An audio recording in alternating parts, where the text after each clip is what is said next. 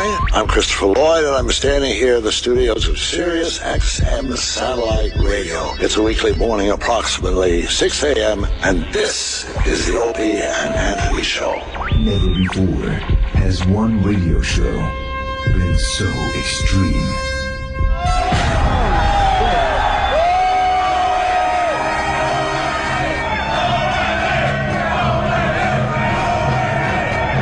So vulgar. I'll fucking shove my face up a chick's ass in a second. Someone said we curse a lot, do we? I have no idea if we do. So flatulent.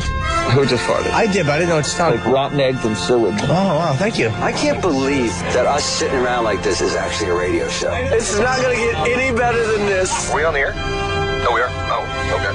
Quite simply, the greatest show in the history of broadcasting. O&A every day, that's what I say. You guys having a good time or what?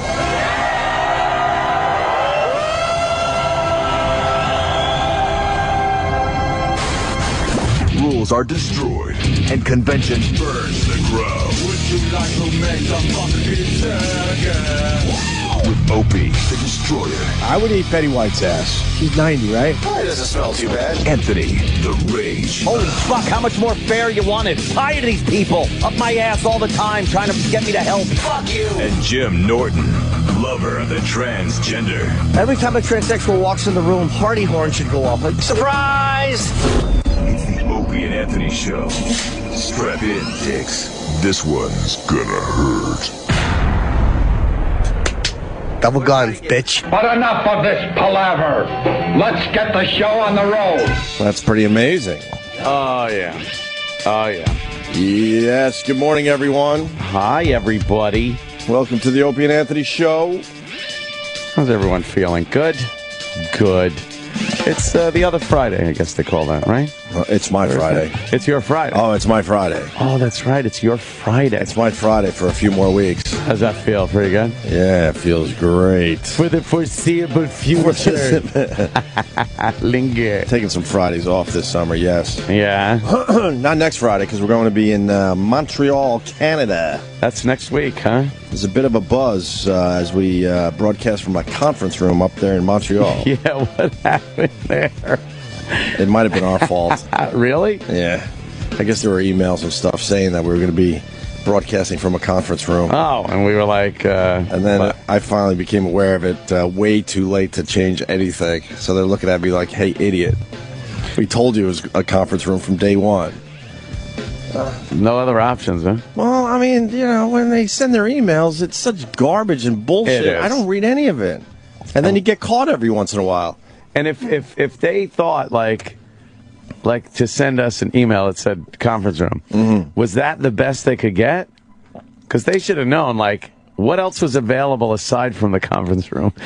Was the conference room the best place? They're saying the conference room's going to be great. I know, I heard. They're saying, you know, don't get caught up in the fact that it's a conference room. It's going to look great. There's going to be couches in there. And broadcast equipment and I believe enough room for 20 to 30 listeners. Well, that could be cool. Some listeners in there.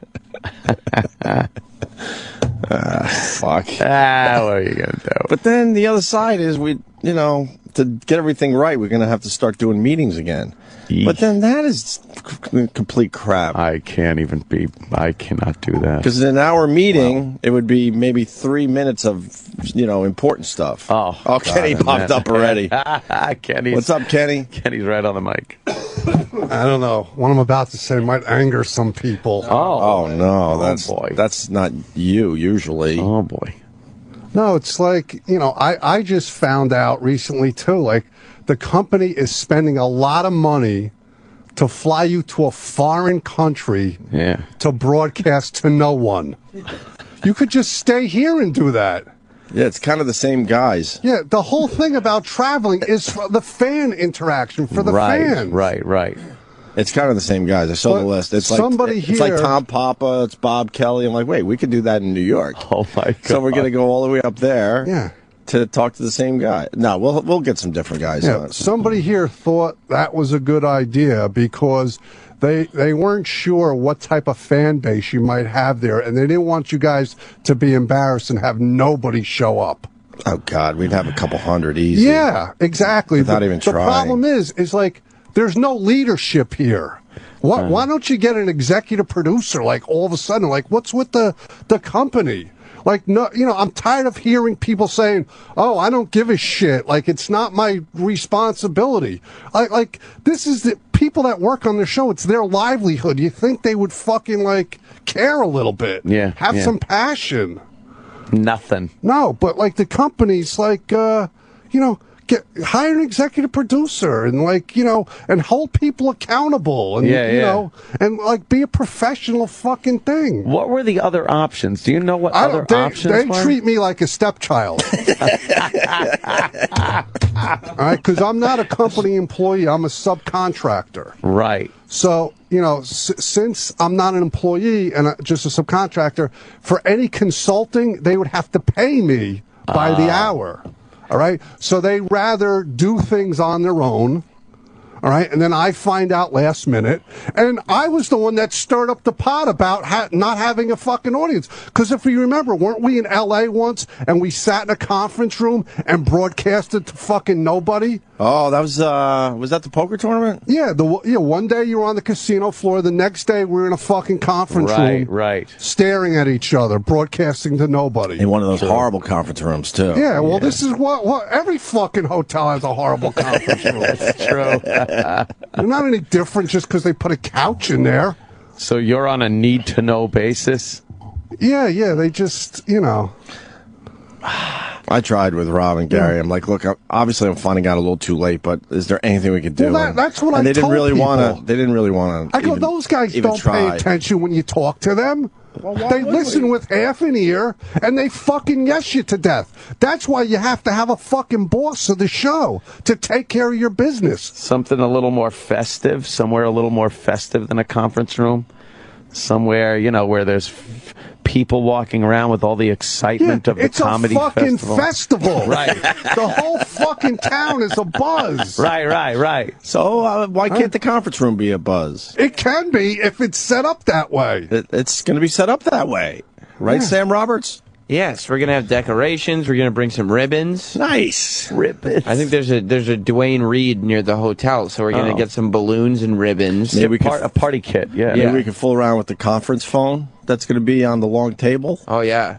Could fool around with that a little bit. Why don't we get a pinata to beat? Yeah. Why don't we beat you? Unfortunately, I'm not even going to be there. What? And that I'm torn about too, but I have to do something else. Oh, shit. Oh, yeah. We're not that important. No, you're KTC, very important. KTC. Yes, KTC, and you're gonna have things. Yeah, guys. Things and guys. Yeah. In the conference room. Yeah. Is it one of those conference rooms that like you see like they filmed like toddlers and tiaras in? I wouldn't know. Nobody's told me. Oh no, it's not that big. What's wrong with you? Are you sure? No, because you're thinking conference room like down at the end of the hall. Yeah. No. Yeah. I'm you thinking mean it's like a gonna ballroom? Not ballroom. In but between. Like, they call them a conference room. It's kind of a yeah. It's a little bigger than a conference room. I'm assuming, but smaller than a ballroom. If they're saying we can fit 30 listeners in there, maybe 40. I'm assuming it's more to be fair, maybe a small banquet / conference. Well, there's they a call name it a conference for it. room in a hotel, but it's not. Yeah. To be fair, they said it's going to be good. Yeah. But I was given the name of it, like it's Soprano Room C on the 4th floor. Oh, okay. Something like that. It's one of those. Then. Yeah. It's one of those. So it sounds like it could be good. I don't understand what's wrong, Kenny. Oh boy. Can we see the actual room? I'm gonna look for it. Let's see if the it's that room, that looks neat. Conference Is room. it that room? I don't think it's that room. I Why can't we broadcast from there? That, I believe, is the lobby. So? The lobby would have restaurant. actually The lobby would rock because you got people coming and going. Exactly. Yeah, there's an artist lounge where all the talent hangs out in. Well, That's let's like a cool broadcast place. Oh, maybe it's this room. That's a conference room. That's like a regular conference room. Oh, no. Is it online? Come on. I'm looking for a list of like conference rooms. Yeah. We've been wanting to broadcast in Canada forever. So. I know. So we're finally doing it, and it's in a conference room. That's good, right? I think so. Yeah. Oh, my Lord. Yeah. I mean, what's a show if not really just a fun conference anyway? That's true. You're conferencing with the people. Right. Each other, the listeners. Maybe we could create a nice, like, PowerPoint that's fun, though. And I'd rather take a chance and be embarrassed. Yeah. If we set up a big place and all of a sudden 100 people show up, oh well. That would be great. I'd rather take the chance. Cheers. Yeah. Yeah. Oh, because man. then it was brought to my attention, like, well, remember what happened at K-Rock with the, at the Hard Rock when, only, 100 people showed up. You got to remind us of the big Halloween party that was a bust?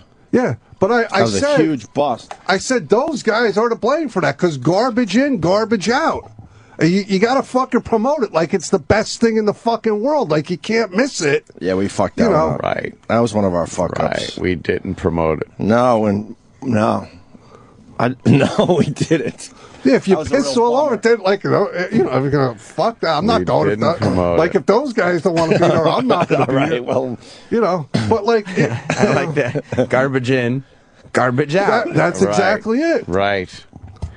That was a bad one. And that was like our 852nd appearance at the fucking Hard Rock, too. So. Yeah, we kind of blew that one. Enough. Yeah, we did. We got ourselves to blame. Psycho Bob has a little something about our Montreal trip. Psycho Bob from Baltimore. Good morning, boys. Hey. Yeah, I was just wondering if they're going to throw in a free continental breakfast with the pancakes and Canadian bacon. A free continental breakfast. Do we at least get a continental breakfast in the conference room while we're broadcasting? So. Well, that was another issue. Like, what? I had to bring up catering. You had to bring up catering? Yeah, because I guess, like, nobody knows, like... That we eat? Every remote broadcast we did before and everything, it's like...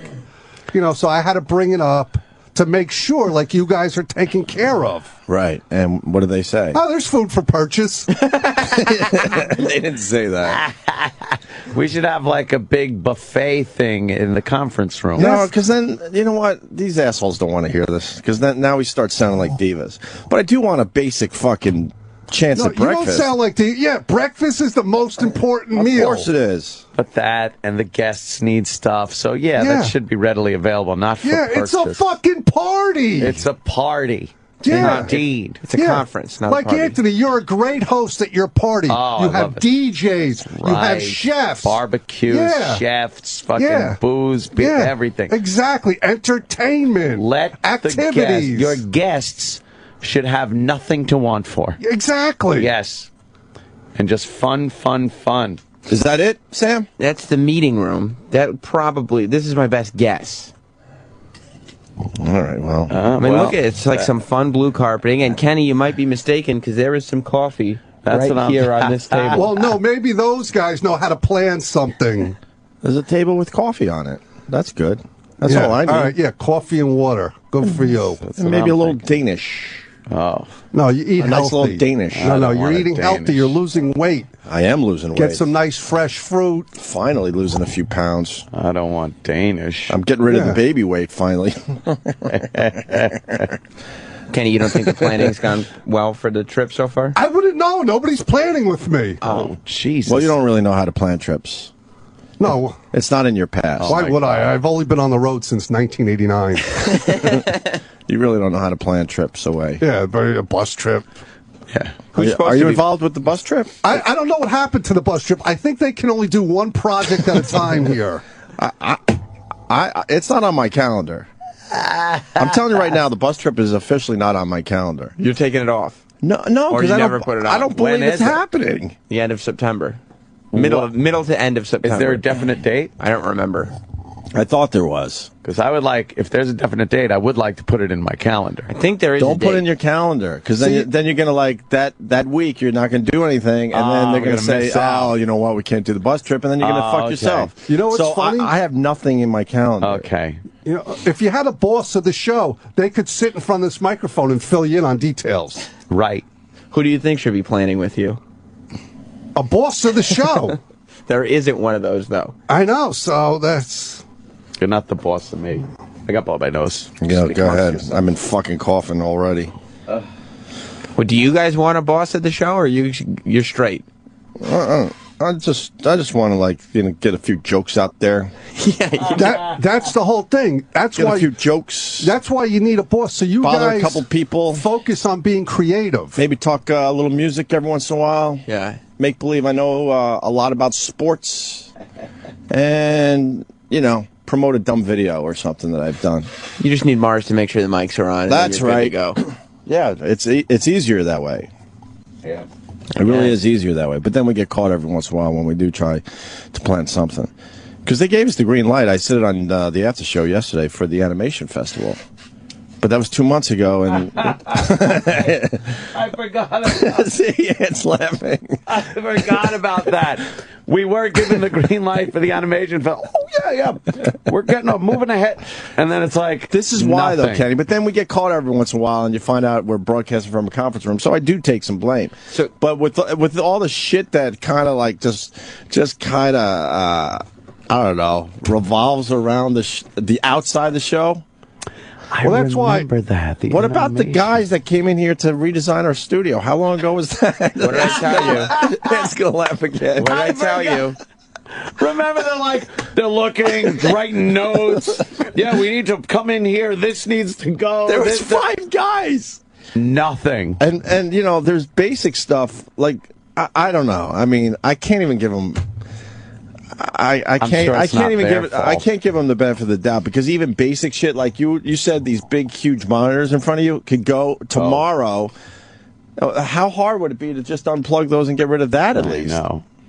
Well, Kenny, how long ago was that? Who should be following up with? Wait, Sam. I got this. So then the guys leave. There's like 5 or 6 of them, and Sam turns to me and goes, nothing's going to happen, right? And I go, damn it, I got tricked. Remember I said that to you? Because for once I got tricked. I'm like, oh my God, I think they're actually going to do something. No. Yeah. And Sam looks at me and goes, no, nothing's going to happen. You know that. Oh my God. How long ago was that? Too. Be honest. When they were standing over us.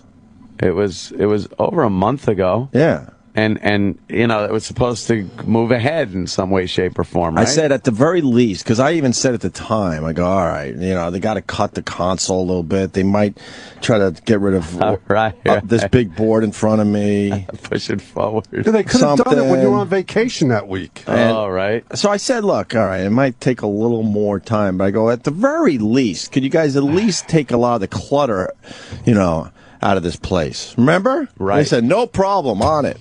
That's why with Rob and Gary, they're nice guys, but oh my God, they just Yeah, but you guys got to put your foot down, because obviously I don't care. Well, you have to care. I don't care. It's your name on the channel. It's your name on the book. It's your show. That's why you have to put people in place to care for you. Don't care. We don't have the authority to put people in place.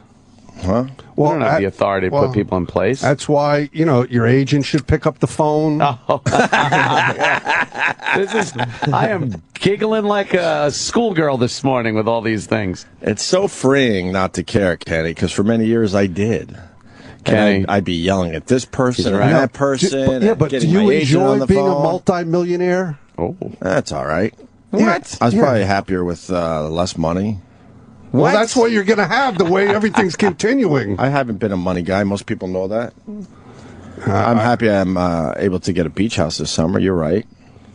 I'd like to be a multimillionaire.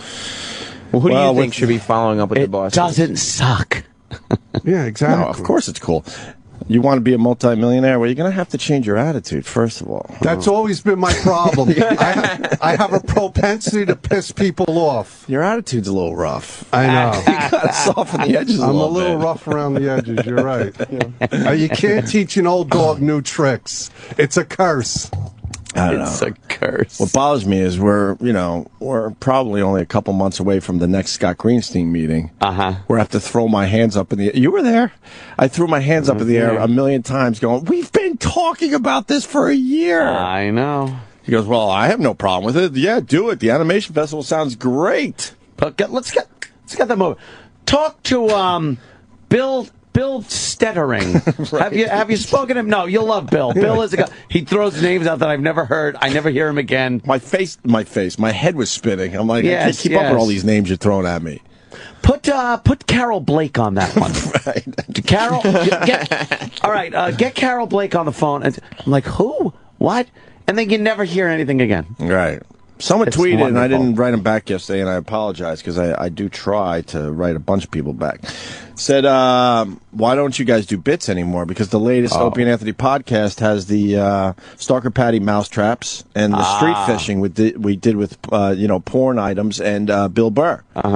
And that podcast is available in all the usual places. Please get it. It's podcast number 10. That just turned into a little promotion there. Sorry. But so a guy, he downloaded the podcast. He enjoyed it. He goes, why don't you guys do bits anymore? Oh, bits. Is it because of all the red tape, or I forgot exactly how he phrased it, around you? Lawyers. Said, yeah, that's exactly it. Fucking we lawyers. never wanted to stop doing bits. It got to a point that we're like, holy fuck, we can't do bits anymore. Yep. We can't do it in this environment. Can't do it. Maybe if you had a boss of the show that would have a vision and could coordinate things. Just start with the boss. Right. So, yeah. But, I think the guys are going to come in here any day now and get rid of the clutter, at least, and then they're going to cut the console like we wanted, and they're going to get rid of the big fucking huge board in front of me, or push it forward, like I said, because I said if you remove some of the clutter, then I could push this forward, and then I'm good. Yeah. Do you think that's going to happen? Well, they said. Come on. Well, the funny thing is, now that we're bitching a little bit, it's going to be really awkward when you come in here tomorrow, because I won't be here, Anthony, and the clutter will be cleaned up. Oh, right. And they will make believe, no, man, we were planning. We were planning on doing this. Remember the flap and the coat rack thing, and yeah, I remember that. But Montreal's going to be great. Is it? And he's disgusted. I love it. But the other side of it, it's really cool to have a job where you really don't have a boss. Oh, yeah. We don't see anyone. It's the strangest thing ever. I do like that. We don't get any feedback from anyone around here. No. Well, we get a little from Steve Blatter, I guess. There should be someone whose sole job is to take care of things like that. Yeah, you should have representation. Your talent. We have Steve Blatter, Rob Cross, and Gary. Those are three guys that should be taking care of some, big fucking issues. They're supposed to be the guys, Kenny. Why do we need a guy that are associated with the radio show to take care of things that the guys should be taking care of? I don't know what their job description is. I don't either. Plus, all those guys, this show is one of their jobs. It's not their job. It's one of. Yeah, I know. There should be one of the guys on the corporate level that only takes care of this show. Yeah, you guys have a channel. There should be a program director for your channel. A program director for the channel. True. Yeah. And then an executive producer of the show. And, take care of business. So you guys just focus on being creative. We got good people working for the show. Yeah. There is no good people that have been beat down and don't give a shit about nothing no more. Nothing. All they'd rather do is throw each other under the bus and set each other up for failure, rather than help each other out and cover for each other and lift each other up. Yeah.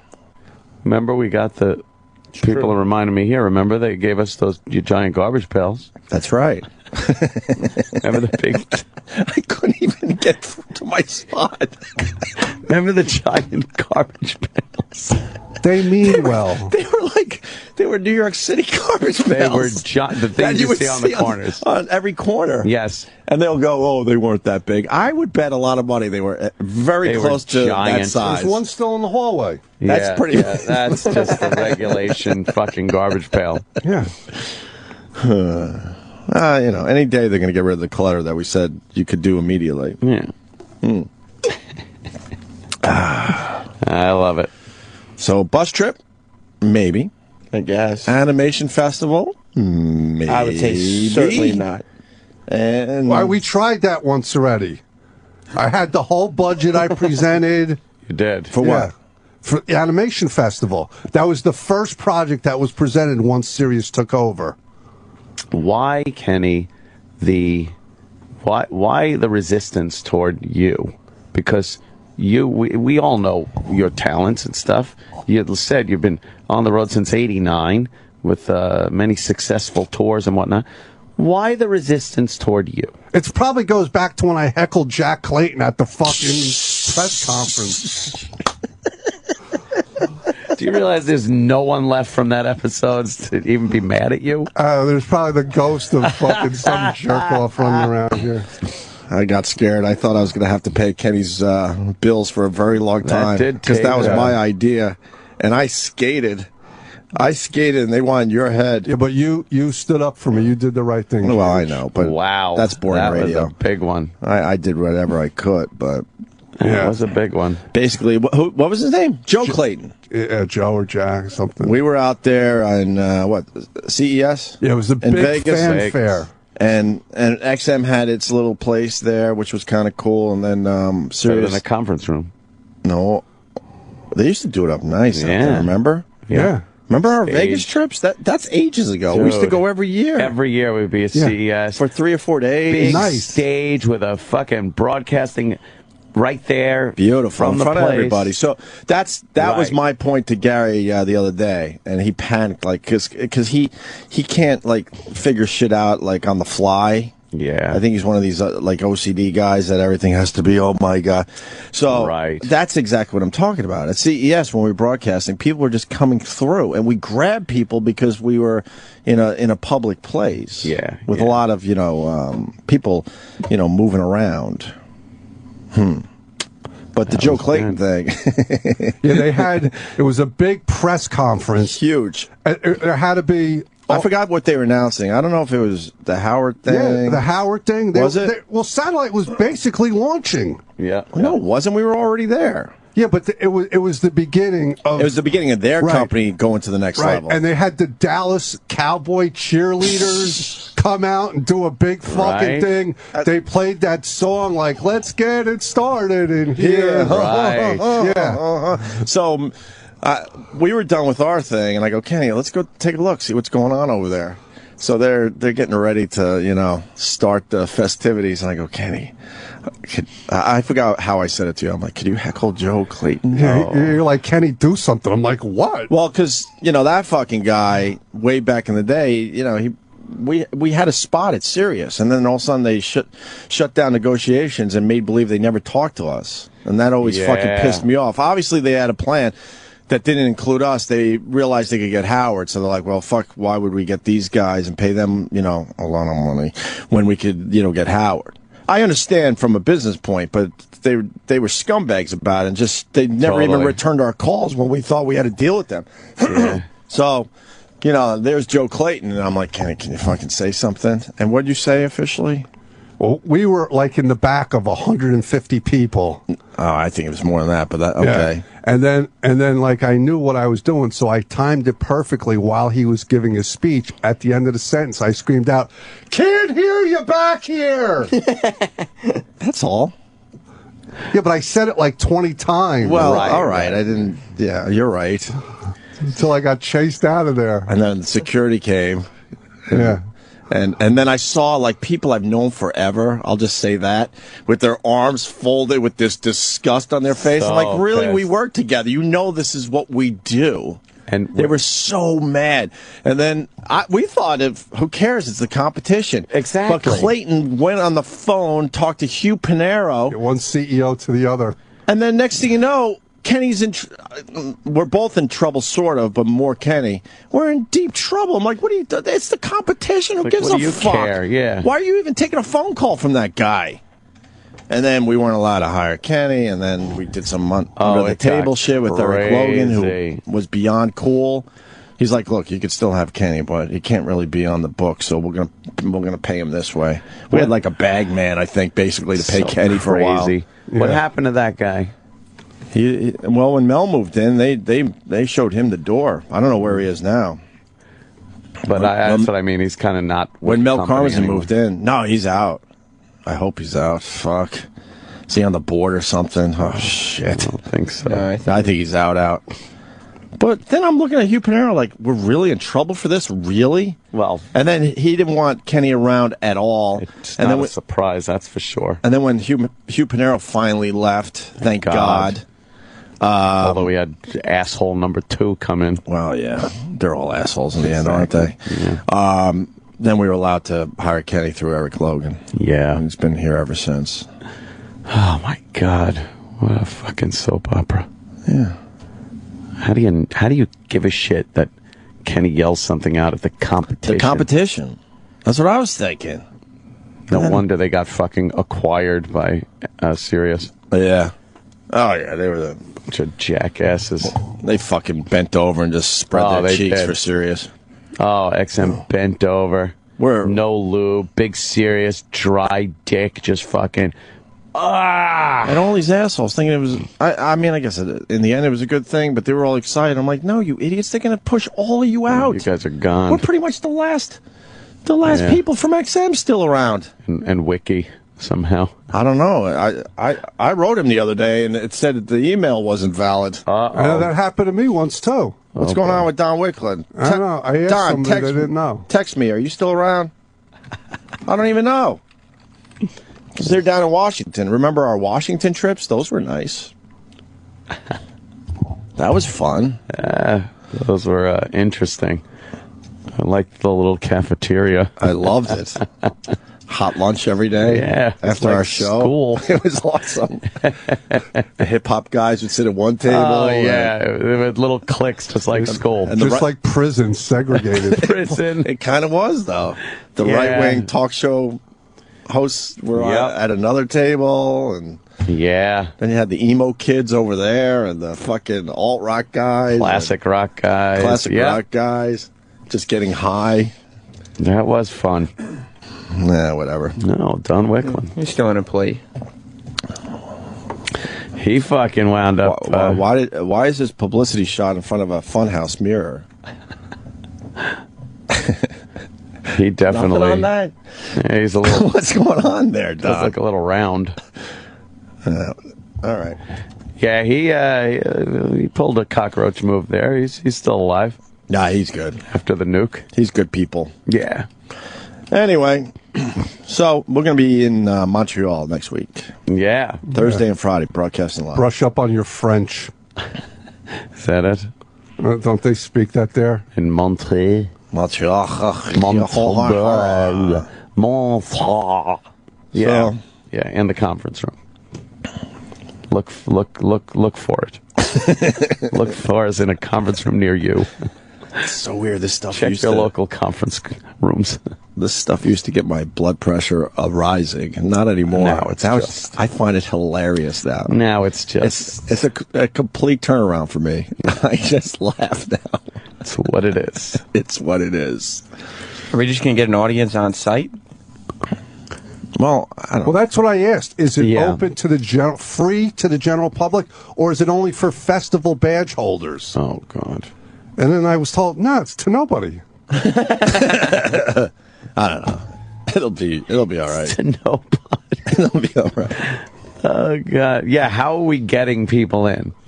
Who are they? It's 7 o'clock in the morning. It's not like they're going to be walking around on the sidewalk. Well, I was up there many years ago when we were off the air, and Brother Weeze was broadcasting live. And I was trying to explain this to Gary. I'm like, he was in an area where, people were just walking around.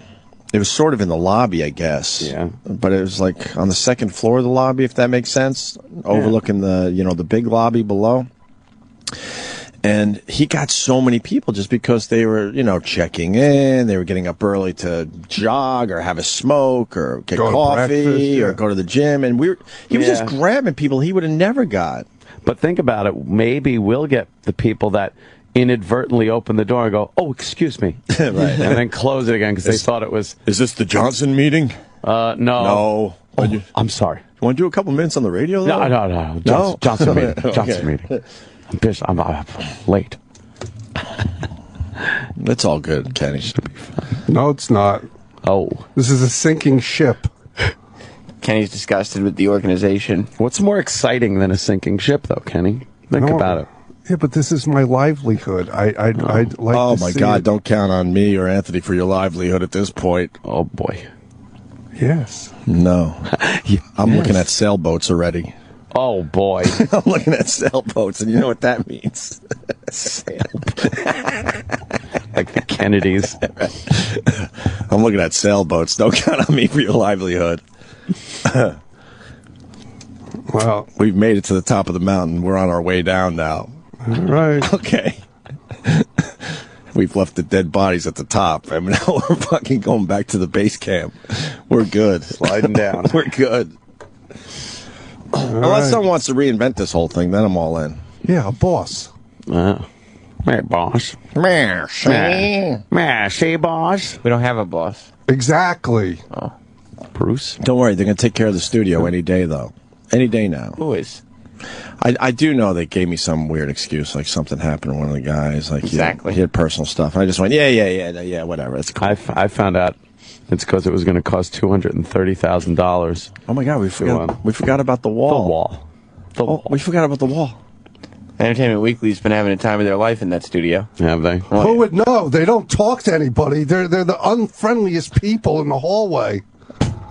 Kenny just needs people to be nice to in the hallway. I love Kenny. Kenny, we've been here 4 years. I just nod at people still. Yeah, we're not friendly. They don't even do that. We're not friendly. Where do you see them?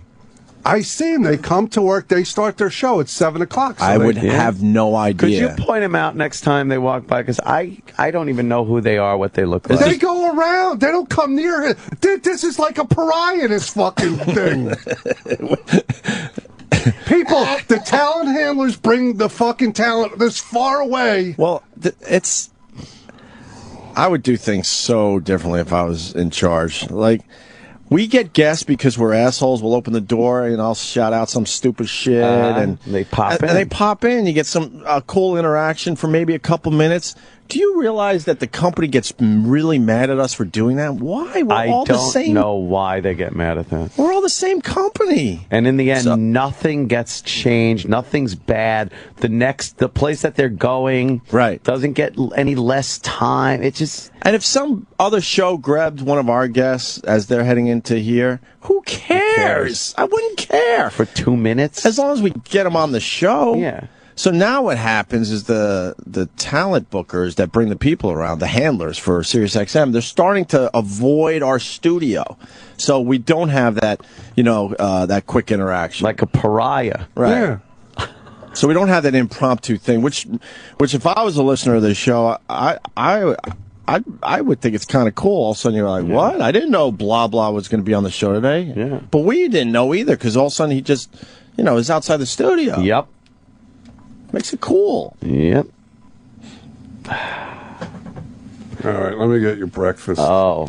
Let me say hi to Jeff in Delaware. Jeff, how are you, sir? I'm doing well, thanks. I just wanted to say, you guys, the show you guys have been doing lately, it seems a lot better. I don't know if something's changed. Anthony seems a lot happier. For the past 6 months, I strictly only listen to you guys in the morning. Gee, what happened there? Me and Ann are getting along these days. It's a little weird, a little strange for both of us, I'm sure. Well, no, let's be honest, we're getting along. It makes it a lot easier. It does. Jesus. It does. As I say this, I can't even look at him. Oh, my God. What do you mean? Oh, let me turn this way. What? We're getting along. Thanks, Jeff. No, I told you they were. Christ, enough already. Enough. Yeah, it's no secret. There's been times we don't get along. Of course, we've been at this we're pushing 20 years now.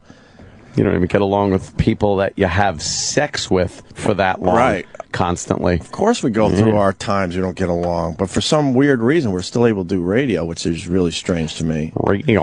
All right, Jeff, thank you. No, I personally feel really good about the show lately. Oh, yeah. So. Me too, definitely. And I appreciate the phone call. All right. Appreciate your call. All right, yeah. I don't think that was bitching. I thought it was... No, it's hilarious when Kenny sits down. Because I'm fully aware that bitching gets a little old, but Kenny's in it. Come on. You got to let him go. I kind of like that. You got to let him go off. And then bringing up some of the things that were supposed to happen and having Anthony laugh because he forgot about it. I forgot about it, and I'm like, oh, yeah, the console. It just... Oh, and I like bringing it up because I really, truly believe...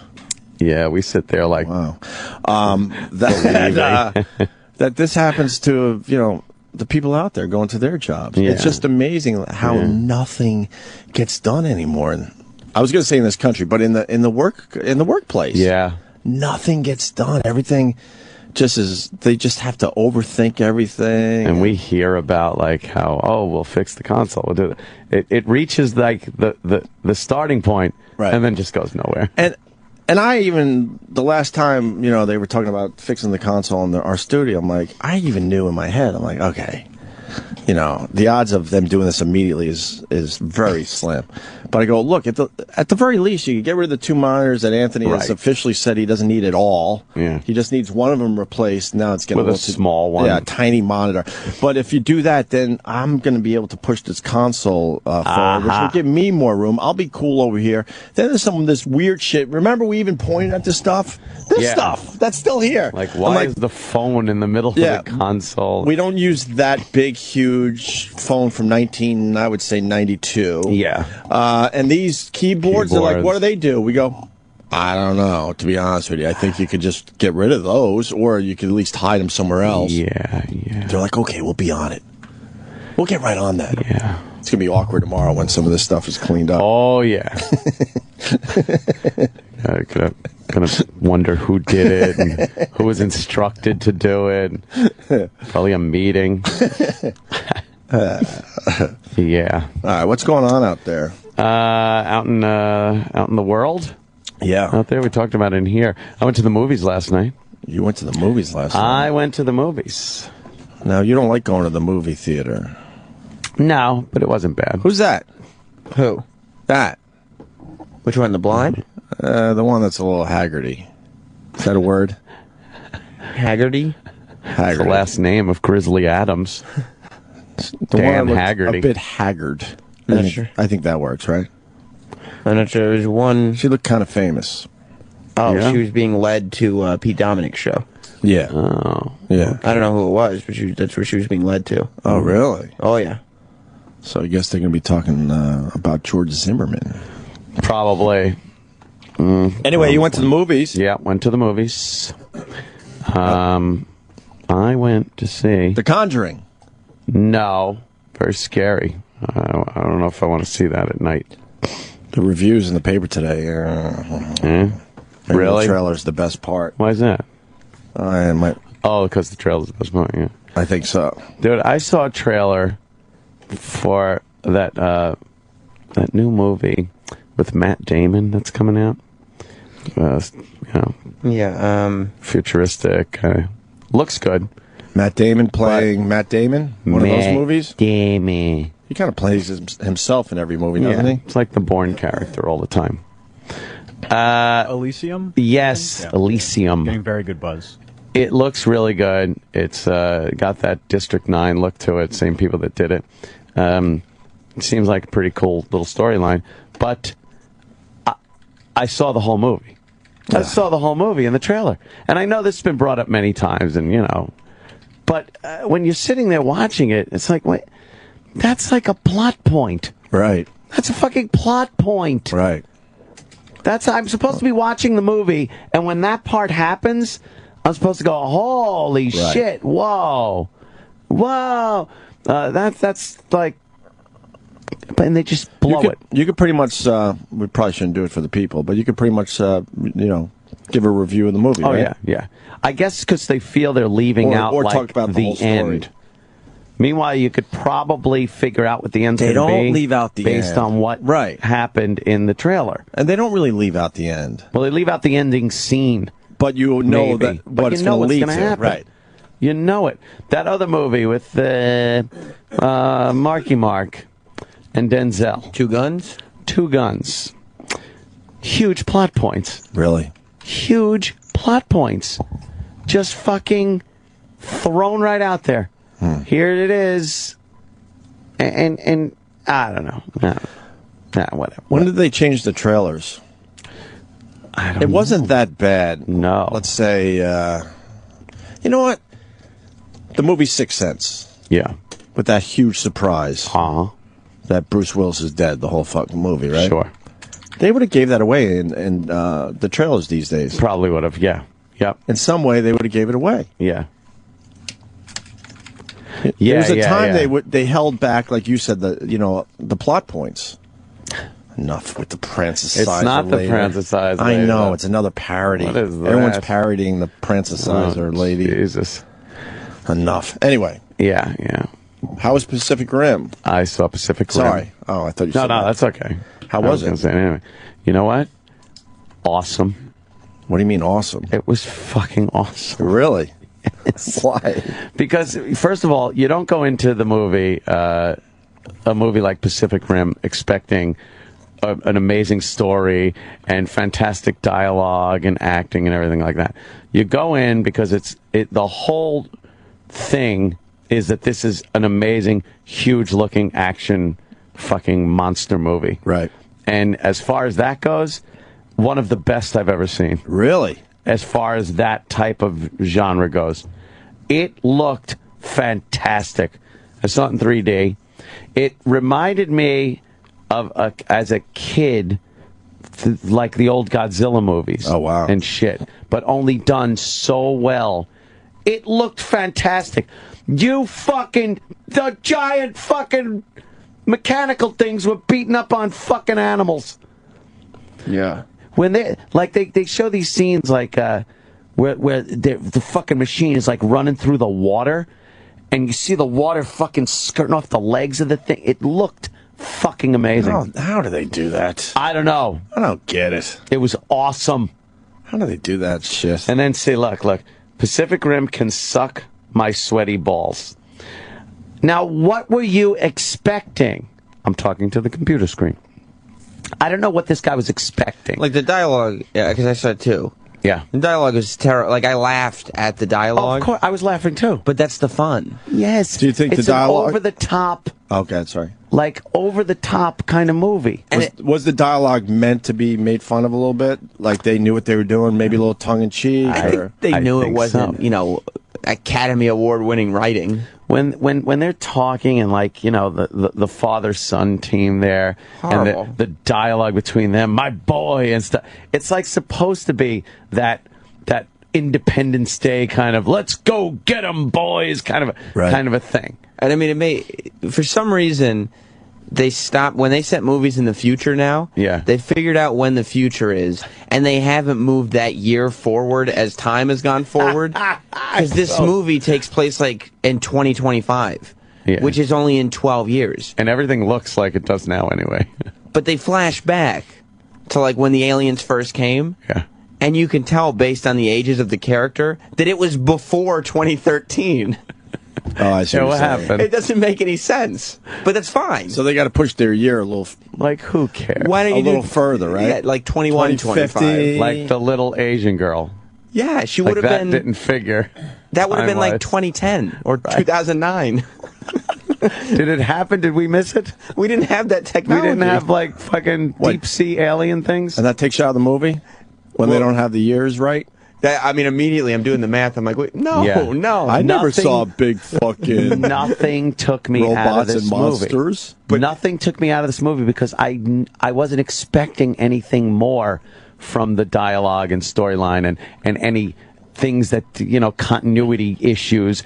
I didn't care. All I cared about was that a fucking giant mechanical thing driven by two people grabbed a fucking monster, rockets fired off its elbow, and it fucking slammed its fist into its face. Damn. It looked great. How about when they beat that fucking thing with a ship? That was the best part of the whole movie. The best part of the movie. Fucking walking down the street like I'm going to kick this motherfucker's ass. And he's holding a ship in his hand. Like a battleship? It was like a fucking cargo ship. Okay. And he's holding his hand, and he grabs the thing like a fucking bat and wails this monster in the face. I'm howling. It was great. Not only is he holding it like a bat, but this government manufactured machine is dragging a ship through Hong Kong and just millions of dollars in property damage. Oh, yeah. As he drags a ship with him halfway across the city. It doesn't matter, But you can't think of the damage to the city. This was 9,000 9/11s were happening in every second of this movie. Every scene. Every scene. See, they were so smart. Because they didn't try to make it about some dumb story where they're like, okay, we're going to build this up, and then at the end, we'll have the monster robot alien fight. 45 seconds into the film was the first fight. Oh, good. And throughout the movie, there's just fights. They just have robot versus alien fights the entire movie. See. What was the conflict? Huh? What was the conflict that they had to fight all the time? Oh, there were aliens. Evil aliens. Under the ocean. All right, but who are they fighting? In the big chasm down there. So there's aliens down there, and who are they fighting? Earth, yeah, of course. You know, they always want to take over the planet. But they're fighting other monsters, you said. No, the government had to build these giant robotic things. Okay. And fucking giant. Like the scale. Do they have to buy them? Do they have to build them right away? No, this is over the course of years. Okay. And we're kind of losing the war. Oh, that was the whole concept of it. Now what? And yeah, exactly. God, these sundresses are going to drive me insane. Oh, look at that. These fucking baby doll sundresses that are walking around here. They're very see-through, very light. It's unbelievable. Airy. Like, when we were growing up, women didn't dress like that. And then you go in the hallway and you fucking maybe look down a little too long, and then you're in an HR meeting. HR. Look out. Did you see that? Yeah, I see it every day. Every day. It's wonderful. Fuck. Gotta love them. So we're losing the war. Yeah, we're losing the war, you know. How without giving away, I guess, too many plot points, not that there were any. Not that there were. How great was... Here's the spoiler for the movie, by the way. They fight. Fucking giant robotic fucking things and sea creature type aliens fight. And that's it. Where do the humans go as all this destruction's going on? The humans run the fucking robots. They're in Not every human. No, they're what about like Plumber Joe? Lots of them die. Oh yeah, there's collateral damage all over the place. Do the rest go like, I don't know, like they go into shelters when this happens? Go see a relative somewhere else in another state? Is it only on the West Coast?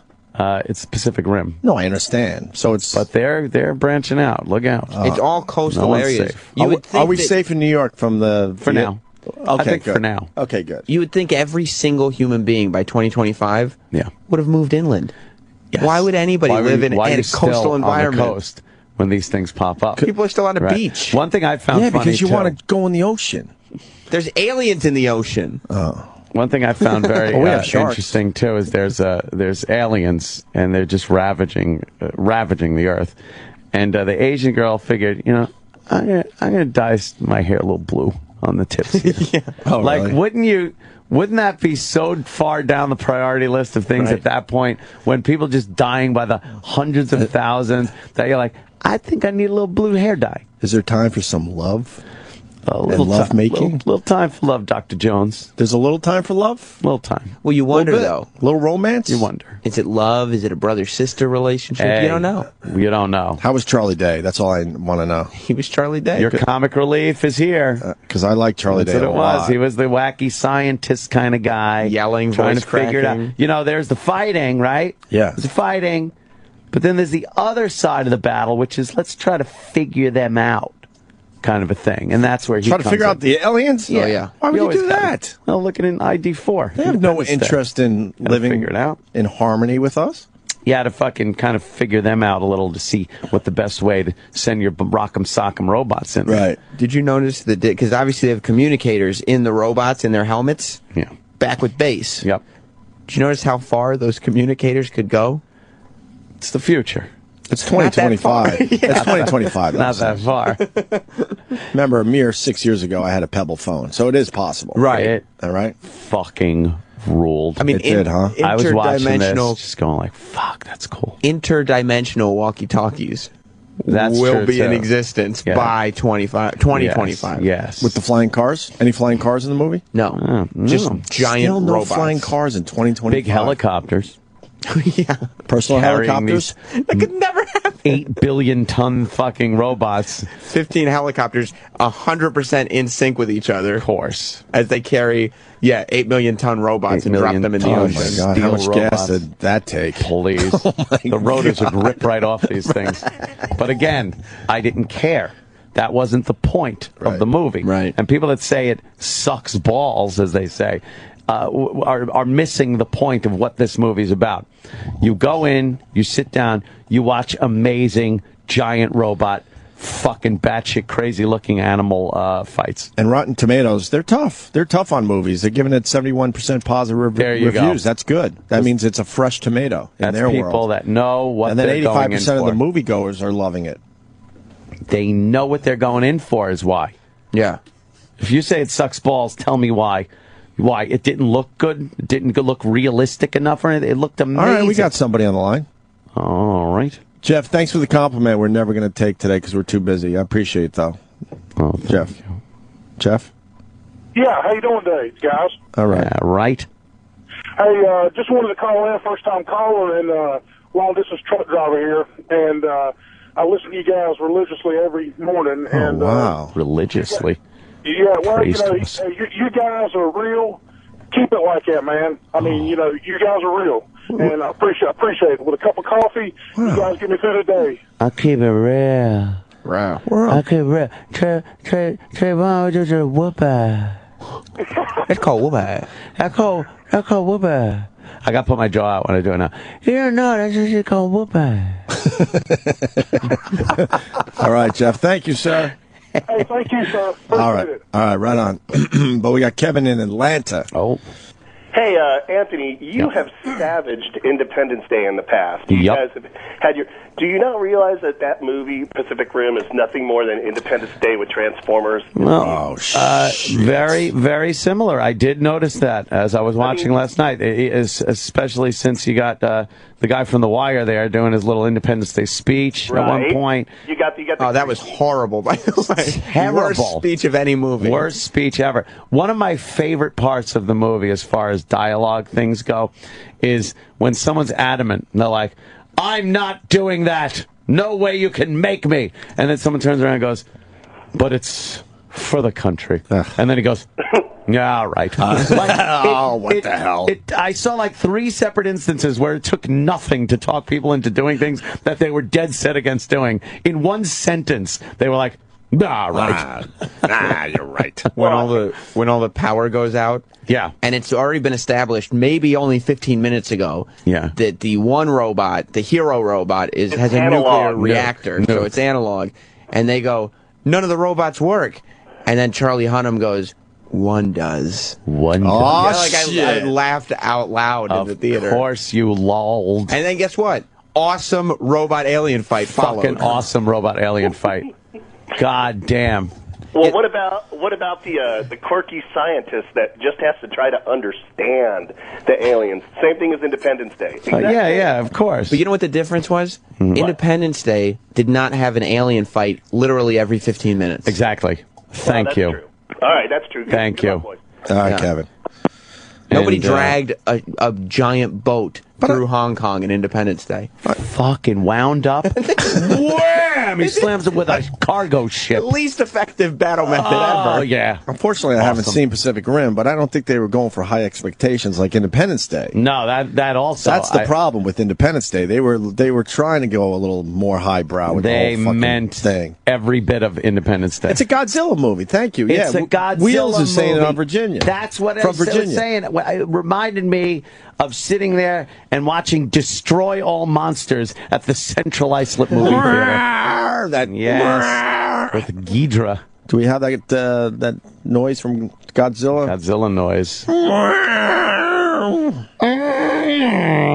Can't do it. Oh boy, now you got to deal with Steve from Philly. All right. Steve in Philly, how are you, sir? Hey, what's up, guys? Hey, man. Why the whispering? Are you at work already? Hey, what's up, guys? You at work already or what? What's up? Oh, yeah, I'm here already. He's calling me a golf match. Oh, okay. Yeah. All right. I would make golf talk, but I don't know the game, so couldn't even make a joke. It's a wonderful game, sir. I just wish there was a way to figure out who the Russians were in the movie. You know, if only we could figure out who the Russians might have been. Maybe it was the really stoic, angry-looking, short-haired blonde people. Yes, of course. Who looked just like Ivan Drago. And then there were the Asian guys dressed in red, and they were very Asian. If only the Asians were really athletic and in sync. Yes, yes. You know, that would be... Of course. They look like the Jabberwockies. But what? Yeah. But Steve, what's your problem with any of that? My problem, and I'll say that, the movie was very exciting. The fight scenes were awesome. What bothered me is all the hype. They're talking about someone said it was a masterpiece. It was saying that. I thought it looked great. When you want to see an action, when you just want to see action, and it doesn't matter what the vehicle for that action is, if it's cornball, if it's bad dialogue or shit like that, but the action part of it is so outrageously cool. I don't care. As long as they pasted together some type of storyline, I could give a shit. Well, Steve is basically saying the movie's corny. Right. When they cut in that junk in between fights. Like, they cut in that junk. The guy says, I'm not even exaggerating. There's about 4 seconds between these two things happening. Idris Elba says, if I get another machine, I'm going to die. Yeah. And within 4 seconds, he's in a machine. He's back in a machine. Yes. They really did solve problems quickly. How about when wacky Always Sunny in Philly guy has to like kind of mind meld with the brain, and he's on site and just takes what looks like a giant meat thermometer. Right. He had his portable mind meld machine with him. Portable mind meld machine. It didn't matter. He needed to talk to the brain, and they made it happen in the movie. Not only did he build the mind meld machine out of trash. Yes.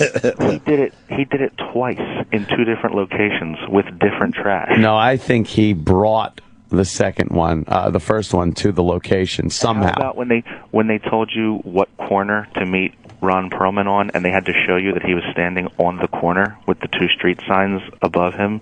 Well, yeah. Ugh, come on. Ron Perlman. Laughing. Ron Perlman ruled. He was awesome. He was totally awesome.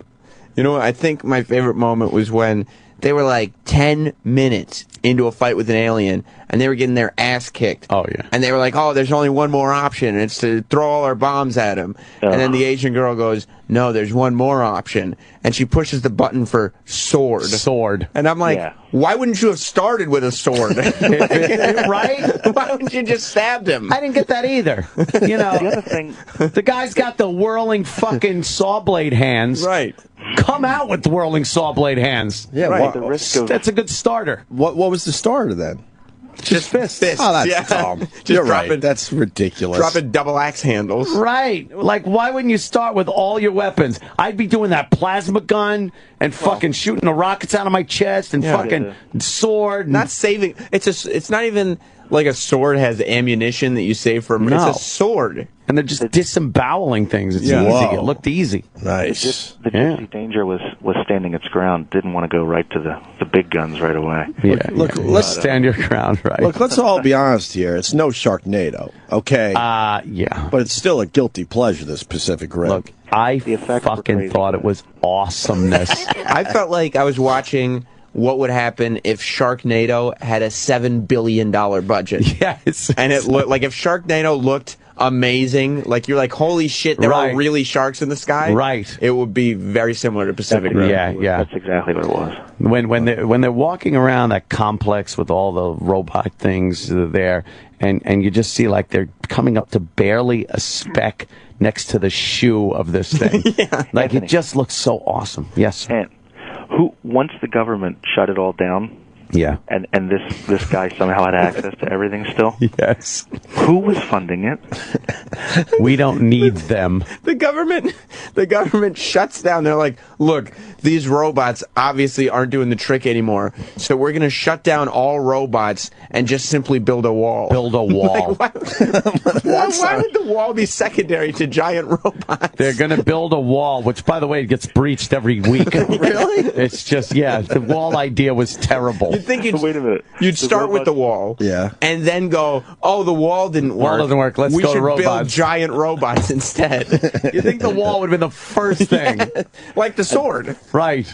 The robots are such a bad idea that the government's going to abandon it. But if you guys want to use them, you go ahead.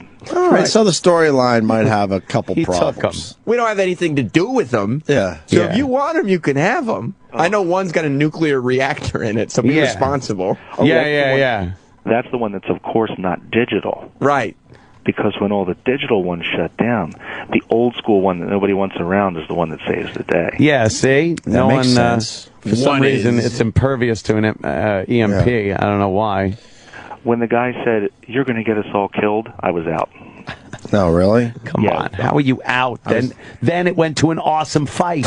How are you out when you got an awesome fight? And then I put my glasses back on. I watched the fight, and then exactly. when I went on the screen, I took the glasses off. Oh man! I just slowly became more and more in as the movie continued. I did too.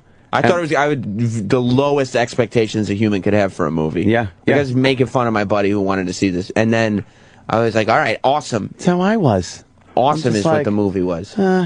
I go and I'm just like, all right, awesome. When that fucking robot, when the power was like, and now they're stuck in the head, and that big thing is just yelling in its face. But it didn't attack it. Didn't have to. It was off. It's playing dead. Right. He only fights when he's sniffed at it a little. Yeah, when you swipe at it, knock it over. No, it didn't even knock it over. What, all the anger just goes away because the thing powers down? I think he was going to do something, but then fucking, he realized loftier goals. Gypsy showed up. It didn't fight back. Gypsy showed up. Steve, you're doing a great job. Hold on the line. I'm going to put Mark in Nevada. He has an observation about Pacific Rim as well. Mark, go ahead. You're on with Steve from Philly and, of course, us. Okay, how about the greatest scene of the movie when everybody thinks that monster's dead, but they got to turn around and check the pulse with the pulse cannon. What? Let me turn around. He goes, "Let me check the pulse," and then he just shoots his cannons at it. Kaboom! G. Yeah, I don't think it's got a pulse. Just opens it up. Which, by the way, I love that these alien creatures that don't resemble humans in any way, shape, or form have a pulse. Yeah. What are you checking? It was James Bond type line, like, Are we going to be quoting lines for Pacific Rim for the rest of the summer? Or no. Steve's laughing. I don't. Steve's like, oh, God. No. No. No, I'll be back or any of that shit? No. Fuck. Well, we might be canceling the apocalypse. Oh, yeah. That was a great line. Ugh. This is our Independence Day. Yeah, that's pretty much what it was. Oh, Sam, someone's on your shit. Hold on there, Steve. You're still on the line, and we're going to add Kyle to the conversation from the home of Brother Weeze, Rochester, New York. What's up, Kyle? Hey, Sam, as soon as you got out of that movie, you tweeted some bullshit about how it was the worst movie you've ever seen and all that shit, and now you're all over Ant's dick. No, I didn't. Oh, you're all over Ant's As soon as I got out of the movie, I tweeted something to the effect of, if a terrible Sci-Fi Channel movie had a crazy big budget, it would be Pacific Rim, which is what I said a minute ago with Sharknado. Yeah. I literally said the same thing. And he's agreeing with me because I'm not saying it's an amazing movie, and I said the dialogue stinks. And you said it's awesome, the fucking thing. It's awesome. But awesome is different than amazing. I bet the movie's awesome. Which is different than great. There were so many fights and shit, and they were placed throughout the movie where it never got to the point where I was like, oh, geez, enough. Here's the two tweets. If someone were given a huge budget to make a terrible Sci-Fi Channel movie, it would be Pacific Rim, which is an endorsement. Say? Second one, Pacific Rim is maybe the funniest movie of the summer. You have to be prepared for absolute ridiculousness. Yes. It's great. And once you're prepared for that, you go in and you're like, fucking awesome. And then I cited the robot dragging a boat through Hong Kong. Yes. I got a tweet. King Kong. Now that Steve from Philly is kind of a star, he's helping us through the segment here. Now he gets to have the fun of the hater. Oh, good. Tell this queer Steve on the phone to stay in the art house theater if he wants cinematic excellence. Fuck off, douchebag. It's queer. Welcome to showbiz, sir. Yeah, enjoy. Enjoy. Aren't they a treat? Hope you like your fans. Right.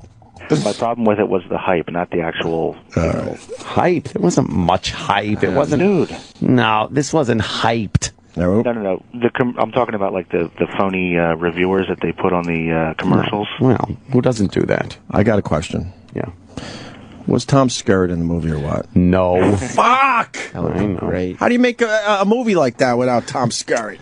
I know. Although we finally get Tom Skerritt on the phone, and then someone in studio didn't have a lot to say to the guy. Who are you going to say to Tom Skerritt? You did mention the homosexuality. Homoeroticism in Top Gun, which he just laughed at me about. Oh, we got him on the phone because of you. I know. and then you had not much to say really to the thought guy. I'd have more to say to Tom Skerritt, and I kind of didn't. When did you realize you didn't have much to say to Tom Skerritt? Pretty early on in the conversation, I was like, I was just obsessed at how much he sounded like Clint Eastwood from Play Misty for me. Yeah. Yeah, I'm just looking at Mount Rainier. Right, writing some poetry. Yeah. For my radio show. Yeah. All right, Stephen Philly. You did a great job today, sir. We should eat. My eggs are getting cold. Missing a huge point. It's a lot like Twister. Another guy wants to defend Pacific Rim. Let me go to Ken as you open up your breakfast there. Ken, what's going on? Queens. Hey, good morning, boys. Oi. Yeah, Pacific Rim was an awesome monster movie. Yeah. Like, it was, if you watch Godzilla and you're like, oh my God, what could they do today with all the special effects? Exactly. Thank you. That's what they did. The star of the movie, everyone's comparing it to Independence Day. No, it's not like, there's no Will Smith. There's no mega star in it. The stars are the robots and the monsters. Yep. It's great. You have to go in there, and watch. It's a good action flick. You can sit there, you watch it. You don't expect dialogue. Like all the monster movies, the dialogue is, a little corny anyway. Exactly. You laugh at it. You're supposed to laugh at it. The guy from what's his face from Sons of Anarchy, he's like the black market guy. He's corny in it with the little knife. Exactly. Yeah. It's a great movie. You're not going to waste your money by going there and watching this movie. All right. 5 stars. Thank you, Ken. What was I going to say? Oh, if you didn't see it in 3D, would it be just as awesome? Yeah, I didn't see it in 3D. Oh, really? It was fucking badass. I think you sold me on this. I had no desire to see Pacific Rim, even though I love Charlie Day, but now I might have to go. It couldn't be more stupid, but it also couldn't be more awesome. Fucking the power in those punches that they're showing. Like whoever did the CGI on this shit is fucking brilliant. Speaking of movies, before we take a break, the sequel to Sharknado has been announced, and it's going to take place in New York City. I want to start a campaign. I want this radio show in the next Sharknado movie. How do we do this? Yes. I want to be eaten by a flying shark. How does this happen? Wow. How do we do this? I don't know. It seems reasonable. I mean, look who they had in the other one. Ian Ziering, big stars. Right. Can we start a campaign? Who do we reach out to? See if I just want a stupid cameo. I don't even need a line. How about we're just doing our radio show and a shark comes through the ceiling and eats us? That would be crazy. Right. Maybe we'll try to get the dad from Home Alone to be a guest on the show. He's probably not doing anything. He'll get us that connection. There's another Home Alone. Dad, though, he's not going to be in that one. Yeah, but he probably still knows the people. Well, that's true. Speaking of Home Alone, there's another alumni that's doing very, very well. Who's that? Joe Pesci? Devin. No way. Remember Devin, our old pal? Devin Rattray. Who kind of gave up on us because we were obsessed about the fact that his father was in a porno. He just didn't want us talking about it anymore. Not even a porno, like a hard R? Yeah, one of those old lady. Used to see it. Lady Chatterley's Lover. Yeah, I think it was in one of those. You used to see it back in on cable when cable first came out. But I never gave up on Devin, who was in Home Alone and was a friend of the show for a while. When Jeff Bridges was in the other day, Jeff Bridges gave me and Jimmy, a book of his photography. One of Jeff Bridges' hobbies is to kind of take photos when he's on set of what's going on. And I'm going through this book. It's kind of cool. And all of a sudden I see Devin. He's in the new movie. He's in R.I.P.D. Whoa. I'm like, right on Devin. Very happy for him. I don't know how big his part is, but... Hey, he's in it. He's absolutely in the movie. He's working. So, little shout out to Devin if he's still out there listening or fucking whatever. All right. Very cool. On the cover of the Rolling Stone. We should talk about that a little bit, huh? Yeah. Yeah, a lot of people are confused. Cool. Yeah. Okay. Yeah. All right. All right. Yes! This is the Opie and Anthony Show. Sirius XM. The Opie and Anthony Show is back. Go on, sit down. The celebrities are ready to entertain you some more.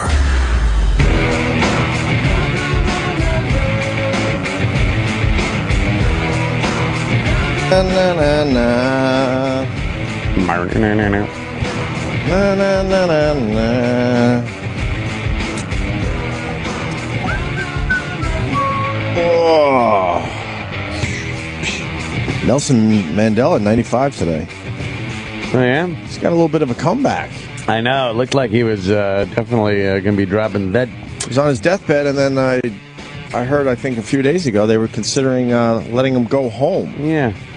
I guess he had an not that he's going to be playing tennis or anything, but but they're thinking, go home, enjoy the rest of your life. Yeah. I just can't clear this fucking throat, man. It's fucking driving me insane. It is a bad one as far as the throat and mucusy. I don't feel sick. Thing goes. Yeah. I don't feel sick or any of that shit. I'm fine. It's just now. like this weird little, just this fucking dry tickle. Yep. My voice was gone for the past few days. Today's the first day, like, I don't feel like I'm completely bleh, right. All ratty. Ba-na-na-na-na. So, at least it was a fast one. Like, this one is like this fast-moving virus or whatever it is. So the cover of Rolling Stone, everyone's talking about it. Yes. With the Boston Bomber kid. Oh, I thought that was one of the Jonas Brothers. Oh. It's been 4 months and I still can't pronounce the kid's name. I'll acknowledge that. Boston Bomber. Boston Bomber. Boston Bomber. And there's a lot of outrage. And a lot of my outrage goes toward the mainstream media because, like I was telling Anthony this morning, I would have never seen this cover if it wasn't plastered on every news program. Yeah. And it confuses the fuck out of me because, okay, Rolling Stone has the controversial, cover, and it's pissing off a lot of people, obviously. Uh-huh. But then the news shows it, and they try to say they're just doing the news, but they're turning more people onto the controversial cover. Yeah. And then they have this, this fake outrage, this false outrage. Like, can you believe what Rolling Stone is doing? And I'm thinking to myself, you're showing millions of people this cover that would probably have never seen the damn cover. Because first of all, who reads Rolling Stone anymore? Yeah. Their numbers are way the fuck down. Yeah. And then I got problems with Rolling Stone, obviously, because, okay, you want to do a cover story on this kid, and I hear that the article itself is well written. Yeah. Because there's a lot of what the fuck? And no one expected that this kid would have done what he did. Mm-hmm. And they talked to his old wrestling coach and this and that and give a history of the kid himself. So I understand, especially with the freedom of speech and freedom of the press and all that something like this should be allowed. Yeah. But then Rolling Stone chooses to put, the kid on the cover like he's Jim Morrison or like he's in one of these new hip bands of the day. Exactly. Instead of maybe choosing a picture where maybe it's an overall picture of, the bomb going off, you know what I mean? Or one of those grainy pictures of him Something. from a surveillance video. Right. Yeah, anything but something that makes him look like a rock star, which again plays into the minds of all these lunatics that go on these mass shootings and bombings and whatnot, and they look at that and go, well, this guy reached the pinnacle of fucking existence, a picture on the cover of the Rolling Stone. All I got to do is, and now, go out and kill somebody. And it's always been a thing, there's been songs written about it on the cover of the Rolling. Yeah. Like every band is hoping, even the cool bands, they're all hoping that one day they're on the cover of Rolling Stone magazine. And they put this kid on there looking, like you said, like a rock star. It's like we were talking about with the news covering these guys' manifestos and everything. It makes the next person want to do it that much more because they're doing it for nothing more than recognition. Sure. So for their cause or for themselves or what have you. So now it's like, oh wow, this guy really got recognition. Right. He's all over the news. His picture now, and they didn't have to use that shot. They could have. Look at what they did to Manson, because they also had Charles Manson, on the cover years ago. But look what they did. They made it black and white. They put some kind of yellow around it. It looks circle around his face, or most of his face. Yeah, he looks very scary. Right. Like, they didn't have to give this kid the fucking rock star treatment. Yeah. That's just as good a picture as any fucking rock star you would see on the cover. Oh, absolutely.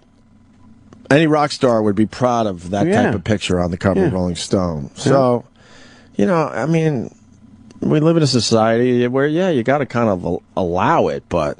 Yeah, but you also got to look at what the motive is there. Right. I mean, there are girls that love this kid, that fucking are writing letters protesting that they should free him, pictures of him up on their walls. Right.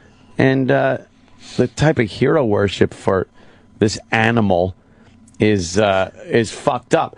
Then for Rolling Stone to do this and make it even more so, is what's the intent? And I'm bothered by the news because like it's weird. It's like it's sort of a gray area because obviously they want to report on things happening in our society, but to make believe that they're part of the outrage is ridiculous because you are turning more people on to the outrage. Yeah.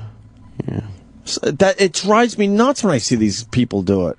And they show the cover every half hour. Oh, it's up there all the time. I've already seen it at least 10 times as we're doing a radio show and goofing on Pacific Rim. I'm like, there's the cover again. Seriously? I would not have seen the cover.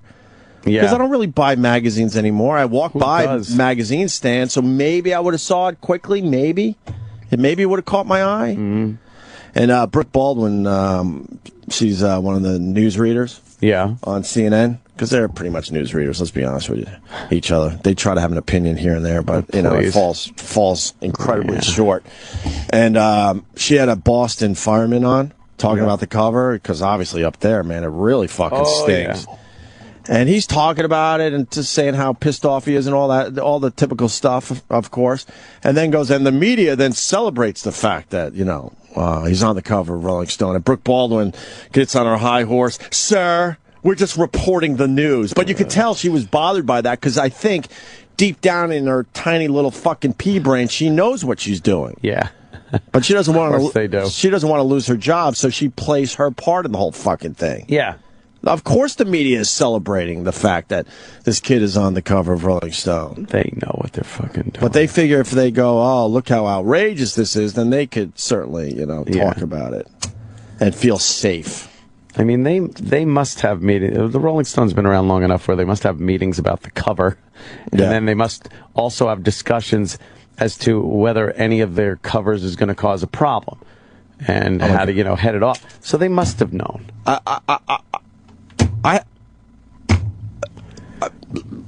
Oh, my God. Do you see this? Yes. What do people hear when we talk? Oh, my God. Tony, Dallas, what's up?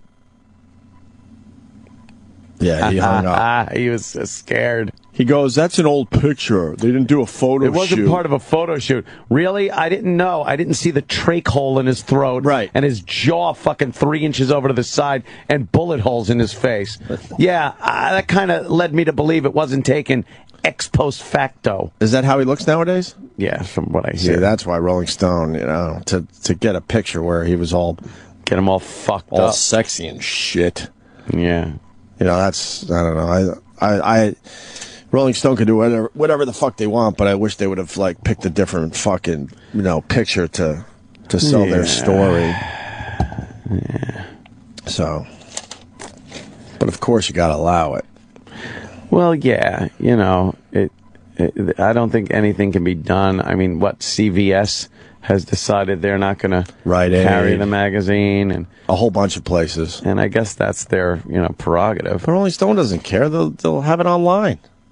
Yeah. They did their job. They got everyone talking about Rolling Stone magazine. When was the last time anyone talked about Rolling Stone magazine? A long fucking time ago. So they're probably high-fiving all over the fucking office, which is really close to here, by the way. Oh. I think it's only a couple blocks up on 6th Avenue. I can't believe that guy thought we would even think it was a photo shoot. Like they let the FBI know, hey, could we take this kid into a studio? We're doing a cover, right? And we want to get the sexiest shot we can. Yeah, sure. Have him back a little later, though. We're going to charge him with, murder and... we got 800 counts that we got to charge him with, but use of a weapon of mass destruction. But I think we could give you a couple hours for the photo shoot in a warehouse somewhere. Go ahead. Fucking, that guy was a dope.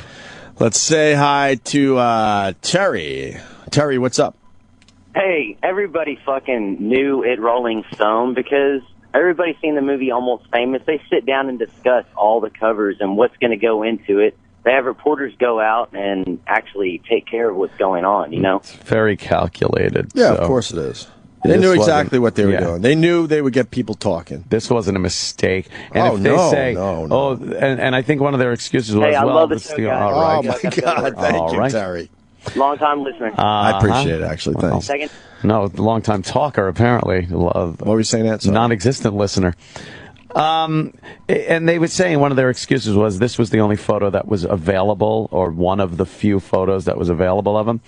Well, you could fuck things up with a little contrast, take the color saturation out of it. Oh, no. Something. But they went to the effort of making him look like a Jonas brother. Right. It's ridiculous. Yeah, there's a lot of things they could have done. The guy will also be in Time magazine.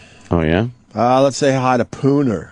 What's up, Hey, what's up, guys? Pooner. Hey, yeah, I mean, think about it. Eventually, he's going to wind up. If not him, it's going to be a toss-up between him and Zimmerman, right? For what, Man of the Year? Yeah, they put... No, Man of the Year, they've put some crazy people on that cover. Yeah. Could you find the Man of the Year covers, Sam, real fast? Hitler. There you go. And was Hitler Man of the Year officially Osama in Time bin magazine? Laden. Osama bin Laden, maybe. Okay. I'm grabbing gears, guys. Appreciate you putting me on 9. Oh, all right, brother. Gears. All right, man. Well, I wonder if he'll get his name in the National Geographic. There it is. The difference with putting him on Time, Travis. though. Hi, Travis. How are you? Okay, how are you? Good. I enjoyed our Pearl Jam discussion yesterday. Oh. You did? Yeah, of course I did. People didn't. Well, you know what? Those people... Because they say we do that one a lot. I don't think so. I don't think enough. All right, good. Boy. Yeah, I mean... By the way, Coke Logic was really mad. Not mad. I know. I shouldn't. I was texting back and forth. Oh, he wrote you too? Yeah, He's like, hey, just want to let you know Pearl Jam never covered Behind Blue Eyes, but Eddie Vedder did. Here's the file. Oh, Jesus. We're file sharing. I just want to let you know before I send the file to Opie. I kind of knew, to be honest with you. I kind of knew. And does it really matter if it's Pearl Jam or Eddie Vedder doing the cover? No. Hey, can we play that into break? Let me see if I can find it. Please. Maybe Coke Logic will send me the file. Because I love Behind Blue Eyes. And it makes sense because we were talking about it yesterday. Fuck it. Yeah, and then we could talk about Pearl Jam All right. again. What do you got, Travis? I was just going to say that it's different to put him on the cover of Time magazine, which is a news magazine, than to put it on the cover of a magazine that's clearly geared towards teenagers and 20-somethings. Right. Yeah. It's a music entertainment. Like the last time we were talking about a politics, Rolling Stone cover was what, Britney Spears? Yeah. God, I don't even know. No. And they do cover political issues in Rolling Stone. but it's not on the cover. It's the way they the present picture. it. It's the picture, and the way it's done is you cannot distinguish that picture from any of the rock star pictures they've. I would love to look that good. Let's be honest with each other. Right? Holy fuck, I would love that. Even if they said really shitty things about us. Exactly. I would love that. Oh. Right? Exactly. Oh, my God. Come on. If we look like rock stars and we're on the cover of Rolling Stone, but the title says the biggest douchebags in New York, I would be excited. I would send a copy to every family member. Exactly. Goddamn. Well. Yeah, the world is crazy. We all know that. We're in bizarro world, definitely. Hey, Travis, while you're still on the mic there. I'll be here for the next 2 days. Oh, E-Rock's missing in action. Where's E-Rock? Mysteriously absent. I wish we knew. Oh. He had for to the take a couple foreseeable days. future?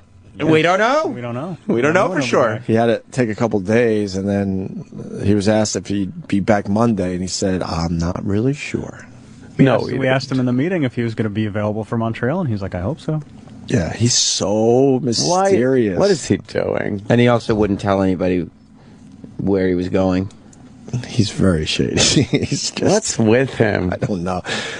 Probably another cruise, right? I don't know, but then he's probably just got some family stuff he's taking care of that's like not that big a deal. And then when he finally tells you, you're like, really? All the mystery over that? Exactly. But this might be a real thing. That's the problem. And if it is a real thing, then we're like, all right, but all the other times it wasn't a real thing when you were mysterious. He's one of those guys.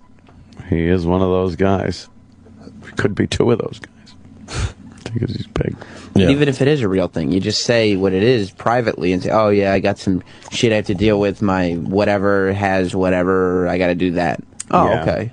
Did he seem upset when you were asking him? He seemed vague and mysterious. Maybe he just wants to sit down and hammer out that script. Maybe. You know, without any distractions. Yeah. Flew off to Hollywood? Movie. Maybe he's trying to sell it. Maybe it's done. He's got his treatment, and he's out there pounding the pavement. All right. Yeah. Could be. Literally pounding the pavement. He's out there cracking the pavement. Making potholes. Making potholes just walking to lunch. He'll have a spot on the Hollywood Walk of Fame, even if he has to just make it himself. Look, if Sharknado can't get Me and Ann in the sequel that's going to be based in New York City, at least get E-Rock. As one of the sharks. Whale-nado. Poor E-Rock. Got an update on the kid that ran on the field at the All-Star game. Oh, yeah. The article is titled, Tweedly Dumb Son. He fucked up. And he looks like a dumb kid. I love this kid. Mom and dad in shock over All-Star stunt. You know, he's another guy. He's playing his part. They got a picture of him leaving court. Yeah. And his head is down like he has regrets. But he doesn't have any regrets. No, he loves he fucking loves that it. He got all that attention. And his mom's smirking like, Jesus Christ. Is his mom hot? I haven't yeah, probably. Yeah, her shelf life probably just ended. Yeah, okay. You know, but you can still take it home if you eat it quick enough. You could still get a couple shots out of it. Dad obviously doesn't follow his son's tweets. Mom and dad in shock over All-Star stunt. The All-Star airhead who stormed Citi Field on a Twitter dare, his father had no idea about the stunt until he looked up and saw his son, whom he sent to the concession stands, trying to run the bases. Oh, man. What a dummy. So he tells his son to go get some hot dogs or whatever. And then the father, assuming that his son is at the concession stands, he looks up to see his son on the field trying to run the bases. I love it. Field's right there. I could just jump out there and run around. What he didn't know was that Dylan had told followers that he would run on the field during Tuesday night's All-Star game if he got 1,000 retweets. I gave him $20, the father said, to get some food. Who's a supermarket manager, by the way. 10 minutes later, I saw him running across the field. Then I said to my brother, "That's Dylan." Then I thought, my wife is going to kill me. That mother is brutal, because that's what the kid was upset about. Everyone's worried about the mom. Worried about the mom. Indeed, the teen's mom, Chris, who had been tipped off to the tweets, texted her son, warning him not to do it. Oh, at first, I thought it was funny that he'd be doing this. Then I texted him and told him not to do it because he could get arrested, said the worried mother, who turned into the game at the fit. What? Oh. Tuned in. Yeah, I guess. All right. Who tuned into the game at the family's Long Island home. Long Island, of course. I was at home watching the game when they announced a fan on the field. They did not show my son. He was released on his own reconnaissance. I'm just trying to get through this. Blah, blah, blah. Yeah, he's crazy. What can I say? Johnson tweeted yesterday. Time is going so slow. I just want to see my animal of a boyfriend. What? What? Huh? Among the followers who egged him on was his girlfriend, Haley Johnson, who kept the masses entertained while her social media stunt stooge stewed in the slammer. They have to get those long, drawn-out bylines. Okay, and then she wrote or tweeted, "Yeah, he's crazy. What could I say? Time is going so slow. I just want to see my animal of a boyfriend." Oh, okay. Before the prank, Johnson tweeted that she would marry this kid if he ran on the field. A couple of innings later, she tweeted, "Me and him are officially over." What? She insists she was joking. Oh, boy. So, I just love that story. I think it's great. I like the picture. Really sums it up too. Very young, dopey teen. Right. With his mommy. His mommy taking him home. Leaving court. Bailing him out. Let's say hi to Tracy in Boston. Tracy. Hi. Hey. The only reason why he's on the cover is because of his looks. If he was this pimply fat kid, they never would have put him on the cover. And let's say the Newtown shooter was a good-looking guy, they would have put him on the cover. They know that the girls have been swooning over this animal. Yeah, so they put him on the cover. Yeah. I went down to the courthouse when they brought him down, and they had these vapid 12-year-old girls saying, "He's innocent, he's innocent." He's innocent. Jesus. Oh, boy. Unbelievable. Had Janet written a piece that did like a juxtaposition between Sean Collier, both of them are kind of the same age. Both of them started out good, supposedly, and then one went one way, one went the other way. It might have been... She's talking about the Glee kid. Yeah. Who's not a kid anymore. Wasn't he pushing like 30 years old or something? 30. Yeah. But doing heroin. We'll get to you, Needy. Jesus Christ. What are you doing? What? We'll get to you. That's why I was just standing there. I went high like that. It's high. We're doing a show. So am I supposed to... Don't act like all of a sudden you're doing... Sam. What? Did you see what I saw? Yeah. All right, thank you. Well, Obviously, we're in the middle of something. Stretching. I'm sorry. Oh, I was stretching. A minute ago, he was saying hi. I was saying hi as I Were was you saying hi or stretching? What was it? Look, my sciatica. I'm in so much fucking pain. Yeah. We'll talk about that later. But I didn't mean to interrupt. I knew you would get to me. I thought you looked like, what are you doing out there? Come on in. That's what I thought it looked like. I didn't mean to interrupt. Everything. His body language said, "Hello, I'm here." Oh, now you're a body language reader. I just said... Sam. What? Okay, maybe I don't want to get off on the wrong note, on the wrong foot. It's all good. No, I don't care in the end, but... You actually called it yesterday. What? What did he say? You talked about me Said no matter what time you tell Rich to show up, he'll show up early and then stand in front of the glass and stare in. And stare at it, stretch. Until we call him in. No, here's... It was exactly what had just happened. Thank you. What happened? And I don't care. Trust me. I don't care. I know you guys...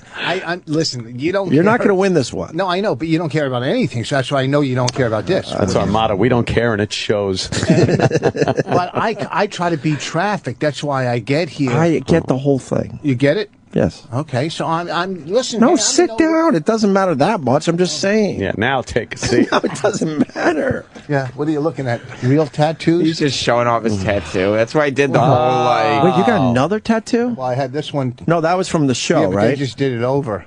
Again, they did it over? Not them, my new guy.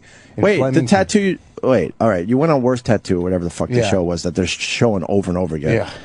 Yeah. But this guy brought it to another level. Yeah, I know, but I thought we saw that one already. Yeah, but it didn't come out the way I liked it. So he touched it up again. Yesterday, and then he did. Okay. And then he got a new one? What's wrong with you? Immortal Inc. in Flemington.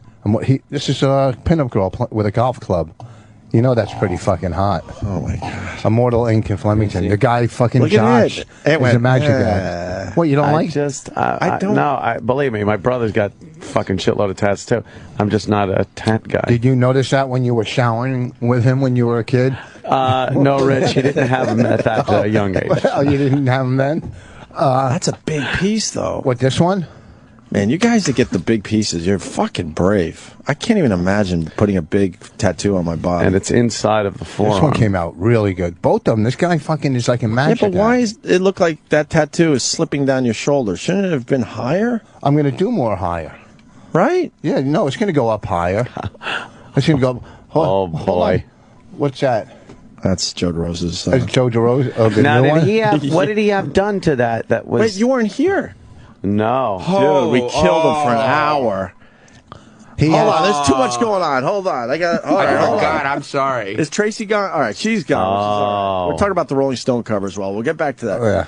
You weren't here, dude. He got fucking beat up. We killed him at the cellar. But it's the famous George Carlin quote that basically Carlin said to everybody. Even E-Rock has a signed picture where George Carlin wrote the same thing. No way. Oh, you missed it all. Is it going to be on the countdown this weekend? I'm going to have to listen to the countdown. What did it say? Kick them. Keep kicking them in the nuts. See, and Joe thought it was like, oh my God, he's talking to me personally, so I have to put. You know all this. I know that. Okay. Then the other thing. Hold on, and then what made it hilarious? E-Rock had it. He texted me a picture that he had George Carlin sign, and it's a George Carlin headshot, and he wrote, "Kick him in the nuts." The only part he didn't say was keep kicking him in the nuts. He just wrote kick him in the nuts, George Carlin. The other thing was, we had always thought that like Carlin had said that to him face to face. Joe called into his friend's college radio show that George Carlin was on, and Carlin told him keep kicking him in the nuts over the phone through the radio of the radio show. I wish Colin would have said to him, kill yourself. So the tattoo would be KY. So it gets better. So Joe DeRosa, for the people that don't know, keep kicking them in the nuts. So he abbreviated it. So his tattoo was KKTITN. And then what drives Jim Norton crazy, the period at the end. Well, he actually tattooed a period on. So Joe says that he did this horrendous cover-up job, as we're all looking at now. It's on Not Sam's, your Instagram? or Twitter, Why did he do that? Because he just had the initials before this box is around it. He says that fucking box looks horrible. He says that when he was walking around, he would get some looks from black guys, and he was thinking that the black guys might think it's a KKK tattoo, because it's 1K away from KKK, obviously. Well, so that freaked him training. out. Huh? Yeah, but what are all the other letters? Aren't the black guys going to put that together? No, but he thought that it looked too much Write like it in cursive. Apparently, like they're KKK. impervious to being read. Like a white supremacist type tattoo.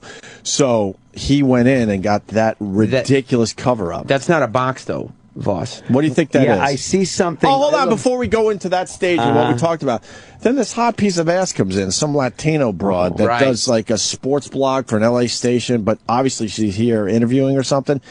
We saw her walking, so we bring her in while we're talking about the bad tattoo. So we go, all right, no one say anything. We asked this hot broad, what does the tattoo look like? She goes, kitty. Which we've all said. We've all said, why would you have kitten fucking tattooed on your arm? Because if you look at it quickly, it looks like kitten. She goes, it looks like kitty. It was a huge laugh. Oh, my God. So anyway, he does that cover-up. What is it supposed to be, Rich Voss? That looks like a cigarette. Everyone says it looks like a cigarette. I mean, it looks Do you know what it is? Did you? No, I don't know, but I'm going to assume I know what it is.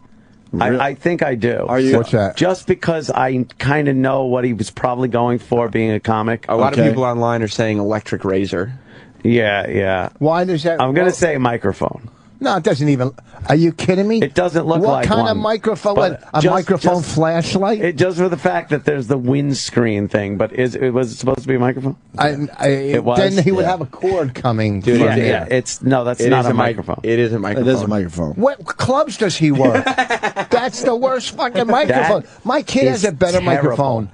But he needs that taken care. He needs to go to somebody that can completely cover that and just fucking get rid of it. And he showed on the after show after you left, he showed a photo of what the artist had originally intended to do, which was take the initials and just add some like yellow designs and stuff under it, and it actually looked good. And Joe said, no, that's too much, that's too much. This was Joe's idea. Okay, if he went, listen, I'm not plugging this guy at Immortal Ink, this guy Josh, but even if you don't like tattoos, this is a good fucking piece. I see that it's a good piece. I would never have that on my arm. Okay. Now, what does Bobby think of your big tattoos? Of course she loves this new one. How did he fix it up? Because when the girl did the other one, it just kind of looked like a big blob. But now it looks good. Now it looks. As far as tattoos go, you got some good pieces. But the thing she doesn't like about this is a pinup girl with a golf club. For people that don't know, is it an actual pinup girl? Yeah, you just like a pinup girl, like the style from old school. Right. Which I like old school stuff. And she said, well, why would you put a girl on your arm? I'm going, well, she's really a fictitious girl. If you had like, a sailor that wasn't a real sailor, I don't think I'd give a fuck. And she goes, you're married. Why would you put another girl on your arm? And the bottom line is, so, when I'm fucking her, I can look at this girl to stay hard. Jesus No, but it's not. It's nothing. It's just like a... Girls get bothered by that? Mine when a does. guy gets a Body girl tattoo on? So I wanted to never get knew that. the other arm, I had the other girl swing in the club. Right. A nice one. I could see if the girl tattoo was maybe a portrait, your wife or girlfriend would be like, what the fuck? But it's like, it's cartoony. It's a pinup girl. Like, look. The style's cartoony, though. I would love to talk to Rich about his tats. What happened? But I can't get over this fucking He Joe thinks it's DeRosa. I'm great. looking at the picture. Was there a period after every letter? No, just after N. Wait, you've seen this tattoo? I know. I can't remember, though. Oh, okay. That doesn't make any sense. I know. Why a period He wanted to start, because the period after the N goes to say, keep kicking them in the nuts is a sentence. Yeah. So then the period. He thought that adding this box that he calls a microphone around it would soften it, so people wouldn't think he's racist anymore. Well, here's the thing. If I didn't know any better, I would think he's in a black fraternity. Because those guys brand. Yeah, it looks like a branding. Well, I think I'm kind of glad that Carrot Top's not his favorite act, because then he'd have all these little props all over his arm, like teddy bears and shit.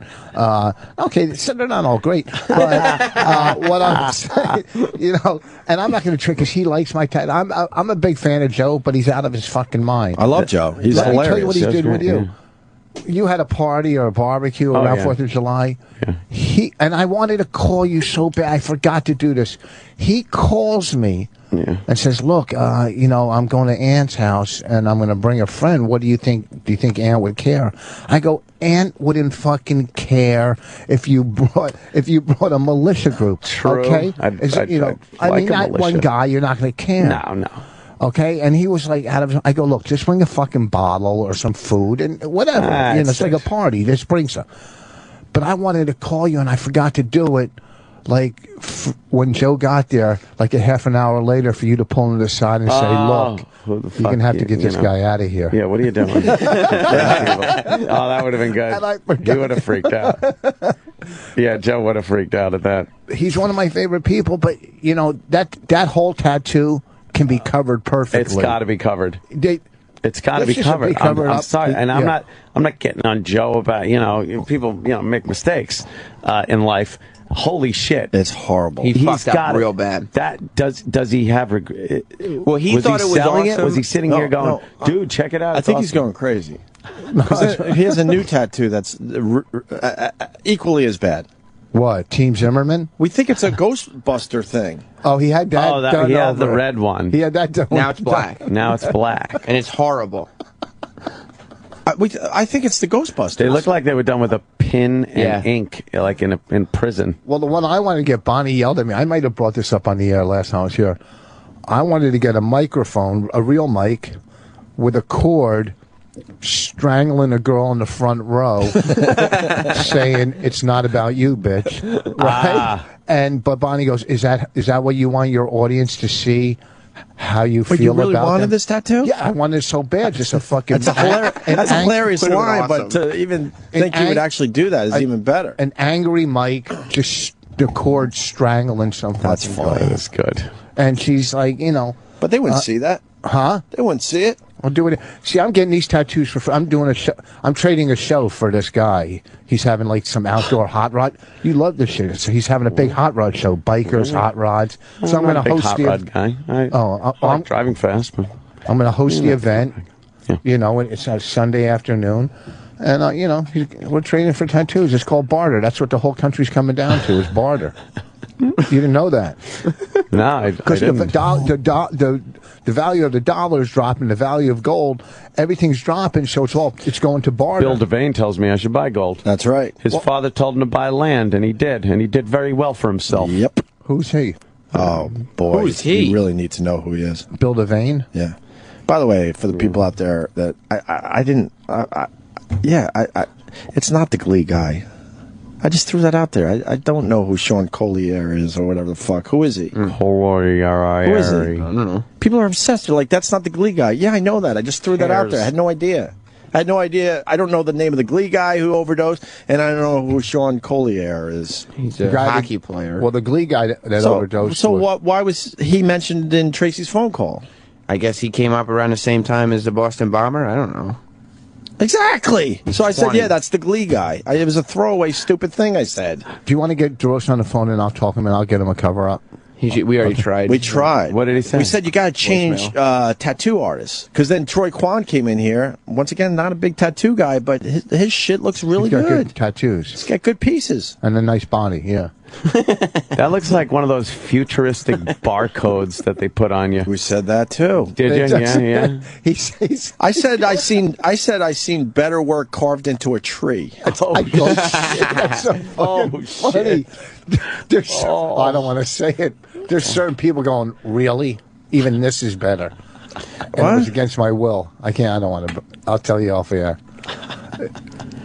I'm so confused. What is he doing? Okay. What's wrong with your I don't know what head? that was. While he's writing, Sean Coley, it was she was talking about the MIT police officer. Oh, and and you know what? Now I owe all of Boston an apology. I should know that guy's name. Yeah, that was a horrific fucking thing. That goes to your I didn't point know him about by the media. name. I apologize. So That goes to your point about the media, that we all know the killer's name and not the cop's name. I so apologize now because I threw the Glee thing in there because I didn't know him. Yeah. I said, "Oh, that's the Glee kid." That was a horrible timing on my part. Everyone should know that guy's name, of course. Yeah.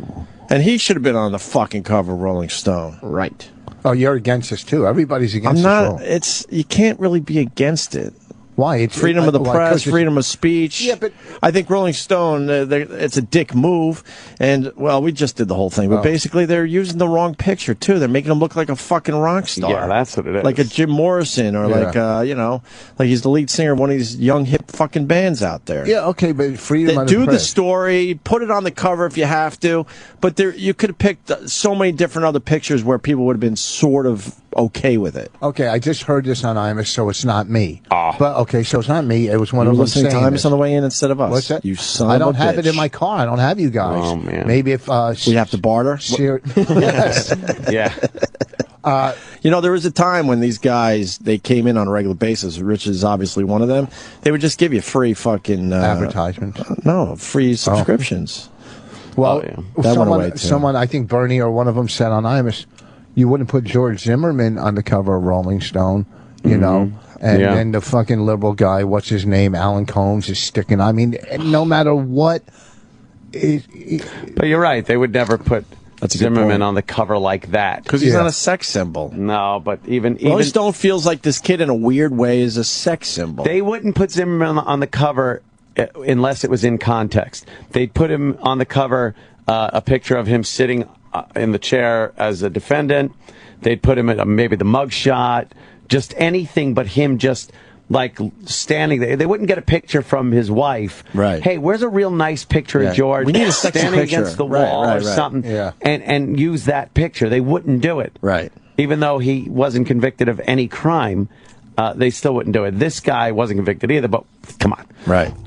But still, it's just because they know that there's a lot of little teeny bopper girls that are dying over this kid. That's not the reason. They put it on there to get everybody in radio and TV to talk about it. Yeah, too. And we're acknowledging that, but the mainstream news, they make believe they're outraged too. Like, look what Rolling Stone did as they show the cover. Those fucking idiots have been plastering this guy for, day Since it one, happened. You Right. know, it's and bottom line is all this happens and all this bullshit, but really still nobody knows who won the marathon.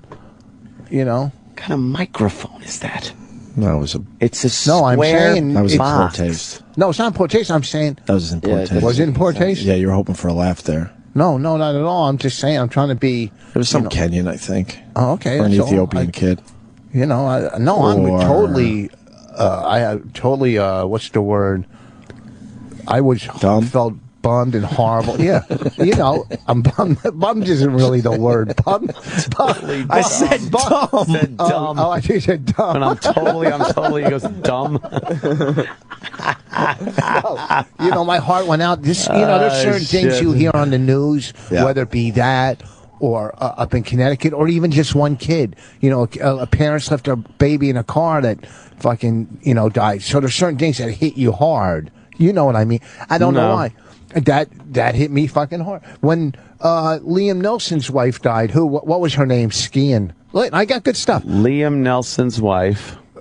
She was skiing. Oh, Liam Nelson. Yeah, sure. Yeah. From Taken. Yeah. Yes. It's probably not his real name, but it's close. It is his real name. I just forgot about him. Liam What was his Nelson's wife's wife. name? She died of some kind of brain aneurysm. She or hit a something, right? tree. Oh, hit a tree, and then it turned into a fucking. And I was so fucking upset, and I never met the lady. Why? So, huh? Why were you upset? Because it was just someone shouldn't die like that. What's your favorite Liam Nelson movie? He's been in a lot of them. I liked the first Taken. I kind of liked The Wolves, even though it just wolves attacking people, which kind of I liked. You know what I'm talking about? The Gray? The Gray. Oh, that movie stunk. It did stink, but I liked The it. Wolves.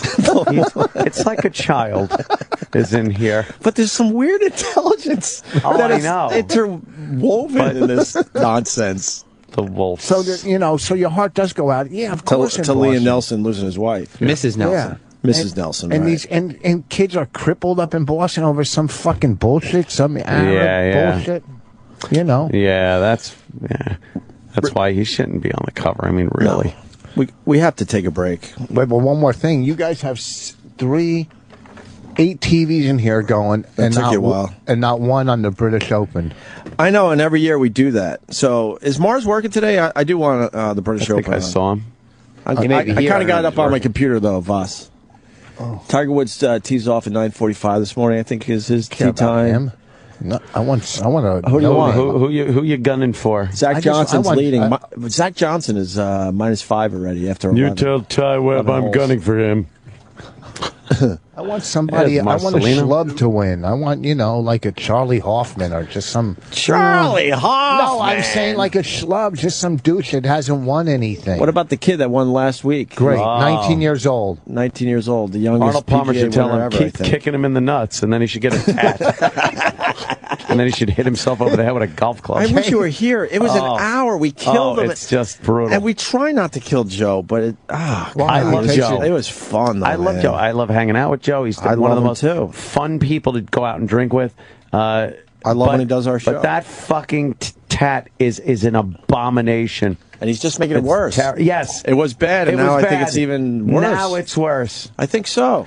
Why the block lettering? Like, if you even wanted to do that, why not get some fancy, some type of lettering that makes it look... That's what Troy said. Maybe make it into a banner. Like, there's so much you could do with it. That was like stamped. Like fucking no frills corn. I'll tell you, the guy at Immortal Ink would never do that to him. Ah, the guy. Josh, you son of a bitch. He would never do that. I saw what you did. No, because this guy, he's going to run over to that tattoo. You hear? I plugged you today. No one listens to you guys. I'm saying. I plugged you. How about my tramp stamp? Oh, fuck. Rich, I'm going to give you a compliment. So I'm on Twitter yesterday. Oh, shit. You got a big fan out there, and the guy was panicking. He's like, Rich is playing Levity Live, and I want it to, turn out well for him. I want a big turnout for Rich Voss. I don't know the guy. Yeah. I'm like, don't worry. Actually, he's coming in to promote. No, I looked up all that. The club owner. I was suspicious. It's my other account. I was suspicious. I was like, all right, is it the club owner? Does this guy work there? But it seems like he's just a fan. I go, don't worry. He's coming in to promote. So you're Levity Live all weekend? Yeah, which is Friday, a great club. Saturday, Sunday. Have you been up? I haven't been up there. You've never been? No, I was there when it was the other club. I know you like to eat well like myself, but try the chocolate chip cookies. Yeah. Oh, my God. When did you go up there? Who was working? I've seen Robert Kelly up there. I've seen Jim Brewer up there. And someone else. Oh, Robert Kelly. That's why you ate the cookies. Yeah, they were all over the fucking place. Him and Dan Soder. They were great. I've never really watched Dan. Dan Soder's fucking funny, man. Is he getting funny? He's getting a lot of heat. What do you mean getting? Well, I mean, you never thought he was funny? No. But he's grown. When I knew him, he was a new comic, kind of. So he's going to be one of the guys we're talking about in a few years. Yeah. No, he's getting a lot of heat. He's fucking funny, man. And Kelly killed, obviously. I've never seen Bobby not do well with that dog and pony show. I've never seen. And Bobby kills, not does well. No, he kills every time I see him. He does like a Brewer kill. Bob, there was a time. Fuck it, I don't give a fuck anymore. No, he. Sorry, Ant. I'm kidding. Did I? No, I'm just saying. Oh no, what are you? No, gonna it's say? not even that bad. He opened up for Dane Cook because I think it might mess up Dane using him. He was better than Dane Cook. I saw him in a smaller venue this one year. It goes back a few years, and the people I was with, and Dane, I'm not taking anything away from Dane Cook. I'm not one of those fucking haters. I like Dane Cook, and I like his comedy. But Bob Kelly that night was definitely better than Dane Cook. Listen, I don't want to. I'll follow pretty much anybody. I don't want to go on after Bobby. Yeah, really. No, because they're not going to listen to intelligent humor after that shit. Bobby can absolutely make it look like he's going off book. It's effortless. Like, he looks like he's telling his shit, he's doing his act, and then it looks like he's going off book when he's talking about something else, and he does a little bit of crowd work in there to really make it look like it looks like he's ad-libbing the fucking thing. Well, I wonder who was doing that 20 fucking years ago. Oh, my God, motherfuckers. Open the door. He's one of my favorite. How great you are after the break. Don't worry about it. He is one of my favorite people on the planet. All the fucked up people. He is a planet. He's one of my favorite people Bobby. on himself. Him, DeRosa, Colin. You can't get better fucking people to know. They're just DeRosa is really fucking funny, too. We went to Grown Ups to the premiere. Oh, you did? And we were hanging out with Colin after it. Oh, that's right. Colin said you were there, yeah. Yeah. And he's just a fun guy that can take anything thrown his way. I was with you. Did you enjoy it? Oh, it was a the great movie. time. Yeah, we had a good time. We went there, and then we went to the party. It was a lot of fun. How bad is the movie? Oh, I'm not a critic. I don't know. He's not a critic. Here's how I look at the movie. Yeah? It'll do well. It did 40 million right? the first weekend.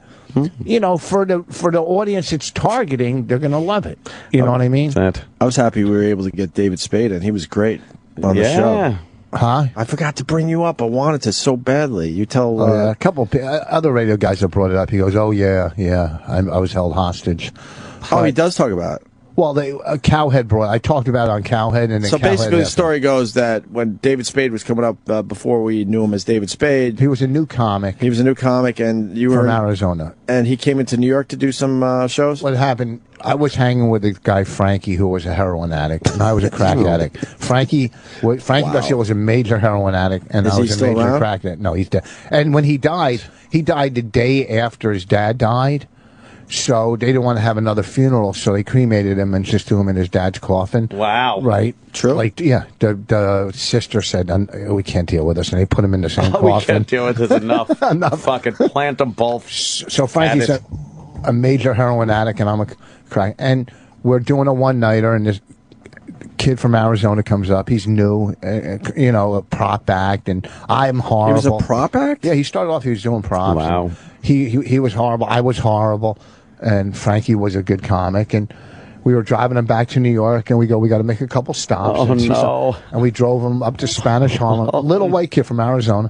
We drove him up to Spanish Harlem. I said, look, I got to go see my sister. She lives here. Yeah, she's not doing well. And, there's fucking guys in the streets with knives and shit. And I run up, I get some crack. And he's like, can you fucking take me back to the, you drop him off at the Improv. And then Frankie...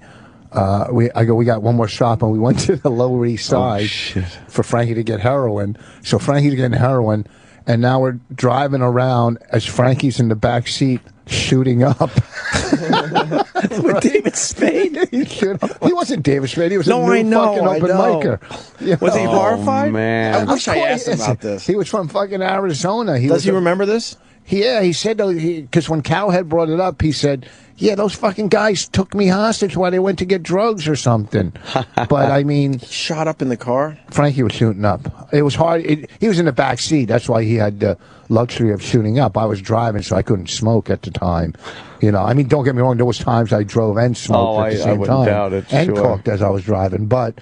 in New York, the roads are too bumpy to do that. Right, yeah. But can't cook your shit up on the bumpy roads of New York. I was pulling. I was on 167th Street, and we just copped some crack, some coke, and I'm pulling up the street, and I see at the end of the fucking block, there's cops there pulling everybody over, and I go pull over. Uh-oh. So we get up to him. I go, I'm fucked, and he goes, pull over. And I went to pull, and I turned right and took off, and he took his billy club and smashed my taillights as I fucking drove away. He showed you. Yeah. Well, I said, I'm getting the fuck out, and I just took off. Wow. Did I ever tell you the time that I tried to rip the dude off and he punched me in the face? Did I ever tell you that story? Probably. I think I did. Dummies trying to fucking. Did you ever rip off try drug heroin? dealers. Just a couple times. I With didn't the like needle? it. Oh, Yeah, that's it. Twice, 2 or 3 times. They're saying heroin's making a huge comeback. It is? That's what they were saying yesterday on one of the news shows. It's been around for a while, though. But they're saying it's making a comeback. Yeah. Whatever that means.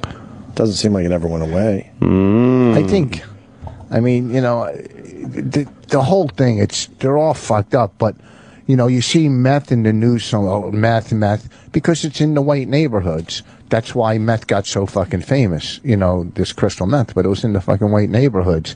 If that was up in the projects, you wouldn't hear all these meth stories. And no. It wouldn't be glorified the way it is.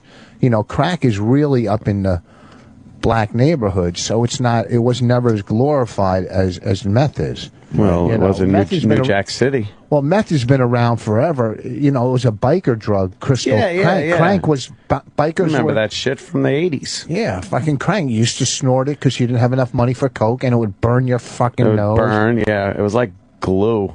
Yeah, it was like rubber cement kind of. It didn't cut like coke. You tried meth? Scoopy. Yeah. I snorted a little crank back in the day. A little crank. But is that what they cook now? I have no idea what Neither they do do I. these days.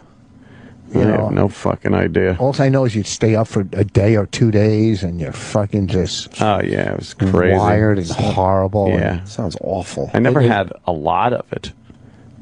I never bought it. I never had it. My brother's friend or something would come over and have some. I'd be like, oh, what is that? And the burn. That's funny when people that did drugs. I never bought it. I didn't lure drugs. her. I didn't lure her into the car. You know, I never bought drugs. You were in a band. You got them free. Yeah, that's usually what happened. Or my house was like a party. Yeah, it made it seem different if you didn't buy them, like you weren't addicted or something. Yeah, it was always around when I went to college. If you had coke and you couldn't get pussy, we never really copped it. It was always just like it was around. It was just there. I guess I'd be driving in the fucking city to. I know. I guess we technically bought it. Maybe Jesus. throw a few bucks in. I don't know. We just whatever. I don't want to get into my drug stories. You know. Yeah, man. Levity Live this weekend. We got to take a break, Rich Voss. So, starting tonight, or it's Friday and Saturday? Friday, Saturday, and Sunday. Yeah, I gotta leave here and go work on the set today. It's a great club.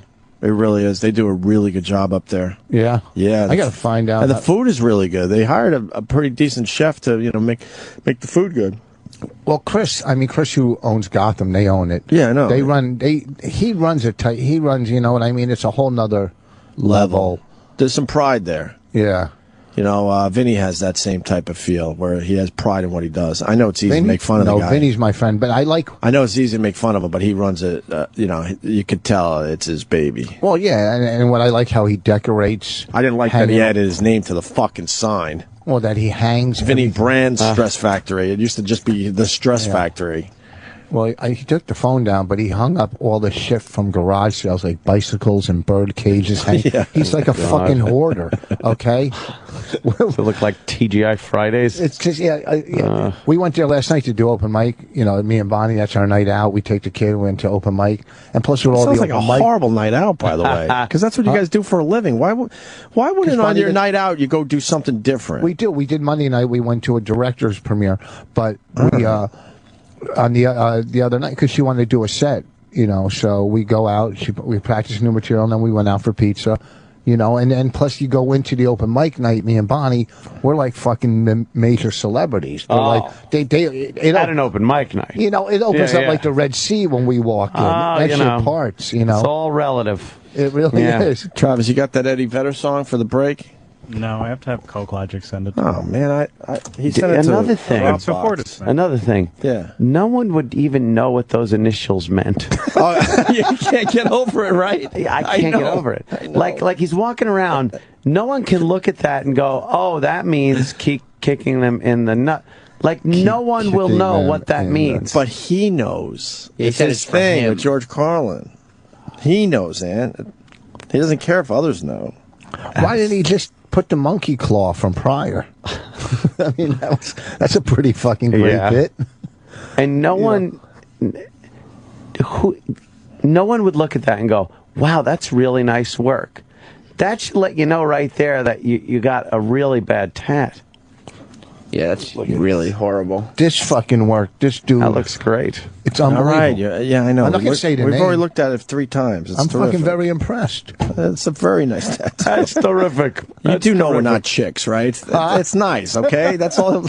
What else do you need from us? Well, I mean, we're not chicks. You do that with chicks, right? You know what I'm saying? He's going to his beautiful tattoo. Yes, it's nice work. Right. I mean, Sam's, like I said last time when I was here, Sam's isn't bad. I mean, you know, it looks like a kid's book, but it's not bad. I like it. Jack White. A kid's book. Like the writing and the books I read for. You know, we'll get to the next break and we'll move on. Yeah, maybe we'll do it. All right, fair enough. The Opie and Anthony Show will return in a moment. After all, millionaires have to piss, too. The Opie and Anthony Show continues. Swap meet Sally, tramp Snapchat, housewife to mom Shell in retirement took to get that new tattoo.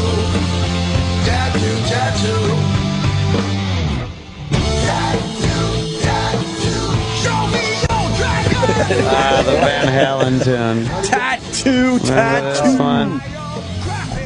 This is the new Van Halen song. And now that David Lee Roth's a friend of ours, we didn't ask him about the new song, did we? No.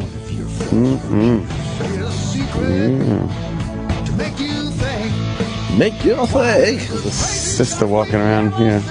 A sexy sister. Walking around here with a sundress on. Yeah. And all her shit be just fucking jiggling and shit. How fucking hot are sundresses? We said just before we got here. They're the greatest things ever. They're like baby doll / sundresses. They're like because you could fantasize that you could just lift them up. Yeah. You know. Lift them up. Or you could just like slide the straps off the shoulders and they'll just fall to the floor. It'll just. I used to date this hot chick, Kathy. She was so fucking hot. Yeah. How hot was she? She wore sundresses and you come off like from the pool or something. They're a little sweaty. You got that sweat on you. You could see through them for the most part. Slide up and down each other. In the sun, they walk toward the sun. And you kind of look right through the sundress. I'm sure Bonnie looks good in a sundress. Yeah, what's huh? She's looking in the sun. Oh God. No, she does. She's looking really pretty the last couple of days. I go, man, you're looking very pretty.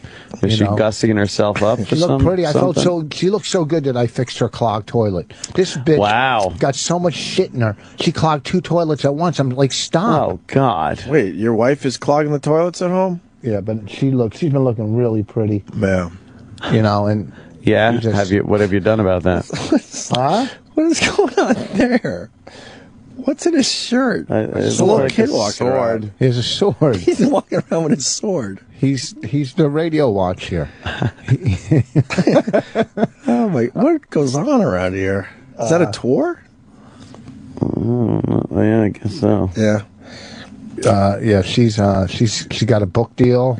Nice, Bonnie, and she's doing good, man. She's fucking. We love Bonnie. Do you treat her nicely? It's all relative. What do you call nice? You know, I fucking I hear you. You know, I mean, what the fuck? I pay the bills. I fucking Right. We play a lot of tennis now. Do you and Lindsay play tennis? What? Do you guys play tennis? What? Why? Why? I hate tennis. Are you kidding me? I've always hated tennis. And there was a time. Look at the baby, man. Look at him. Milos. Seinfeld? Yeah. Okay. I didn't know. That's my go-to. Did you wet yourself? There was a time I tried all sports. Milos. I hated tennis. Oh, always Jeff, hated fucking it. great, man. You like tennis, huh? Yeah, man. You like tennis, Ant? I bet he's not even married like I am. No, I'm not a big tennis fan. No. I liked paddleball way more than tennis. in that. You mean outside or in that? Outside, inside, I don't give a fuck. Thank you, Jackie. I would play with okay. myself. Thanks. I would play with myself if I had to. Play with myself. I didn't care. I liked paddleball. Yeah? Oh, yeah.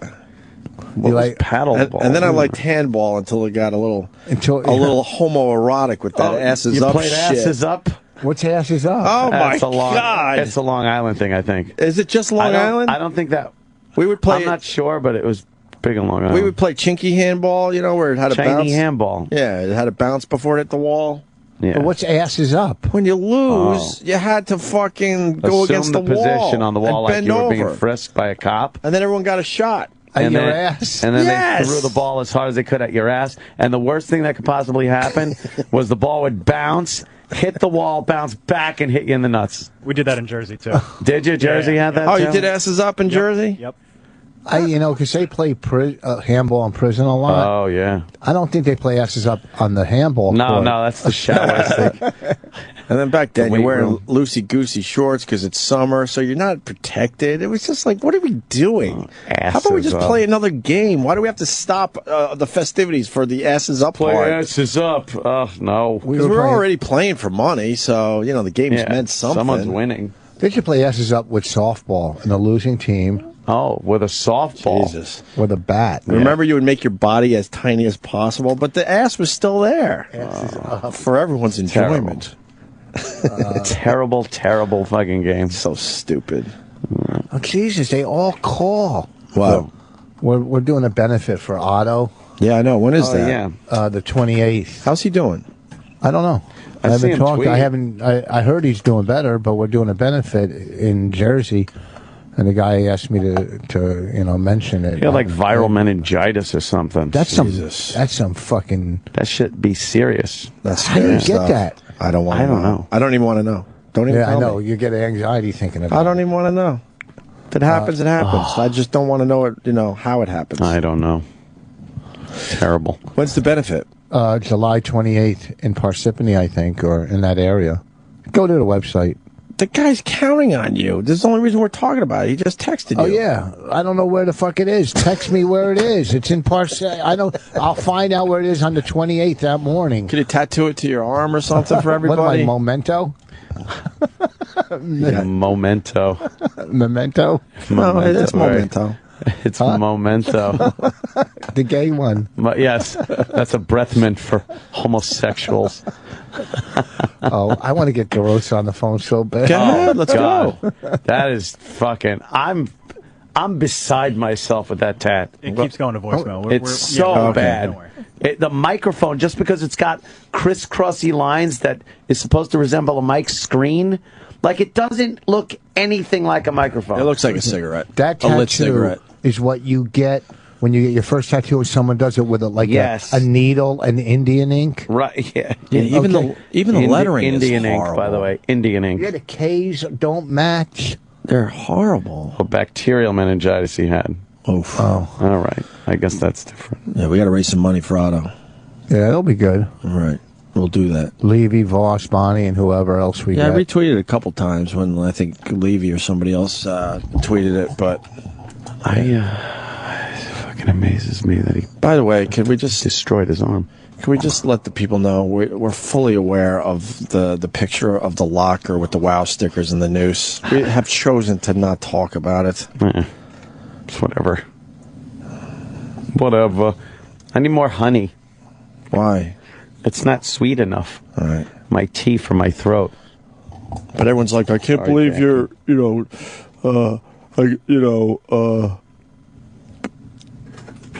what the hell happened? Thank you, Oh, Jackie. Jackie, thank What you college you so go to? much. What? SUNY What year? Brockport. I'm going to be a junior. See how fast she came in? It was terrific. Fucking great. What's your college does your boyfriend go to? He doesn't go to school. Why not? He's a landscaper. Oh, you Yeah. think Can you the believe girl's that? high. Fucking landscapers getting that? Huh? Crazy. It's crazy. Yeah, he's probably out in the sun. He's all cut, looks all tan and Yep. everything. Yeah. You know. Except for his thighs. He's got yeah. the really white thighs, and then Yeah. from there down is all. Yeah, you'll see it in the fucking winter when he's begging you for money to go buy dinner because he doesn't have a fucking lawn to cut. All right, and he's too lazy to shovel snow. Oh, You'll see- man. He plows. He plows. Yeah. Plows snow. Oh, snow. In Rochester. All right. No, don't make that. Snow. very- We got confused. In Rochester, it snows a lot, so it works. Oh, that's where you're from, Rochester? Boy, does it snow a lot up there. It's gross. Oh, Yeah. fuck. So then, and you're just down here interning? Yep. Did he come down with you? No. So you down here alone? Yes. Have you ever been on a movie set? No, I haven't. Neither is Rich. You ever been in a BMW? No. You never been in the 528xi, my new one? What year? It's not new. What year It's is new it? to you. 2010. That's new to you. Yeah, not you new. don't buy a new car. I know, but you can't say it's new. It's new to you. Okay. New-ish. Yeah, yeah. I'm sure it's in good shape, but How tall is your boyfriend? He's 5'6", Is he 5'7". built? Is he like fucking? I mean, is he a tough dude? Yeah, he's Italian. He's a- Sicilian. Oh, all right. you better leave him. No. I like Roger. How long you been together? 2 years. 2 years. 2 years. What about before that? Who'd you have there? My longest relationship before that was like 3 months. I was never really... Oh, wow, really? Yeah, I was never really a commitment I love person. how I she's. got I love bored how and she's kinda- talking like she's 45 years old. I know, right? You're too young to have long relationships yet. Yeah, I didn't. I never had one. I always got bored too quick. And Oh, had to move is on that to an the next engagement one. ring? It's a promise ring, yeah. Promise what? That- What? That I'll buy a new plow. I promise I'll buy a new pickup this year. What's the promise ring? Is that a pre-engagement ring type thing? Is that what happens? I don't know. Yeah. Yeah. I think that's, yeah. Oh, Pretty that's much the thing. adorable. That looks like it was an heirloom from a family member. No, I think he bought it. But Yeah? he did pretty nice. He didn't ask for any help or anything. He picked it out himself. So I guess. Isn't engagement a promise? Yeah, I'm That's a pre-promise. They're just adding an extra That's the guy that step there. doesn't Yeah. totally want to commit. Yeah, that's but he wants to literally like get off my back, but this is meaningless. Don't ask me about it anymore. Yeah, give that to you just before you move to New York City by yourself. Here's a you know what? Here's a promise pocketbook. I promise that the next thing I get you might be a ring. Oh, Jackie's moving to dreary old Manhattan. When did you get the promise ring? Like a year ago. Oh, okay. Yeah. You want to make sure that ring was on your finger When I came back before from you moved to New York Philadelphia. City. Yeah. When I got it. Why were you in Philly? You were interning there? She tried school. Yeah, I tried to go to Temple University for a semester, and it was way too scary. And Why? Why was it scary down there? I saw someone shoot themselves in the face. Oh yeah, you talked about that. Yeah, and it was Jesus just Christ. Why? right 'Cause- next to the North Philly, so I was right in the ghetto, and I was just scared all the time to be myself that I was going to be taken. Well, you shouldn't racially profile like that. Yes, you should. It's fine. You just walk around. No. I didn't racially It's terrible. profile. I just said North Philly was scary. But wait, they shot themselves in the face? Yeah, like an alum came back on campus and just Why? Decided to I horrify don't know everyone. why I didn't talk to them before. Damn. I just watched it. It was not fun. Oh, man. He died doing what he loved. Shoot himself in the face. A lot of blood. A lot of blood. Yeah, it was. Yeah. Yeah. How far were you? How far away? Yeah. Oh, that's horrible. I mean, it was pretty far in the distance. Yeah, so- still though. Yeah, I mean, still, it was scary to Did you see him It was- drop?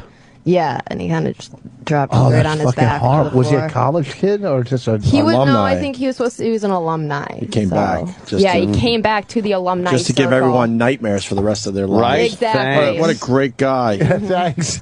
Yeah. I get you're fucking in pain, but how about you do that behind closed doors somewhere? Holy Jesus. Mhm. Well, they thought it was How a about you student don't include at us? first. So they thought it was a student at first, so we weren't allowed to leave. Like we weren't allowed to walk around or anything, because they didn't know what happened. Since you've been in New York, how long have you been away from your boyfriend? About 2 months now. Yeah, 2 months. How many guys have you made out with? No, Tell the truth. None. Not sex, just made out None. Made out. with. Come on, How many did you- makeout How many did you sessions? neck with? None. None. None. I'm No a faithful necking? person. Any heavy petting? Who is that? Huh?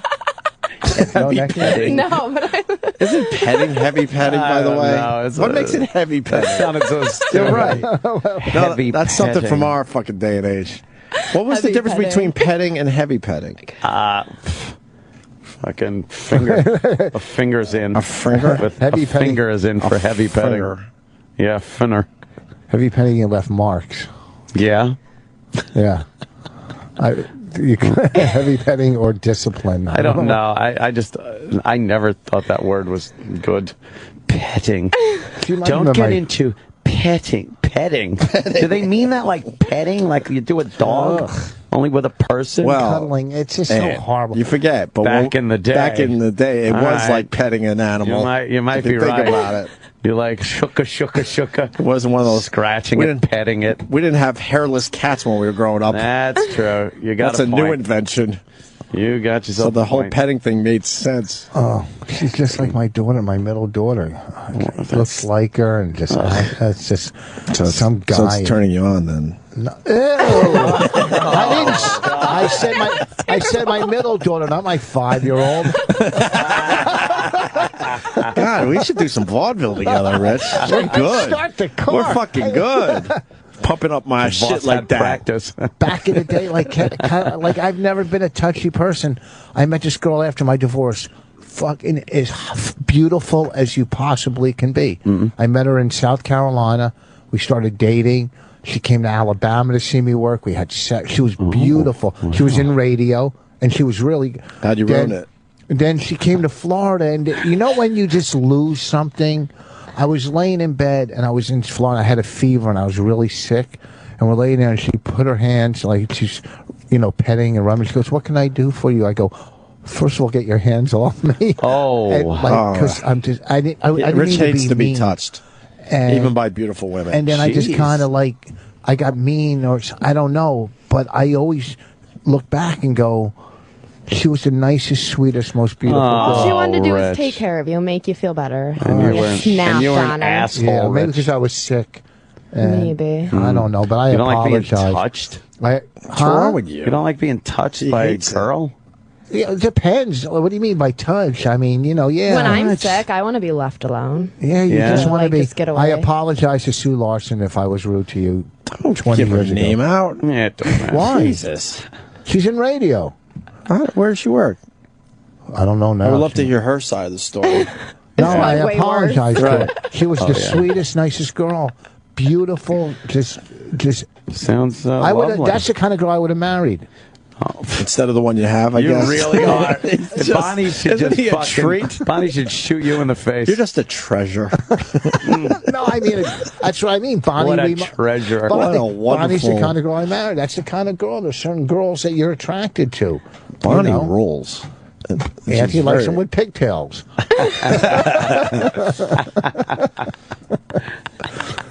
Well, all right, Jackie. Thank you. Thanks, Jackie. All right. What a great Oh, kid. there's the honey for you. Oh, that's right. It was all about the honey. All about the honey. All right. Yeah. Yeah. All right. She rules. She's my daughter. My daughter interns.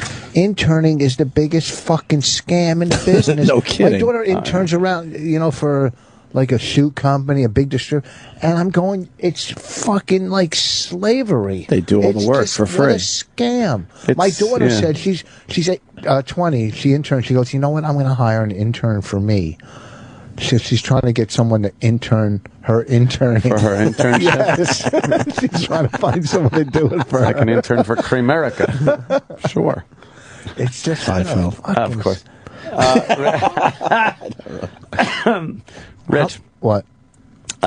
So you got a daughter, but it's like, it's not like interning is nothing. Don't you get to put it on an application for a you job, get- your resume? You things get like credits. Anthony, And you get hold on a minute. I got to jump in. Yeah. You want to go down the list of interns we've had over the years Oh, and how many boy. are actually in the business? Oh, Yeah, but you boy. can't be a Sam Roberts might be the only one. you can't be a man. shit intern and then be like, well, I technically interned, so I don't have a Sam, job. do you know any other intern we've had in the last 8 years that is actually in the business? Just Sal. Oh. And that really says something. There's a big drop-off right there. I hear from guys here and there that are sort of doing okay after their internship here, but they're not doing radio shows. I mean, I guess I could use the credits for another occupation, right? I mean, they're school credits. I would think if you have a resume and you're going around, it says, I did an internship at this, here were my duties, things like that. It's got, can't hurt. You can use the time to meet people. And then networking, sure, you're meeting people. And then the owner that you're applying for says, this all looks great, but my nephew, who's an alcoholic, I think can do it a lot better. He's got the gig. Yeah. Well, keep your application on file. Yeah, the position no longer exists. We just have the interns do it for free. Yeah. We don't need to hire anybody. Coincidentally, I see you're an intern here. An even bigger scam, and I had to do this when I was in Rochester. I think there's a lot of people who are going to be able to relate to this one. Was temp to hire. Oh yeah. I was a temp to hire for Xerox. I was hired by Xerox. Technically, it wasn't a temporary position. It was a full-time fucking job. And they would just kind of like dangle the hire part over your fucking head. And the reason was they didn't have to pay for health insurance and all these other benefits. Nice. It was called temp to hire, but it was bullshit. It wasn't like they hired and said, we need you for a week or two. It's like, no, here's a job. And I would go, when does it end? Oh, it doesn't end. And I'm like, well, then why is it a temp to hire job? Yeah. They can pay you less and give you no health insurance. Companies get away with murder. I'm not sure if they're getting away with that one as much as they used to, 20 some odd years ago. That's bullshit. They probably passed a law. You would think, right? Well, and Xerox workforce up in Rochester, there was a shitload of temp to hire. I mean, a lot. It wasn't just a little bit. Go ahead. Did the real employees look down on the temp to hires?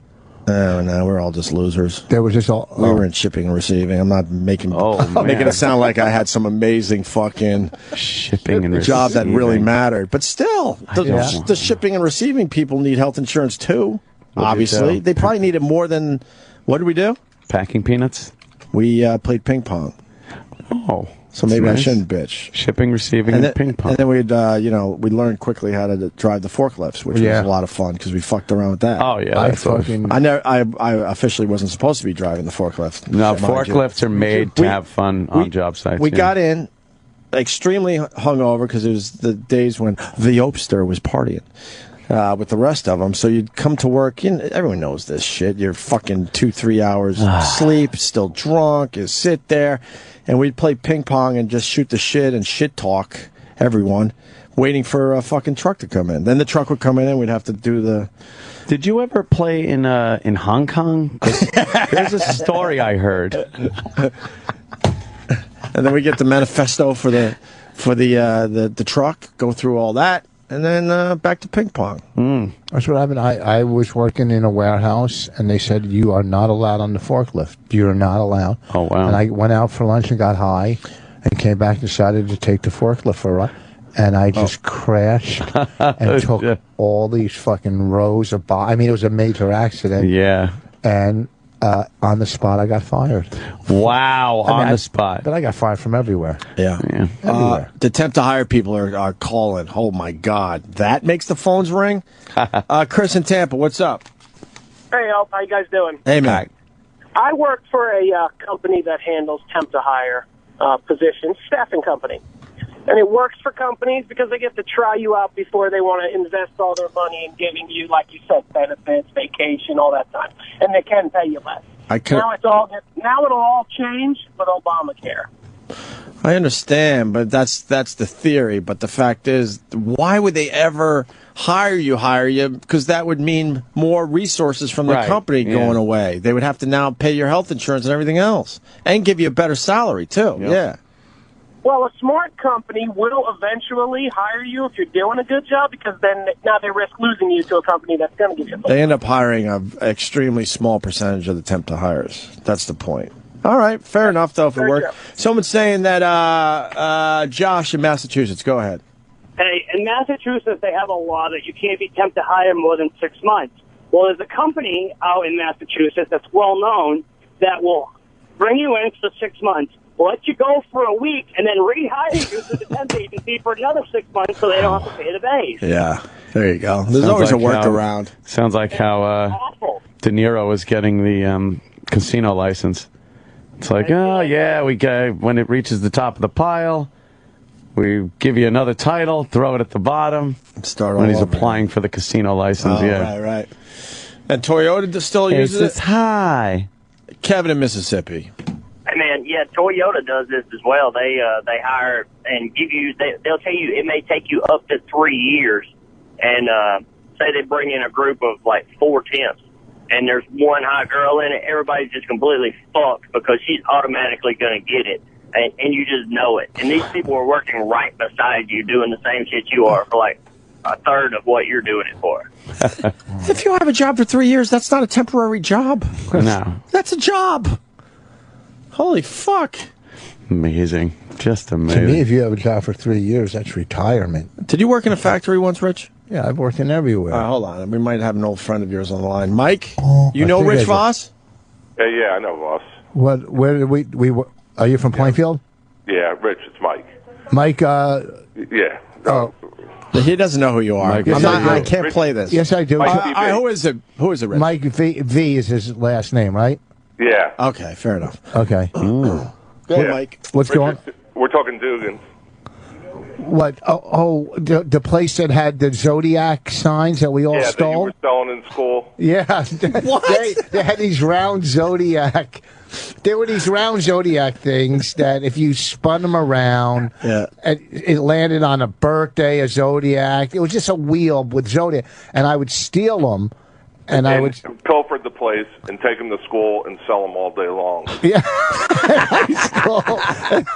in high school, yeah, yeah. I mean, I had to make money, back then, and is that where I got fired with the forklift? Was it Dugan's there? I think it No, was. he just fired you because you were stealing everything you did.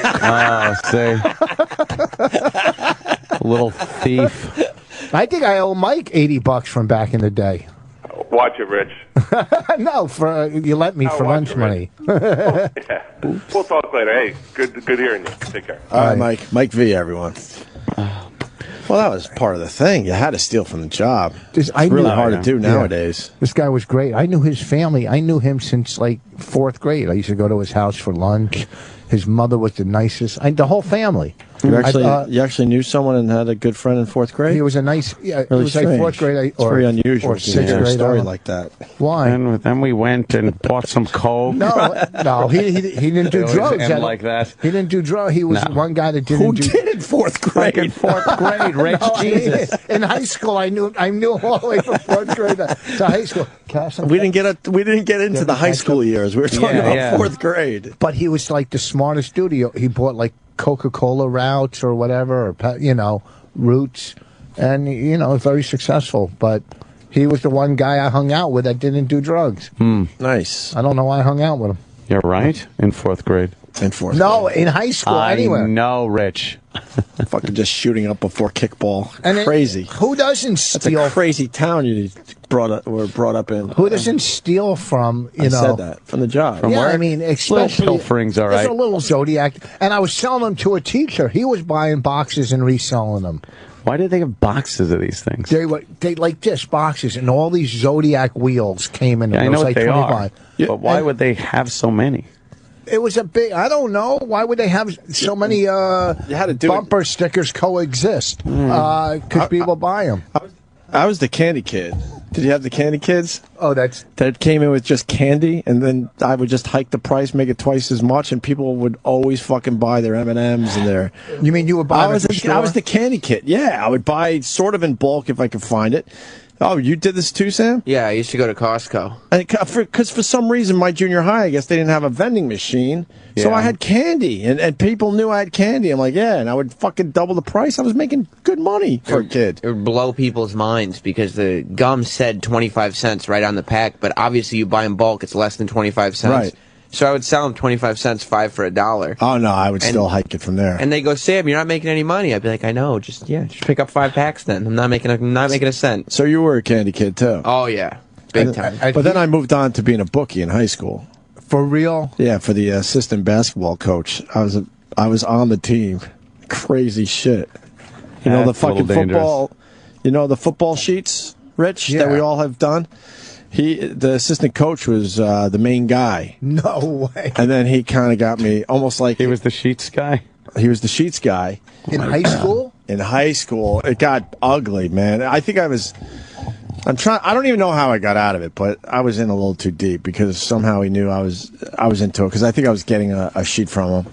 And then he was a little scared, so he needed a middleman. no shit. I was his middleman, and there was a side of Harborfields High School at the time where the slow kids and all that went, but that wing also had a lot of empty shit that they didn't use anymore. So we would meet in an old fucking locker room. No fucking funny business, but you can make your fucking jokes. And we would do the whole exchange and shit. I would fucking give him the money. He'd give me the sheets and all that shit.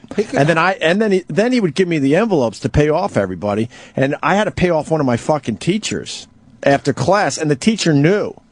So the whole class, I'm sitting there, and he can't wait. I think he hit. It's been a long time, but he hit 8 for 8 or 9 for 9. He hit. It was a few thousand, which was rare, but he hit, and he knew he hit, and he knew the kid that had the money was in his fucking class in the back room. So then I had to kind of wait, be the last kid out, and then fucking slide him his envelope. Holy fuck, that's... And then the guy, I think I was a senior, and that's how it ended, because I remember he was... I was making probably a couple $100 a week, which was a lot of money for a high school kid, cash. Just to fucking hand them out and get them from my friends and stuff. But it started expanding way too much where the teachers were getting involved and stuff. Jesus. And then he was a shady dude to begin with. And then he knew I was going to Geneseo State School and SUNY School, and he wanted me to continue it up there. And that's when I was like, all right, look, this is fucked up. I knew even in my stupid young brain that, all right, this is fucked up. I got to get the fuck out of this. Gotta lay off of this shit. But I remember how fucking... Got caught. I'm amazed. And we would meet in this, like, part of the fucking school that no one was using, and I was fucking scared shitless. But what happened if someone And then I felt like I couldn't get out. What happened if someone didn't pay? A teacher's not going to take him out. Break his legs. I'm not sitting here like I was a mafia guy. Everyone was going to pay. It was obvious. That'd be so great. obvious. Fucking imagine that's in the news. A teacher's breaking students' legs for not paying on sports betting. Right. Oh shit. Yeah, the payouts were usually stupid money, dumb money. But this one time, the teacher, and I don't remember what class he taught anymore, but he fucking hit, and I had to fucking pay him. Yeah, but you don't know the kids what they were bet. You knew what they were betting from their slips. Yeah. So yeah, it was a couple bucks here. It was like $3. Maybe you're getting $5 from your fellow student. Maybe. Yeah, Maybe you're not 10 the only every once in a guy while. doing this for that teacher. There was probably 10 other kids in the school. You think? In the school in the Nah, area. I doubt in the school.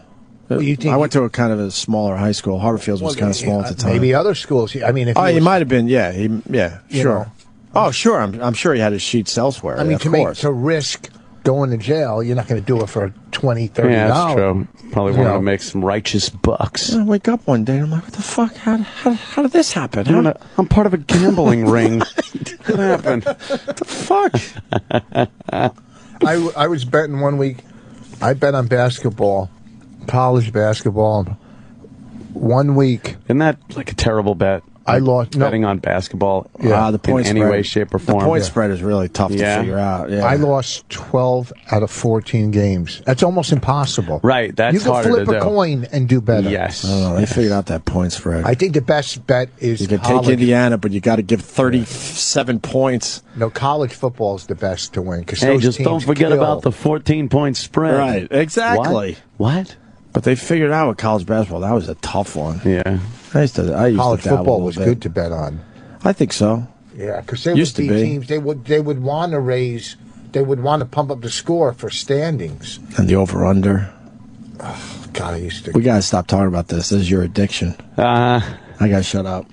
Yeah, Rich I don't is- want to be the one that gives Rich the itch Rich to go is back just into that world. This guy sold McDonald's at school. What, he would just go and get, what, bulk burgers? A whole bunch of them? And That's Can a I take this go-getter. call? Let's take this. Sure, he's a go-getter. Let's say hi to Al in Maryland. Yeah, Al. Hey guys, Rich. Hey, I got my driver's license in the mid-'70s when there was uneven gas rationing.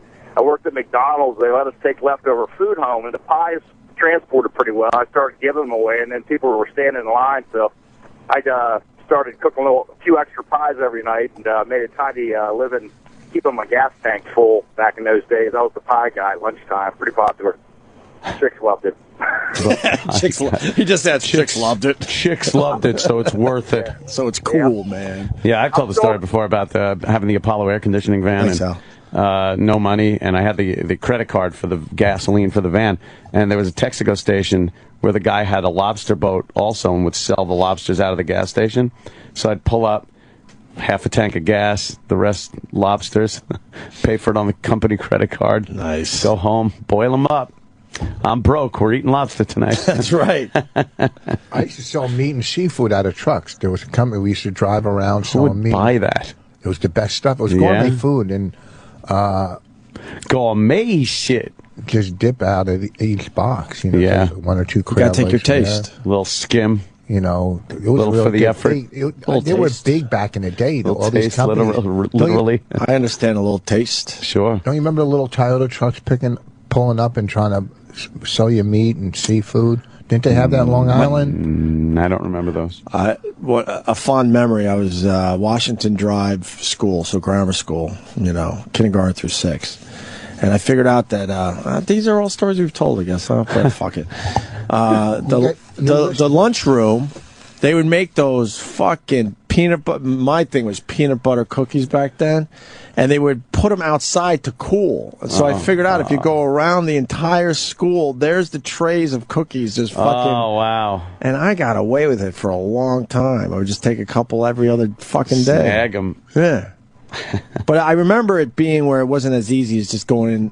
You had to kind of like, you know, make some moves to get into that area. But I always did and kind of reached around and grabbed them. It was so easy to steal cookies. You would just hold them under the tray as you're bringing your tray through. You would good move. Cookies under your tray. I used to steal them all the time. I grew up poor. I didn't get hot lunch. Oh, we only got hot lunch because we had a meal ticket. Well, it got to a free lunch thing. These tickets. Did any kid ever pay for fucking lunch, hot lunch? It seemed like everyone had that fucking welfare thing. My mom's lunches started getting really shitty, the ones we had to bring to school. So I finally would just throw it every day and then get a nice hot lunch every day on the little change I was making from being the candy boy. The candy guy. I treated myself to a hot lunch. State of a nice piece of square pizza. In California, behind Vaughn's supermarket, there was where they used to keep the depositable bottles. And people would bring it in, and they'd put it, but it was a big locked cage, and we figured out how to squeeze in between the chain link fence and the pole, or climb over the top one day, and then I just offload them to my brother, and we'd go right back around and bring them in and get money. Yeah, but you couldn't take too much because then they would be onto you. Yeah, you had to know what kind of taste. It was just enough for a box of ice cream sandwiches. Yeah, you had to just take a little taste so no one knows. Love my ice cream sandwiches. Just skim off the top just a little bit. Yeah. Don't get greedy. A little bit. Don't get greedy. A little bit. Yeah, you gotta do what you gotta do, you know? Right. We sent when we were in like, I don't know, we were in like 5th grade. And my brother and his friend were like in 3rd grade, and we sent them into the drugstore. We said, there's 2 of them. We said, whichever one of you 2 steal the most for us. Jesus. Like, making a little gang? Yeah. We said, we'll let you keep what you get. Uh-huh. And so my brother, and this other guy, he had 2 legs in, and they went in stealing it, and they got caught. Oh, they rat you out? We were gone. I left them there. Oh, man. Little thief. I don't want anything to do with a thief. Probably ratted you, though. They made us. The crying. I don't know if there's a person alive around our age that hadn't had to sit in a back room of a supermarket or some store after getting caught. But a lot of times they didn't really involve the police. Nah, they didn't want to. They just wanted to scare the fuck out of you. Yeah, they wanted to fuck with you a little bit. I think mine was, what was it, Waldbaum's in Greenlawn? That supermarket? Yeah. I think it was Waldbaum's. We got caught stealing some over there shit. by Harmon Pizza. And then we were in the back room. This asshole that was probably only a few years older than us, scolding us, scaring the shit out of us. It worked though. I was done. Like, your life of crime was over. Fuck that. Yeah, I don't need some asshole yelling at me. So I'm trying to grab I don't even remember back then. Yeah, Harmon Drugs and Harmon Pizza were in the Sun Up Pizza, and Harmon Drugs were by the Wallbaum Shopping Center there in Green Lawn. Okay. Yeah, that was where the pizza place we always used to go to. Okay. Me and Aunt lived in the same neighborhood, didn't know each other. Yeah. So weird. It was like, and then me, one town's one town, 2 towns away. Yeah. Same experiences. So weird. And then we meet years later. We broke into a house, and when we were that's my line. This is what I like about me and you. Our stories are pretty innocent Long Island shit. And a lot of people were like, well, the time I broke in a house and I had to clock the old lady over the head with a fucking wrench. So, you know, the mom was there, so we raped the shit out of her. And then, just kids, though. Look, we had to cover our tracks, so we burned the house down. Yeah, we burned the house Just down. relating to what you guys were talking about. And, Jesus So then it was a short, I think, a short shootout with the cops. Then we grabbed the car that we stole. We did... I did the mail thing for a little while, but that's crazy. And you shit. went to girls? What were you doing with mail? Were you stealing checks? No, not that bad. Christmas cards with money in them? Yeah, stuff like that. You always knew which ones had the money in it. Oh, yeah. Well, the Christmas cards. That was very short-lived. That was fucking, now you're getting crazy. Well, how about the... Because I had a paper route, so I was like, But I wouldn't take it from the houses that I was delivering papers to. There were all those assholes that didn't want the paper. Right. So, and everyone knew I should be in the neighborhood, so they wouldn't question anything. No suspicion. That was short-lived. I wanted to go on record. That one was really short-lived. That was like, this is nuts. How about this is crazy. Yeah, that's kind of...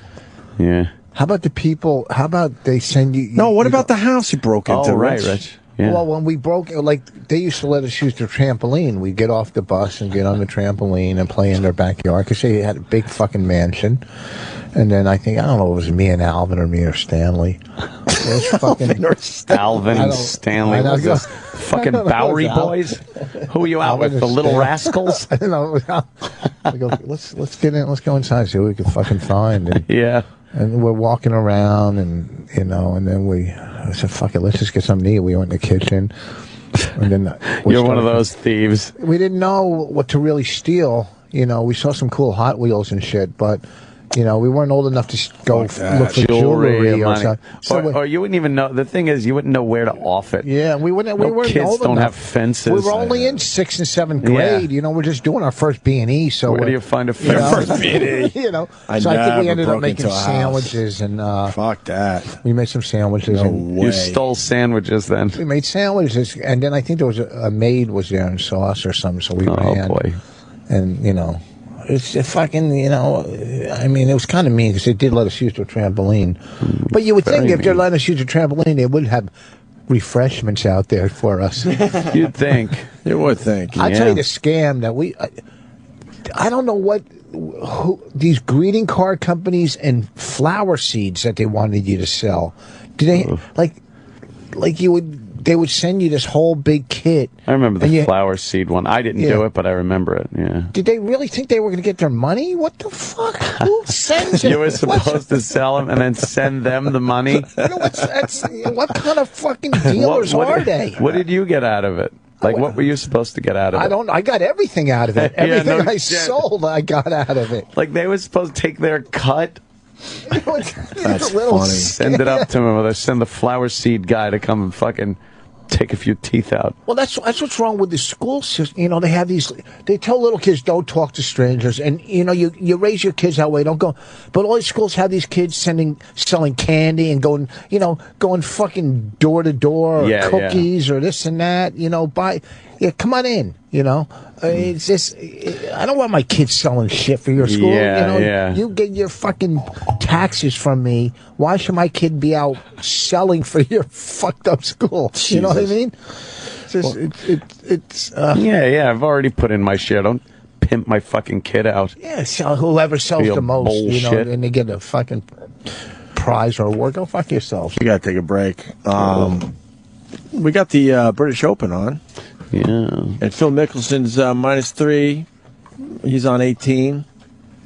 Marco Muir is leading at -6 after 9 holes. Holy fuck. Zach Johnson -5 after 15. But more importantly, they just showed Rory McIlroy. Rich is McIlroy. He's +7. He's having a meltdown. Oh, Rory. What happened? What, he couldn't take the pressure of everyone thinking he was so good? He stinks now. He's doing a fucking Duval or something. Right. He's doing a fucking Duval. That endorsement deal probably fucked his head up. Oh, switching clubs and doing all this and all that pressure. +7, first round of the British Open. He doesn't have a shot. If he doesn't make the fucking cut in the British Open, I don't think he has a chance at that at +7. All right, Rich Voss is at Levity Live this weekend, Friday, Saturday, and Sunday. It's a great, great club. Where is it again? Palisades Mall? Yeah, Nyack. In Nyack? Go check out Rich Voss this weekend. Please do that. He's a very, very funny man. And we'll be back. The Opie and Anthony Show on Sirius XM. This is the Opie and Anthony Show.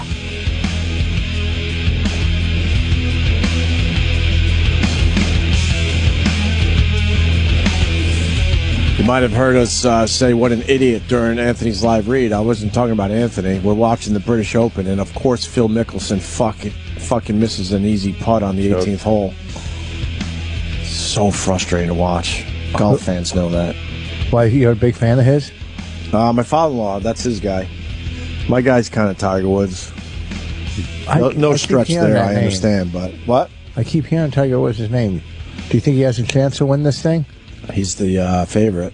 He's always the favorite. I know. I don't know. He's won 4 tournaments this year. He's already won 4. It's in his head, though. The majors he can't figure out. He hasn't won a major in how many years now? It's been a long time. 6 or... I think 5-ish. 5-ish.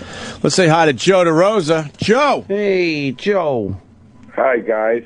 All right, I know. I know. You're a little... I get it. But let me tell you this much, Joe. You're a little wishy-washy on the phone because you think we're going to attack you. No, I'm not wishy-washy. Somebody texted me and said you're getting killed on the show right now because of your tattoo, and I started laughing. It's like being a part of the show. Sometimes it's like you're a doctor on call. Like you're just trying to sleep, and then your buzzer starts going off, going, "You're getting trashed. You got to call in." With the tattoo, I'm going to get it covered. I know I made a mistake. Joe, but it's not really coming from me. Anthony is amazed by we filled him in because he wasn't here the other day. Right. And Joe, as you know, I'm a big Joe DeRosa fan, and you know, even the letters, if that's what you like, if that's personal, there's nothing wrong with it. But the cigarette microphone, the fucking the framing and the letter work, like what the fuck is that? A microphone? And is that a microphone or a cigarette? What is that? You know, because we're all trying to guess. We know because he told us. It's not done yet, Rich. Now he's going with the "it's not done yet" approach. No, Rich, I still have to get blue clouds put all around it. Listen, let me look at. Here's the visual. Okay, here's what you could do. You could go after my tattoo, but this is a work of art. Okay, yours, and I liked when you had the idea. Yours looks like some epileptic wrote those fucking letters. All right, I'm just saying it's not a bad idea. Not very nice it's and not inclusive. no, it's not a bad idea. It's the work. I'm looking at the work. Look, the work your on my tattoo is not a work of art, Rich. The guy, it's a good tattoo. Yeah, it's a good tattoo. Are you saying it's this? not a work of art. It's a work of art. It's it's a good tattoo. Okay, it's a good tattoo. I've seen better pinup tattoos. But no one has. But it's not. I wouldn't put it in the bad tattoo category. No, not at all. I would rather have actual pins stuck into my arm than that pin. You did when you got that tattoo with fucking Indian ink on the end of them. Indian ink. I know, but I think I might have said filmed instead of filled. Isn't it? India ink. Yeah. Indian. Well, yes, Joe. You said, India. You said Anthony. What did Anthony?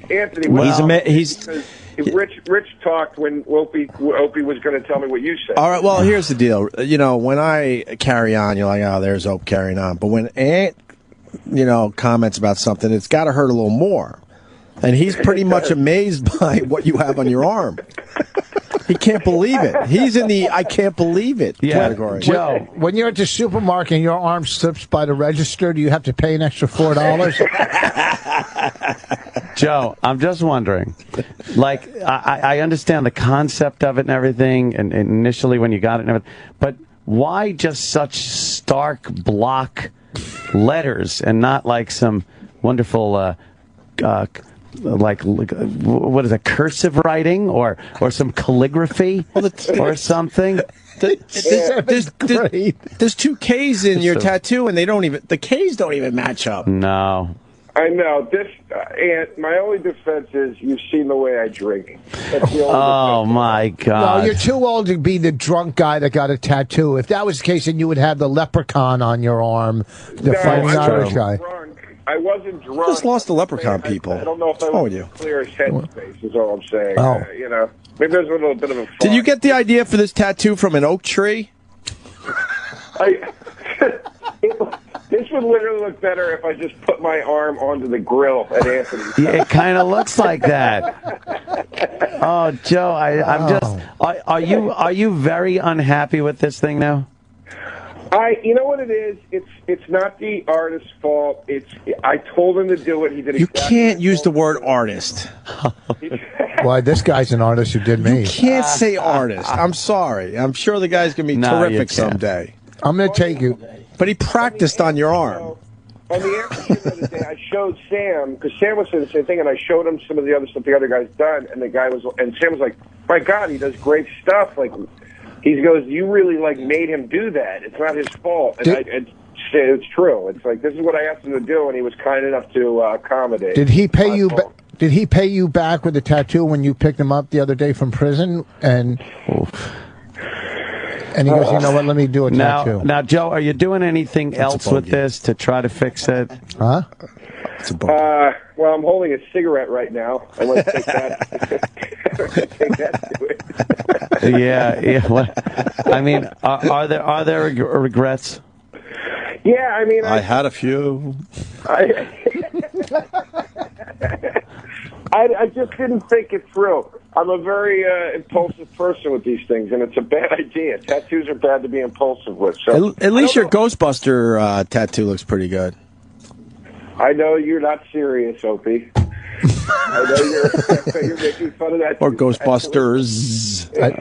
I didn't see the Ghostbuster one yet. It's good. It looks just like the symbol. So he did that one right. The only way my tattoos would be worse is if I got a tattoo of Tattoo from Fantasy Island on my arm. That's the only way these things could look any stupider. What did he say? If you got a tattoo, nothing. Forget it. Now I didn't hear what you said. He even worked on his defense before he called. Okay, and he goes, maybe I'll use this one, and he thought he could slip it in. So that just got crossed off the defense paper. I apologize. I don't know what to do. I'm going to tell you what to do. Listen to me, because I'm older. I got fucking nice tattoos. I got pieces of works of art. I'm going to take you to a guy in Jersey, Flemington. Oh, here he goes. I'm not plugging the guy. I'm not plugging him. I'm helping. That's two. That's more than two, I think. Yes. Well, I can't do it this week because I'm at Levity. But Levity Live. Let me see your tattoo. Whether you like it or not, it's good work. That's a good tattoo. Let me see again. And not only that, this one he did up here, he fixed yesterday. He turned it around. He completely turned the roses around. I'm like, when you see these, Joe, the new stuff he did yesterday, I'm just saying because he's been around. I don't like the blue clouds. They're not clouds. They're what do you call it? They're old. They're not like supposed to be clouds in the sky. They're tattoo clouds to bring out the girl. If the girl was just standing there alone, it would look ridiculous. Now, this is just to bring. With that cotton candy swirl around. But see, the difference between the cotton candy and your tattoo is, okay, I'm not going to get beat up walking through Harlem. Oh, neither are you, because you put a cigarette around it now. Okay. Hey, no, this is a Newport. Jesus. I don't know. Here's the thing, Rich. Joe, you're getting some good lines in, but you're going to lose the tattoo battle. I have to tell you. I know. Look, I don't know what to do because, and Rich, you got that one cover up on that TV show, and it looks good. No. It's redone. Now it looks like it's supposed to. You'll see it. I'll show you. Now, it was redone yesterday. Because what was done on that show was pretty much not satisfactory. You'll see it now, because this guy redid it yesterday. It was better than it was, though. Yeah, but I'm telling you. This guy, I did this yesterday. It doesn't. This guy, it didn't even bleed. All right. I'm just saying. Yeah. I'm wondering what Joe can do. Joe's tattoo's so bad, my arm bled when they did his tattoo. I wonder if they got. I think Joe needs to give up on the George Carlin thing, first of all. Yeah. Stop trying to fix it. Yeah, let's give up on the George Carlin quote that he said to you and probably thousands of others. And let's just turn it into something completely different. Well, here's the thing that where I'm stuck. This is the problem. Is I actually thought Rich's Rose thing looked good initially. I didn't think it looked bad. But the problem is that's the only thing you could do to cover something up is get like a giant flower. No, that's not true. There's a million things he can cover that up with. I'm telling you, there's a million things. The rose is the big cover-up flower. Joe's right. Right? Yeah, but your tattoo isn't that big. Your tattoo could be covered up with. You could even put a ship where you're going to be ended up working anyhow. So if you want to do something that has meaning, put like a little, put like Carnival cruise ship, and then have you on top waving, goodbye. And maybe you could borrow some of your blue fluffy clouds to put above the fucking cruise ship. No, you know what? I can get this covered up today in 3 minutes. Rich, I'll come over to the studio and have you talk over it. Nothing with spit? Nothing? Come on, really? What would that? This isn't personal attacks. You don't have to go after me. I'm here to help you. I know. I thought it was just forget it. You can't. That's your problem. You don't like to. You don't know when people care and want to help Joe DeRosa because there's so much to work on you with. I mean, it goes past the tattoo. I mean, we don't even want to get into the whole mental and all that shit. That's later. Let's fix the easy stuff first, and then maybe we will work on the posture and then go to the fucking mind. Joe. Yeah. Joe. When he put the mic around the letters, right? Yeah. Were you happy with that? It was my idea. I thought it was No, I know. A mic would have, though that would have been a good idea, but whatever this guy put there, were you happy with that as a representation of a microphone? And shouldn't there have been a little space between the letters and the microphone? Because now that bleeds into the new design. Since when do you use a cordless mic? Like the end. Should there be a space at the end of the end before the cigarette fucking part starts? It literally looks like a lavalier microphone. Why he couldn't even do that right? Oh Jesus! Like the top of the T's are now the border of the cigarette. Shouldn't there have been some separation there? Just put red in there in a string and make it a tampon because you're a cunt for putting that on your arm. This is the problem. I showed this to Sam and. I like Opie and Anthony. I don't even want to show you guys what he proposed to do because it's beautiful. He showed me this amazing design around it, and I was like, no, it's too much, man. Let's streamline it. Let's make it simple. And then I came up with this idea, and he was even like, well, don't you want me to make it like more like an actual mic? And I was like, no, man, keep it abstract. Oh no, come on! What an idiot! I made a mistake. No, it's not a big deal. It can be fixed. I don't know. There's so much black ink. It's not. That's the other problem. It's just dark. It could black be ink. fixed. It could be fixed. No shading. Nothing. The lettering isn't even nice, Joe. It's like a branding iron lettering. Yeah, I thought that would look cool. Circle K Ranch. But who makes K's like that? Yeah. I've been living in stupid Brooklyn for 3 months, and I was like, look at everybody expressing themselves. Oh, God. Oh, they must love you. Joe is easily influenced. I really am. It's awful. I like the idea. I'm surprised. I'm just, it's a great idea from a great comic. Thanks, Rich.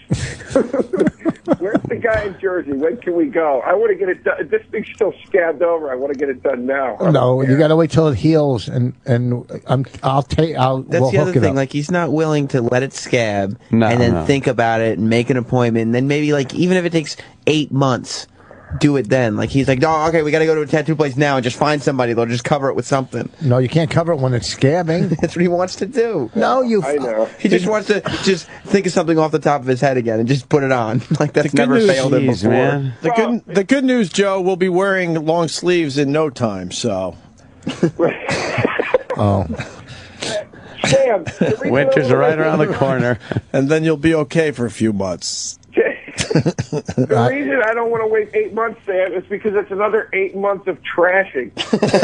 Get it done with. That's true. When do you But I heal? think you're going to do something, and you're going to panic. Do so. It's just going to make it worse. I think. You fuck up under pressure. Yeah, you really do. You really I did. I swear, guy, I'm not exaggerating, guys. I swear to God, last night I had a dream that as this was healing, like the scabs came off, and then and as the scabs came off, the tattoo disappeared. And I remember being so happy in the dream. I was happy. It's weird because I had a dream that you disappeared. Jesus.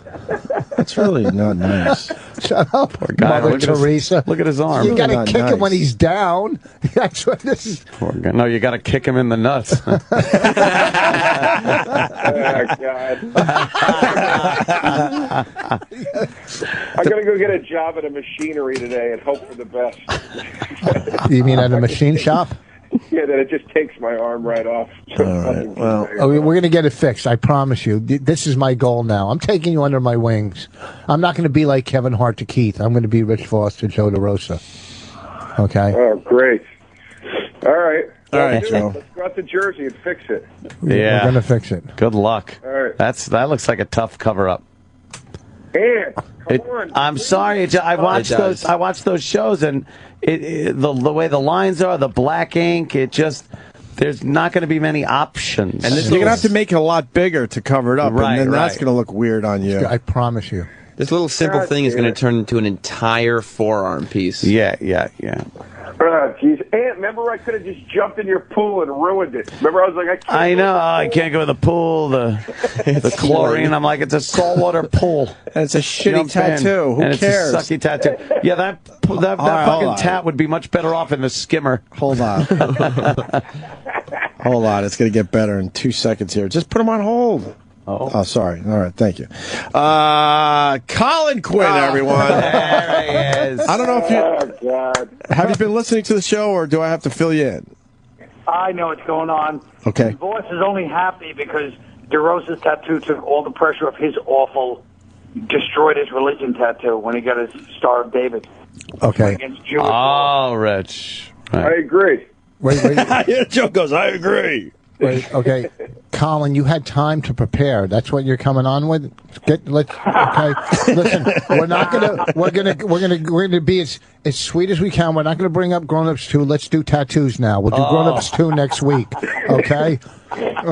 Okay. That whole cameo should have been tattooed. But go ahead. What were you saying about Joe DeRosa's Tattooed tattoo? or covered up, maybe, or something? No, all right. It almost worked. He was fucking. Colin was brilliant. I'm telling you, he did this Dairy Queen scene. It was fucking brilliant. I'm telling you. I'm sure. Like, if he doesn't win an Oscar. I'm telling you, if he doesn't get the next Joe DeRosa short from that. Holy shit. Hey, man, I was in one of those. That's not how I saw this phone call go. Yeah, what happened to Joe's burgeoning film director career from that, Joe? He was swaggering around, chest out, proud as a peacock, and nothing. Yeah, yelling and screaming, ruining relationships. Yeah. We thought at least in the end it would, lead to something, Joe. Yeah. Well, a film's only as good as its cast. Oh, yeah. Saw that coming. Saw that coming. I think we should make a film about Joe getting his tattoo. And I'm curious about the tattoo for one thing. What do you think it was going to bring you? Old George Carlin type fucking power? I thought I'd at least agree, Kelly Carlin. Hey, why do you tattoo a big S on your chest, Joe? Oh. Rich is the only guy that can add extra S's to the letter S.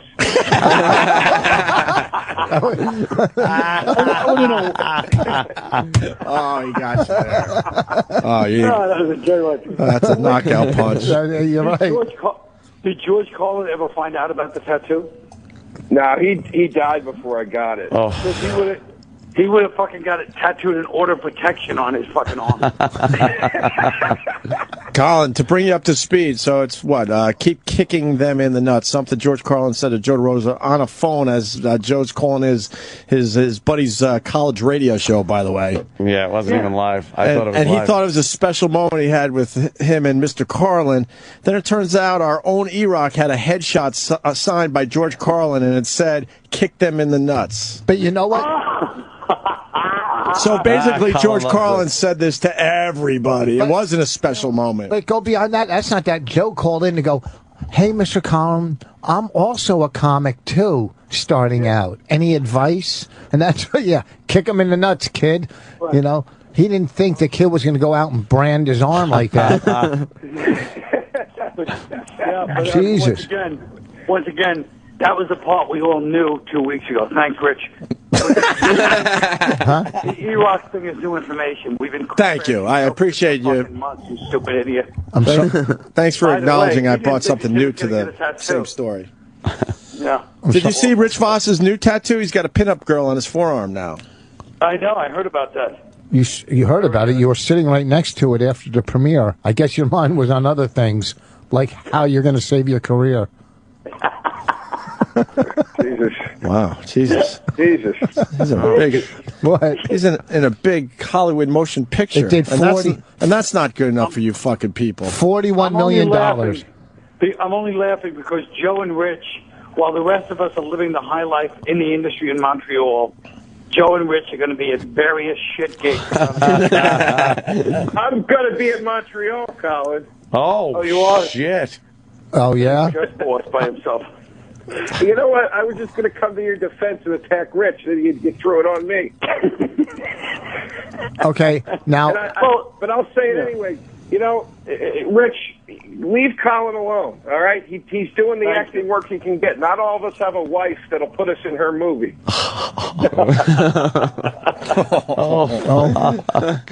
If Boss wasn't involved, that movie would have been on fucking HBO and Showtime. And you're cursed. Hopefully not like your special. You know, when you guys are in Montreal, I'll be script consulting, but and you guys will all be up there. By the way, I like the fact that was your big secret, and now suddenly you're throwing that fucking credit. 2 weeks ago, it's like, I'm not supposed to talk. And now you're on the way. I'll be script consultant. Oh, yeah. You're a creep. And I'll tell you what, every time you walk in the room, like at that premiere when you walked in the room with Bonnie, yeah, it reminded me of fucking Star 80. I swear to God.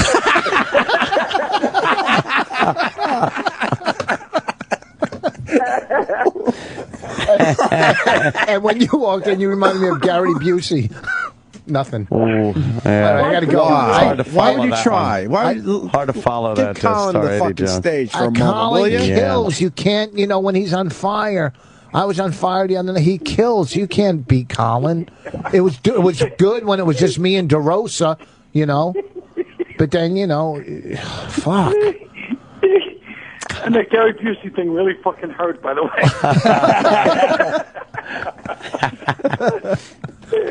Oh no! Opie just spilled.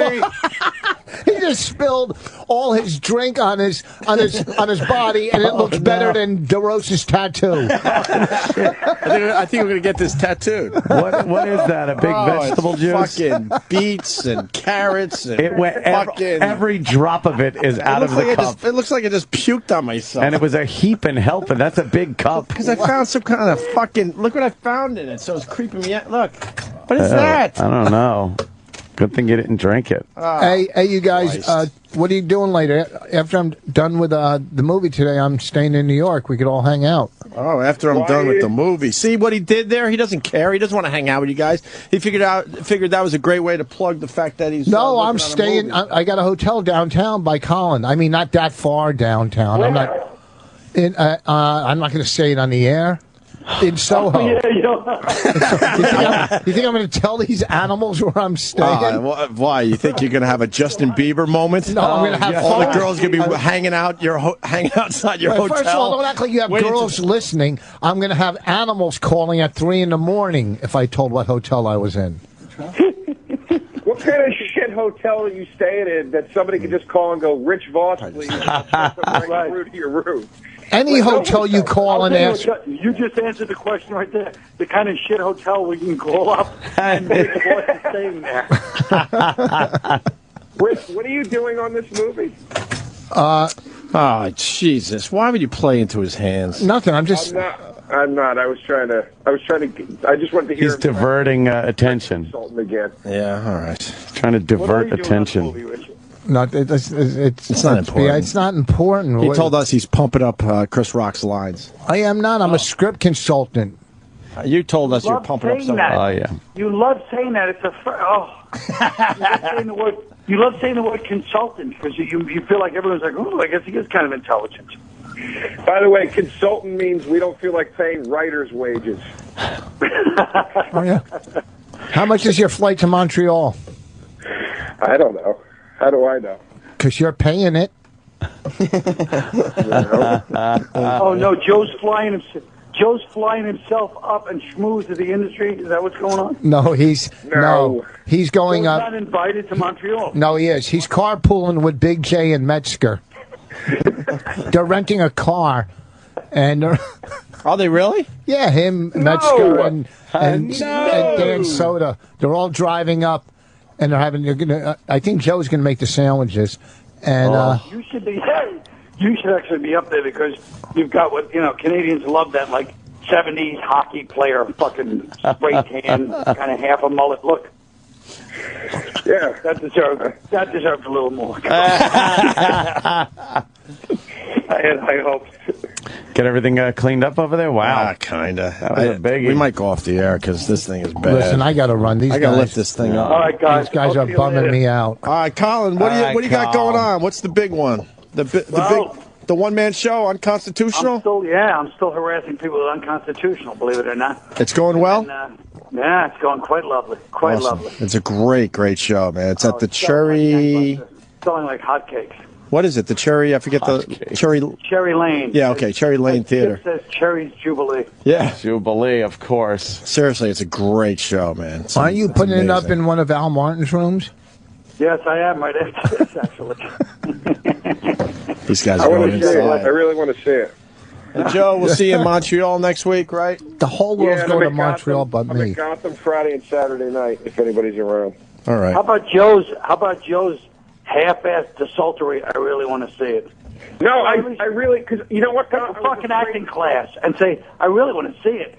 Fucking Colin, I swear to God. Shut up, Joe. I was afraid to show too much enthusiasm because you asked me. That's the truth. Oh, my God. All right, you wacky guys. Levity this weekend. All right, thanks, guys. Colin Quinn and Joe DeRosa on the phone. And Colin's too funny. You can't he's quick, dude. He's the quickest, funniest human being on the planet. Yeah, I love Colin. And Rich is going to be at Levity Live. Fucking mind. Yes. Listen to My Wife Hates Me, folks. And my wife hates me on Riotcast, a fine podcast. Absolutely. Oh, shit. You guys are always in the top fucking 10. Oh, well. Yeah, it's a big deal, that podcast. We got our podcast, number 10, came out yesterday. Oh, yeah, the 10th one? Yep, Stalker Patty, Mousetraps, and we threw a bunch of porno on the sidewalks, and then from above we broadcast as people were picking up. Is your podcast like the best of? Yeah. No one people are hosts it? bitching about that. No one. Why? It's extra stuff of you they can listen Well, to. That it's they stuff missed. that we just can't get to as much these days because we got like 8 years of material now. And it's also for people that don't get the channel. Right. Yeah, what the fuck? Who would But they're bitching. They're like, it's not a podcast because you're playing, old stuff. Welcome. We're playing old stuff. Welcome. It's going very well, and I appreciate everyone that is downloading it and spreading the word that we're now in the podcast world as well. Yeah. All right. Good. Oh, by the way, hitting the theaters everywhere this Friday, that was smooth, is the new action comedy from Universal Pictures, R.I.P.D., based on the comic book from Peter M. Lenker. R.I.P.D. tells the story of a recently slain cop who joins a team of undead police officers working for the Rest in Peace Department, trying to find the man who murdered him. Jeff Bridges and Ryan Reynolds star as the greatest cops that ever lived and died.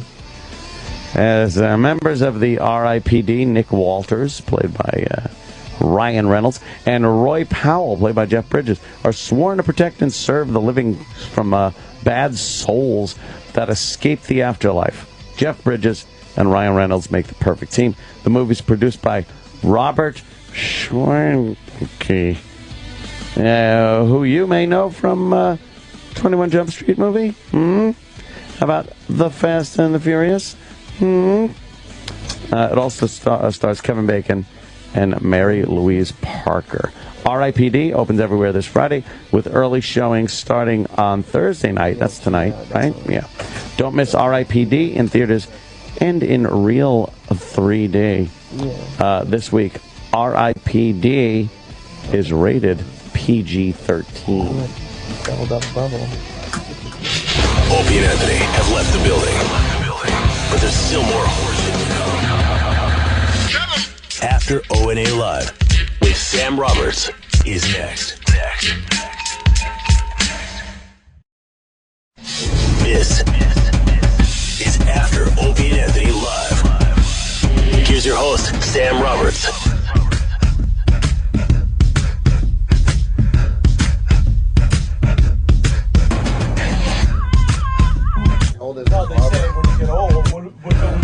Right. No, nobody give a fuck. It's the after show. With me, everybody's still hanging around. We're talking about tattoos. What were you saying, Hope? No, my point is, like, when people get tattoos, Troy Kwan's thinking about getting a neck tattoo. And then the argument, the dumbest argument ever, people go, well, what about when you get older? Right. The fact is, when you get older, you don't give a fuck. You give a fuck at this age. I could see... But you're not going to give a shit if you have tattoos when you're in your 60s or 70s. Who cares? If you're 18, 19, and you're like, yeah, I'm going to get a neck tattoo, that's like... All right, but that's a lot of commitment to saying, I'm not going to get a career doing this or that or this or that. Like that. But when you're 30, it's like you kind of know what you're doing at that point. And at 18, what I thought was cool to get tattooed on me at 18 was not cool at my age now. Right. So you have to, if you're at 18, you really have to think about who you're going to and what you're getting. Not true. Because you were just saying how it's so easy to remove the tattoos. Well, now it is, yeah. So you can pretty much have it erased in a few sittings. Yeah. That wasn't the case when I was coming up, man. You had a tattoo. You stuck with it. You were fucked. Yeah. But even though it's really tough to get that shit off your skin. Even though it's doable, it's still expensive and painful. It is. To get it. There are a lot of people who are still stuck with bad tattoos. For instance, Joe DeRosa. Oh, he's fucked. He's fucked. And I was talking to Troy about it, too. It's so obvious that Joe doesn't want to spend any time under the needle. That's why he's got, like, scattered terrible tattoos throughout his arms. Yeah, and I don't, maybe he's just not a creative person. Maybe not.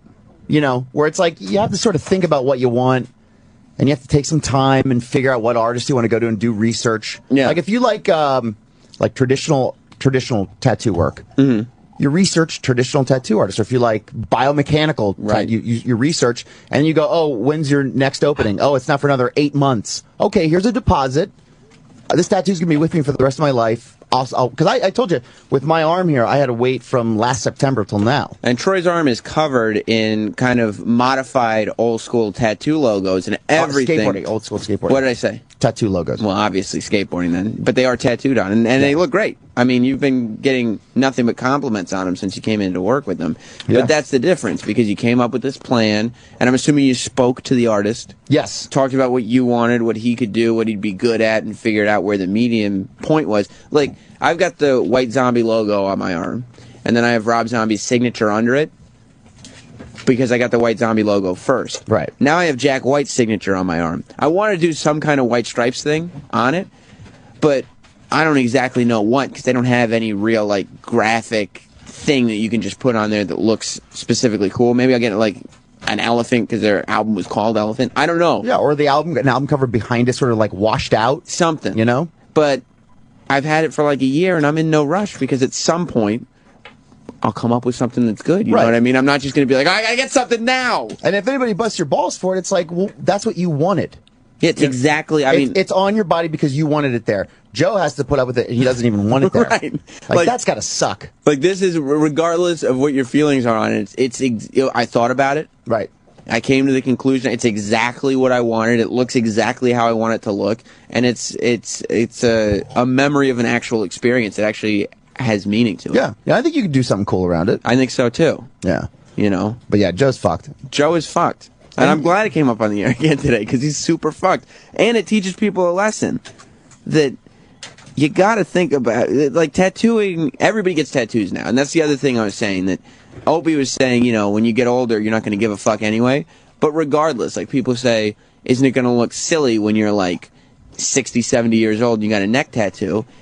No, because a ton of 60 or 70-year-olds are going to have neck tattoos because a ton of people now have neck tattoos. And at 70 years old, I'll be just happy to be alive. Right. And breathing. Yeah. You don't care what's on your neck as long as there's air going through it. You know what I mean? Like, you look at some old people, and it's like, they got worse things going on than tattoos. I knew a woman who got her first tattoo at like 80. She got a rose tattooed on her titty.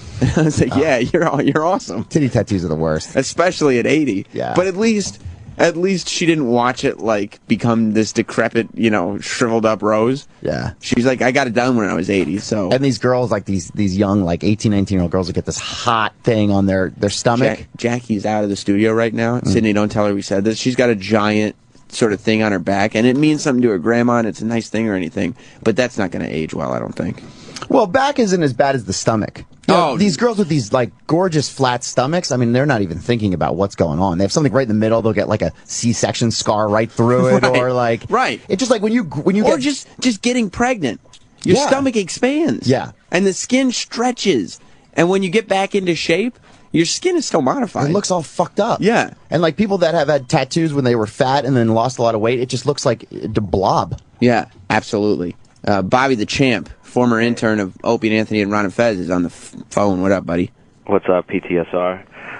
Troy, I got a quick question for you. Yeah. I was looking at your dude at Kings Avenue, and I was wondering who you suggest. I have like a big dragon on my left calf, and I want to do a sleeve of like koi and like Japanese rosebuds and stuff with it because I feel like it needs something. So like, which guy do you suggest at that place, or do you have a different guy, or you know, what do you think? Well, everybody at Kings Avenue is amazing, but I go to Justin Weatherholtz, and he's just sick. I mean, I can't really. He's on Instagram too. You can check out all his work on there. I was looking at his Instagram and I was looking at his website. He did like a sick Salvador Dali, and like he does a lot of faces. So that's why I wasn't sure maybe if I should go to him for some sort of like Japanese scene. But I mean, I'm sure he could do anything, obviously. But yeah, I wanted to go to a specialist. Yeah, he's diverse, and you know, just tell him that you heard it on the show. So I'm sure he'll try to squeeze you in. He's got a tight schedule, but. Yeah, that's another thing too. I didn't want to do it immediately. I want to, go for a consultation, think about it, pay it little by little, and then eventually go in for the whole big piece. Yeah, and it's cool because, if you give him a deposit, you can start seeing the drawing and you can sort of work with it a little bit and spend some time with it. And it's especially like if you have months to go before you get the tattoo, you can really think about it. It's like, okay, do I want this? So when you have months before the appointment itself, do they send you the drawings like months before? Like, is it a process, or do you show up after 8 months and say, okay, let's start. Okay, here's the drawing. All right, let's go. I put the deposit down, and then I knew what I wanted to do, and then I started getting together all my artwork. And I went through like all the old skateboard graphics, especially the decks that I had as a kid. Yeah. And I was like, I like this one, I like this one. And I started narrowing it down. Okay, I definitely want this one. This one's maybe. I narrowed it down. And then when I finally got to it, I took it to him, and then we started going over it. And then this was like days and days and days before. Yeah, this was like probably like a month before, and then you have a consultation, and then you give him all your artwork, and then he starts sketching stuff in front of you, and then he takes, like, if you have other tattoos on you, he sort of sketches out how everything's going to match up together. Yeah. Because everything's got to work. Unless you're Joe, in which case just stamp some shit on wherever. Well, and I've done spontaneous, like, just let's go get tattooed on Roland was actually with me the one day. Me and this girl, Katie Storm, she got Prince's logo tattooed behind her ear. I can't hate on that. No, and I got this. I have I'm a big fan of the band Clutch, so I got the Elephant Riders. And it was literally like, we were at brunch, and we're like, let's just go get tattooed. Yeah, I have a Creed tattooed on my pec. In hindsight, it wasn't a great decision, but you know, at the time I thought Creed was great. No tattoos for you, Roland, huh? We tried to get him tattooed. You did? Yeah. To the nose. If you had come, what were you going to try to get him? Anything, whatever you wanted. Would you have paid for it? Yeah. No, thank you. That would have been so funny. I know. No, not the pain now. Is that what it is? It's the pain? And they come in and like, oh, why did I get that? You know that whatever you got, you would come back with, oh, what did I do that for? I'll be like a DeRosa. Yeah. You know, like all these dang cool tattoos, but people go, why do you get that? That's so shitty. You cut off your arm. Thinking you were part of this cool community, and then everybody was like, no, dude. I don't know if anybody could have as shitty of a tattoo as DeRosa. I know. I was trying to make him feel better if he's listening. Yeah, it's pretty bad. Oh, my God. Hey, where's Intern Douchebag? Which one? He's right here. You want to talk to him? Yeah. Bring him in, because I don't feel like we got to where we were going yesterday. Intern Douchebag came to us yesterday. We were talking about some problems with his love life in college. Intern Douchebag, we have 2 female interns. You all know them by now, Jackie and Sydney. And they've become world famous because of multiple appearances on the Opie and Anthony show. I think each of them actually now have more Twitter followers. Sal, don't they have more Twitter followers than you at this point? I guess so, yeah. Which is crazy. Well, why don't we give out their Instagram, their Twitter names? Okay, Sydney, what's your Twitter name? It's SYDDNEYM. So Sydney M. On Twitter. Okay, Yeah. and then what's it? Jackie Nutt with 2 T's? I think, yeah. Is that the other one? Okay. Maybe 2 E's. And these 2 have just become little shining stars on the channel, while Intern Douchebag is just over here like, come on, a little something for me. So Am I? I feel. Well, you should be. Should I be? Okay, yeah, then totally, yeah, that's how I am. And I was thinking about you. I feel like I want to offer you a position. Okay. I want to know if you want to be the official intern of after Opie and Anthony Live. Oh, man. If you want to be that guy. Man. Because I think, Jackie and Sydney have been getting a lot of shine lately. Yeah? They get a lot of love on the show. show. A lot of love. Do you want to plug your Twitter properly, Jackie? Yeah, Jackie with Hold 2 on, wait. E's. I'm the official intern of the after show, and then the segment just gets interrupted immediately. if I'm I just hear saying, Jackie Opie and walks in the Anthony is a room. big show. When Jackie And we just want to catch everybody up to speed. Calm yourself, Tyler.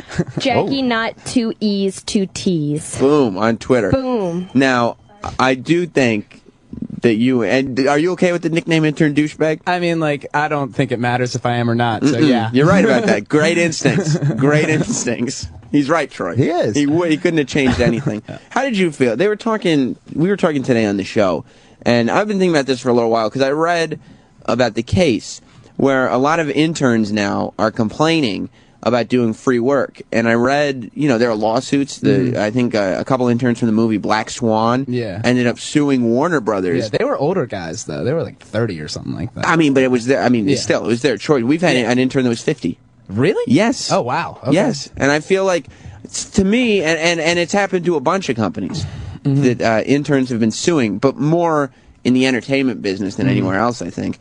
But I've always felt like an internship is an opportunity. Yeah, I think especially in the entertainment industry, it's like paying my dues. Like all I've been told this entire time is that I have to pay my dues, have to pay my dues, have to put in my hours. And I'm like pretty hyped that I get to put them in here. Like it's like, where else are you going to get a foot in the door? Yeah, it's not like this is the door I want to have my foot in. If an internship, the temp thing, I kind of understand because if the internship became a regular job all of a sudden, and you're still not getting paid, you're like, come on, how many dues am I paying here? It seems like I'm just doing the job now for free. But I don't understand the whole idea of the interns not liking the fact, because it's 3 months or 6 if you're doing 2 semesters, I don't know, and you get to have this opportunity that you can or cannot take advantage of. Yeah. Like I said on the air today, it's about meeting people. Even if you're even if you're just sitting there saying, I spent 3 months getting coffee for the radio show. Yeah. Well, yeah, but you were surrounded by the radio show. You see how it works. You have it on your resume, and you got a building full of people that you can potentially talk to. Yeah.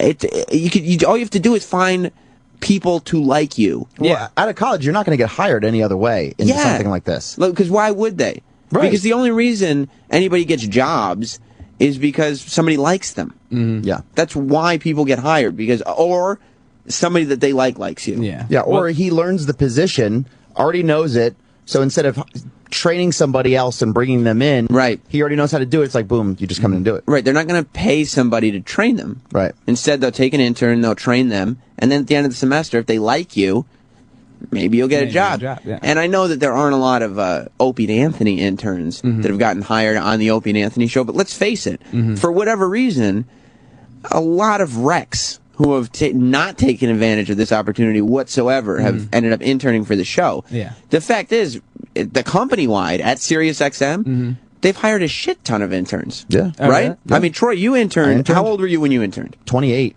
And you're 28 years old, you're trying to start something new, like a fresh start. Are you just going to be able to roll into Sirius and be like, yo, can I get a job? They wouldn't hire me. Of course not. No, so I went back to school, went to audio school. I already knew a lot about audio, but it was cool to learn more. And you have to go to, do it to get school credit for it. And then, when you get in the door, you're just like, all right, I got to kick some ass. Sal, what was your attitude when you interned? It was like a year and a half ago, I guess, that you interned. And as much shit as you take on the air now, because as it turned out, not the strongest staff member of all time, but one of the great interns that we've ever had. I mean, and that's something that you can put under your belt forever. Did you see the interns that you were with and realize that they weren't taking advantage of opportunities that you were? Do you think that you should have gotten paid? No. When you want to learn a craft, right? No matter what it is, regardless of if it's radio or audio or anything like that, or woodworking, let's say, it's you do it for free for a while and you act like a bitch for a very long time. And it's a matter of getting your foot in the door too. If you want to do what you do for a giant company like SiriusXM, there aren't that many places to go in radio. Right. So you get your foot in the door. And you got to pay your dues. Right. Even and LA, all show business. All show Stars, business. Everybody. Spielberg, Katzenberg, all started as unpaid interns. And then what happens as an unpaid intern? Somebody goes, you meet people. I like this kid. Yeah. What? I don't know what the deal is with him, but I like this kid. Yeah, Spielberg started William Morris and built his way up. It's weird though, but I think that goes with the entitlement that a lot of kids have now, which is they feel like, well, I'm working, I'm doing some work, somebody should be giving me some money, and it's like, okay, how about this? Either take the $12 an hour, or start building something that could become something. It's easier to be an intern now than back in the day. Way easier. What are you going to say, Sal? Something I noticed too is I've seen only a few intern classes since I've been here, but I noticed a lot of people bitch about how like, oh man, I got to pay for this to be here. You know how much it's costing me. And if you think about it, by you paying, let's say, your housing or your transportation or whatever, that's like your loan to the company in a way of you're learning the trade. Well, you're paying the company. You know what a lot of people won't do? Make investments in themselves. Right. Like you just all right. I got a few bucks saved up. It's going to cost me money to work here for a minute, but I feel like I'm making an investment in myself that will pay off. Yeah. And if you're actually good at what you do and take advantage of the opportunities, they can easily pay off. And you quickly realize that your college degree, no one gives a fuck about it. Oh, no, man. I mean, no, but the point... spending a lot of money on that, too. Yeah, I mean, that's a waste. But the reason you go to college is because you don't get the internship if you don't go to college. Exactly, right? Yeah. You know, I mean, Troy, you had to enroll in Connecticut School of Broadcasting. No, it was Institute of Audio Research. Is it the same type of deal? No, I think Connecticut School of Broadcasting is more like geared towards actual broadcasting. This is more audio. Because I've known people who sign up for Connecticut School of Broadcasting just for internship credits. Never even entered the state of Connecticut. Never entered the state of Connecticut. Yeah. Like, they don't have any interest in taking any classes. They're just like, okay, well, if I sign up, they'll take me, and then I'll get internship credits. That's what the college is for. All right. Well, I'm glad I'm here, then. I'm glad I'm finally in my internship zone. Plus, at the end of the day, like, I graduated from Syracuse. Who cares, right? Well, there are people here who went to Syracuse. Yeah. And now all of a sudden, hey, Sam, Syracuse, right? I'm like, yeah, sure. No, whatever. I guess I hated it when I was there, but yeah, Syracuse, orange and blue, baby. Plus, I majored in sociology just so I could get out of there. Yeah. Everybody around here assumes I went to Newhouse. It's like the top communication school in the country. I didn't step foot in that building. Mike in Connecticut. Sam Roberts, professional broadcaster. I think that Tyler's getting a better end of the bargain on this one. Yes, Sydney and Jackie are the darling interns of the O&A program. Yeah. But you, Sam Roberts, have successfully navigated going from intern to broadcast superstar, dare I say. That's exactly right. So if you could follow in your footsteps, be part of the after show, and be even included on the Sunday program, which airs at 4 p.m. on Sundays. That's right. At FM 103. Uh-huh. It's good for him. He's going to be in a better position, hands down. Great call, Mike. Great call. He's right. If he can stay positive, and because it's, I mean, I'm sure it sucks for him. You know what I mean? Like, but if he could stay positive and put this towards working harder and being determined to really be like, to get something out of this, he's going to do great. How are things going with the ladies? What do you mean that? What do you mean by that? The girls. Great. Yeah, they're fine. Okay, because we've spoken to you, and how old are you? I'm 21. 21. What college do you go to? I go to Temple University. Temple. Okay. A lot of girls in that school, right? Oh, I thought you were talking about the girl interns. Oh, no, we're done with them. Just girls in general? Yeah, girls still in general. okay. Yeah. You've been with 4 women in your life, correct? Been in the biblical sense, yes. Biblically? Yes. I mean, you've been in the company of tons of women. I'd like to think so, yes. But in terms of sexual interaction, yes. And that's going all the way with them, My right? mom's not listening. That's intercourse. Yeah. Correct? We were talking about the fact that you need to get out there and realize that you're in college. Mm-hmm. Okay? You consider yourself more of a relationship-oriented person. And we were talking after the show yesterday, and you said you went for quality over quantity. Yeah. And said you'd been with one random hookup chick, but she was super hot. Yeah. FIT girl. Right. Yeah, it was awesome. Nice. Yeah. When it's a random hookup chick, it doesn't really matter if they're that hot, right? I mean, like, I don't know. I don't, like... I mean, it's great. It's better. Yeah. I'm really bad at, like, holding on to private shames. So, like, the idea of, like, just having something in my history that I can't really delete, like, then that's tell very the story. Be unattractive. like, what you do is you say, oh, my God, I made the biggest mistake this one time, and tell that story. Because, I mean, because I was thinking about you yesterday, and Troy gave me the advice. Yes, I was. To start, I believe it was roundhousing bitches. Is that correct? Roundhousing bitches. Well, no, you get good. You get good with the slobs, right? Yeah. And then you fucking. That's that way. Yeah. When you get the girl, you're like, oh, I got to really step up to the plate with this bitch. When I first heard that, I was like, that's good advice. But then I started thinking about it, and I was like, wow. When I was like 20, you know, I wasn't all that comfortable with women. It's a little tough to go from, well, no, you know, I'm more of a relationship type, quantity over quality, directly to, all right, time to start roundhousing bitches. That's not how it works.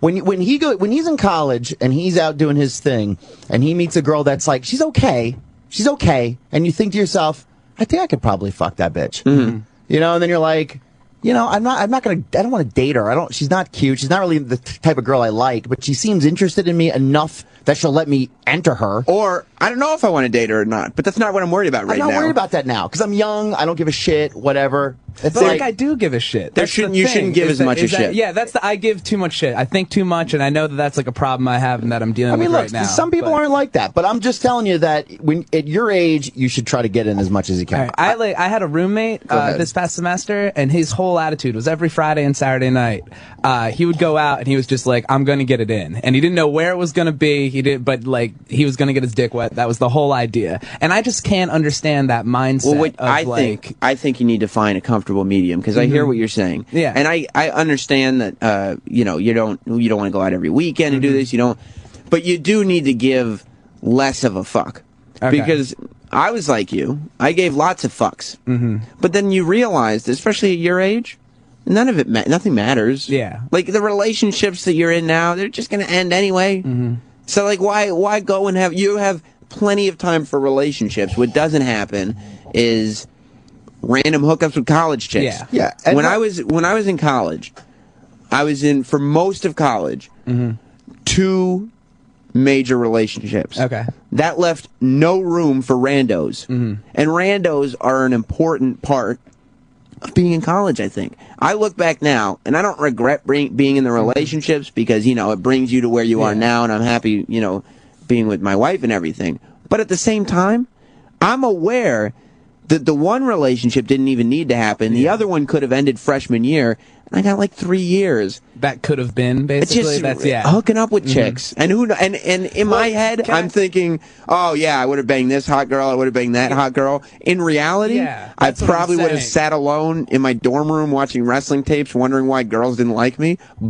And I just sit alone in my room watching Netflix, wondering why girls don't like you. Same thing. It's just 30 Rock and Community, basically. But you got to try. Yeah. So because otherwise you'll sit there and be like. But see, the thing is too is like what your roommate does is.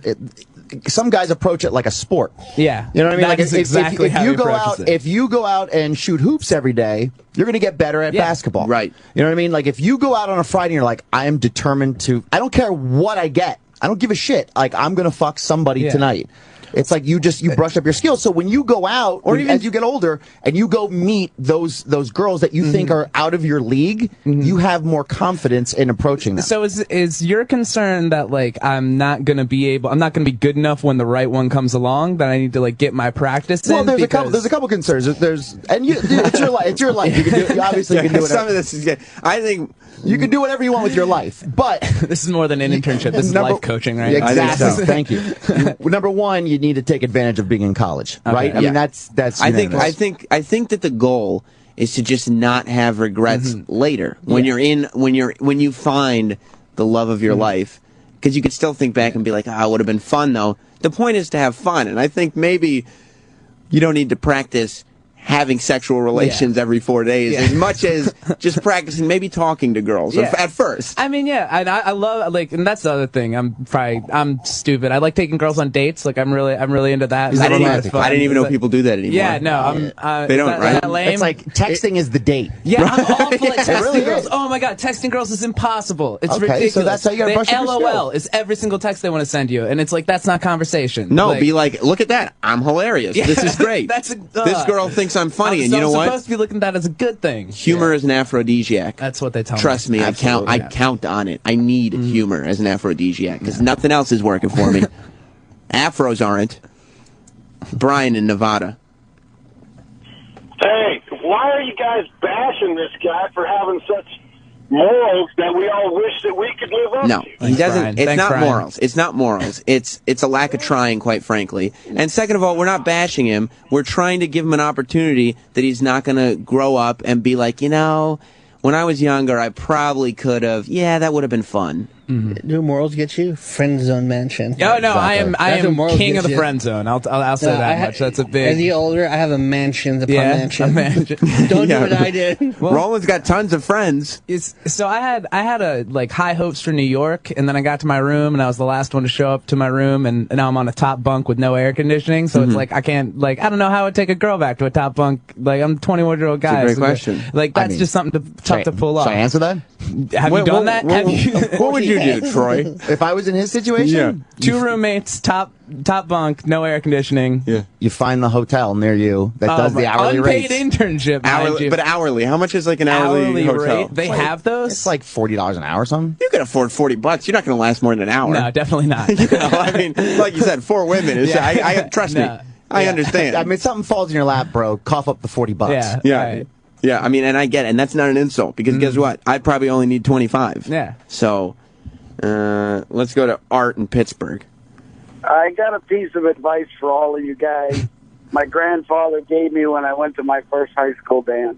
Good. And he told me, if you get a chance to get one tonight, you take it. He says, because if you pass that one up, and you get 2 tomorrow, that's one you're still behind. Amen. That's great. That's a wise man. You understand that? Yeah, but so I was thinking about it the other day when you brought it up, because I thought it might become a recurring topic, Tyler's sex life, was that, so my number's 4, and 4. I don't know. It's not by the way, it's not a horrible number. Yeah, and I don't really care about it. It's the main thing is that that number can't go down. It can only go up. Correct. You know what I mean? That's a great attitude. So I'm hopeful, right? Right. But I'm thinking about, I want to get married eventually, right? Sure. And how many have some guys? kids? Maybe, I don't know about that. that. Yeah, but it's different for guys than girls. Numbers. I'm not into double standards, but it is a double standard. Explain what you were going to say, because all I was thinking about is that, like, my potential wife, how many men would have I want her to slept with up to that point? And I know this is overthinking it again. Don't get me wrong. I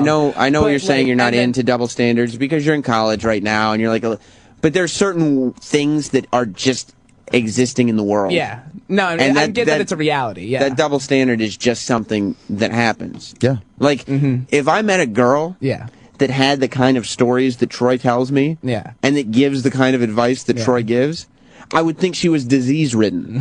When I hear from Troy, I'm like, that's a cool dude. You know what I mean? Like, that's the guy who knows what he's talking about. You gotta understand, it's completely different. It's a man is entering the woman. So women are entering. Dicks do the fucking. Dicks do the fucking. That's true. Women are letting men enter their body. So if there's a million guys in there, it's like they're inside her body. Where the guy is just literally just expelling and getting it out of his body. It's like it's just releasing the poison, and he's just on with his day. Right. I mean, it's like, for instance, you walk barefoot on the mud. Okay. No matter how many feet have been on the mud, your feet aren't going to get more dirty. That mud's going to get a hell of a lot more footprints in it, isn't it? Exactly. Isn't it? How do you feel about all this? Do you think about all this advice we're giving you? Do you think that trying to get out there and expand your horizons as far as women goes is something you want to do, or are Troy and me kind of off the mark? I'm telling you, in terms of a cautionary tale. Yeah. In terms of my experience, Just you don't want me to regret. That's you're looking out for me. I don't want to see happen to you what happened to me, quite frankly. And Troy is just a guy who likes to fuck bitches, so he would just give that advice to anybody. Well, for me, like, I was late to kiss a girl. I was late to have sex the first time. I get that stuff like that. Yeah, that's how it goes. Believe it or not, I was there too. I know if you can believe that. Yeah, that's why we're in radio. But you're sitting there and you're trying. Well, no, we're not in radio. You're an intern. I'm in radio. But go on. And then had my first relationships and like all that. And then, like, since then, I've been trying to, like, expand a little more, but, like, a lot of girls bore me. And I think there's a lot of truth to what you're saying, in that I need to, like, stop being concerned on how interested I am in a girl, in terms of, like, whether or not I'm going to sexually pursue her. You know what I mean? Like, I should just go for it sometimes, just because carpe it's fun. Diem. Like, yeah, and, like, why not? Like, just go for it. I hate to tell you this, but when you're, like, 30, you're probably not going to give a fuck how many guys your wife has been with. Yeah. You'll care who she is at that moment. Yeah. But if she slept with 150 dudes in college, as long as she's clean and she's a cool person now, it's probably I don't think it would bother me anymore. All right, well, does it bother? Like, is that something that you think about? I mean, I would definitely prefer if the numbers weren't into the hundreds. Okay, for a girl, especially in that sort of short period of time, that could have been an exaggeration. Yeah, and especially if it's guys that I had known. All of them. You had known every single one. Yeah, that's a little rough. If it's guys that she was in college and she just went crazy, whatever. Yeah, whatever. All right, and she's probably experienced, and she probably knows how to show you a good time. And that's important to you, isn't it? Well, I mean, we all gotta have a good time. Life is about having a good time. And this was another thing that I was thinking about, because I knew that this might come up again. Was I was like crazy. The first girl I had sex with was the first girl I was in love with, right? And I think that was a big mistake, because all my friends that like are just into like, yeah, I'm gonna go get it tonight. Like, they were guys that just like, that's how they started and that's how they did it. So I still think I like associate sex with like emotional feelings that like don't really need to be there. Exactly. Yeah. No. I'm with you. Sounded a little like. I wish I could like taper that off. But even his boo had a little lisp on it. You fuck a couple pigs, it'll taper off. Don't worry. Well, think about what you want. Yeah. I don't want to stir you in the wrong direction. All right. Ron and Fez are coming up next. We'll see you tomorrow. Goodbye, everybody. I'm gonna fucking roundhouse this bitch. Opie and Anthony show is now over. For real this time. Check out the O&A show on Facebook at facebook.com/Opie and Anthony. And catch Opie and Anthony live Monday through Friday from 6 to 10 a.m. Eastern. Ron and Fez are next. Hey.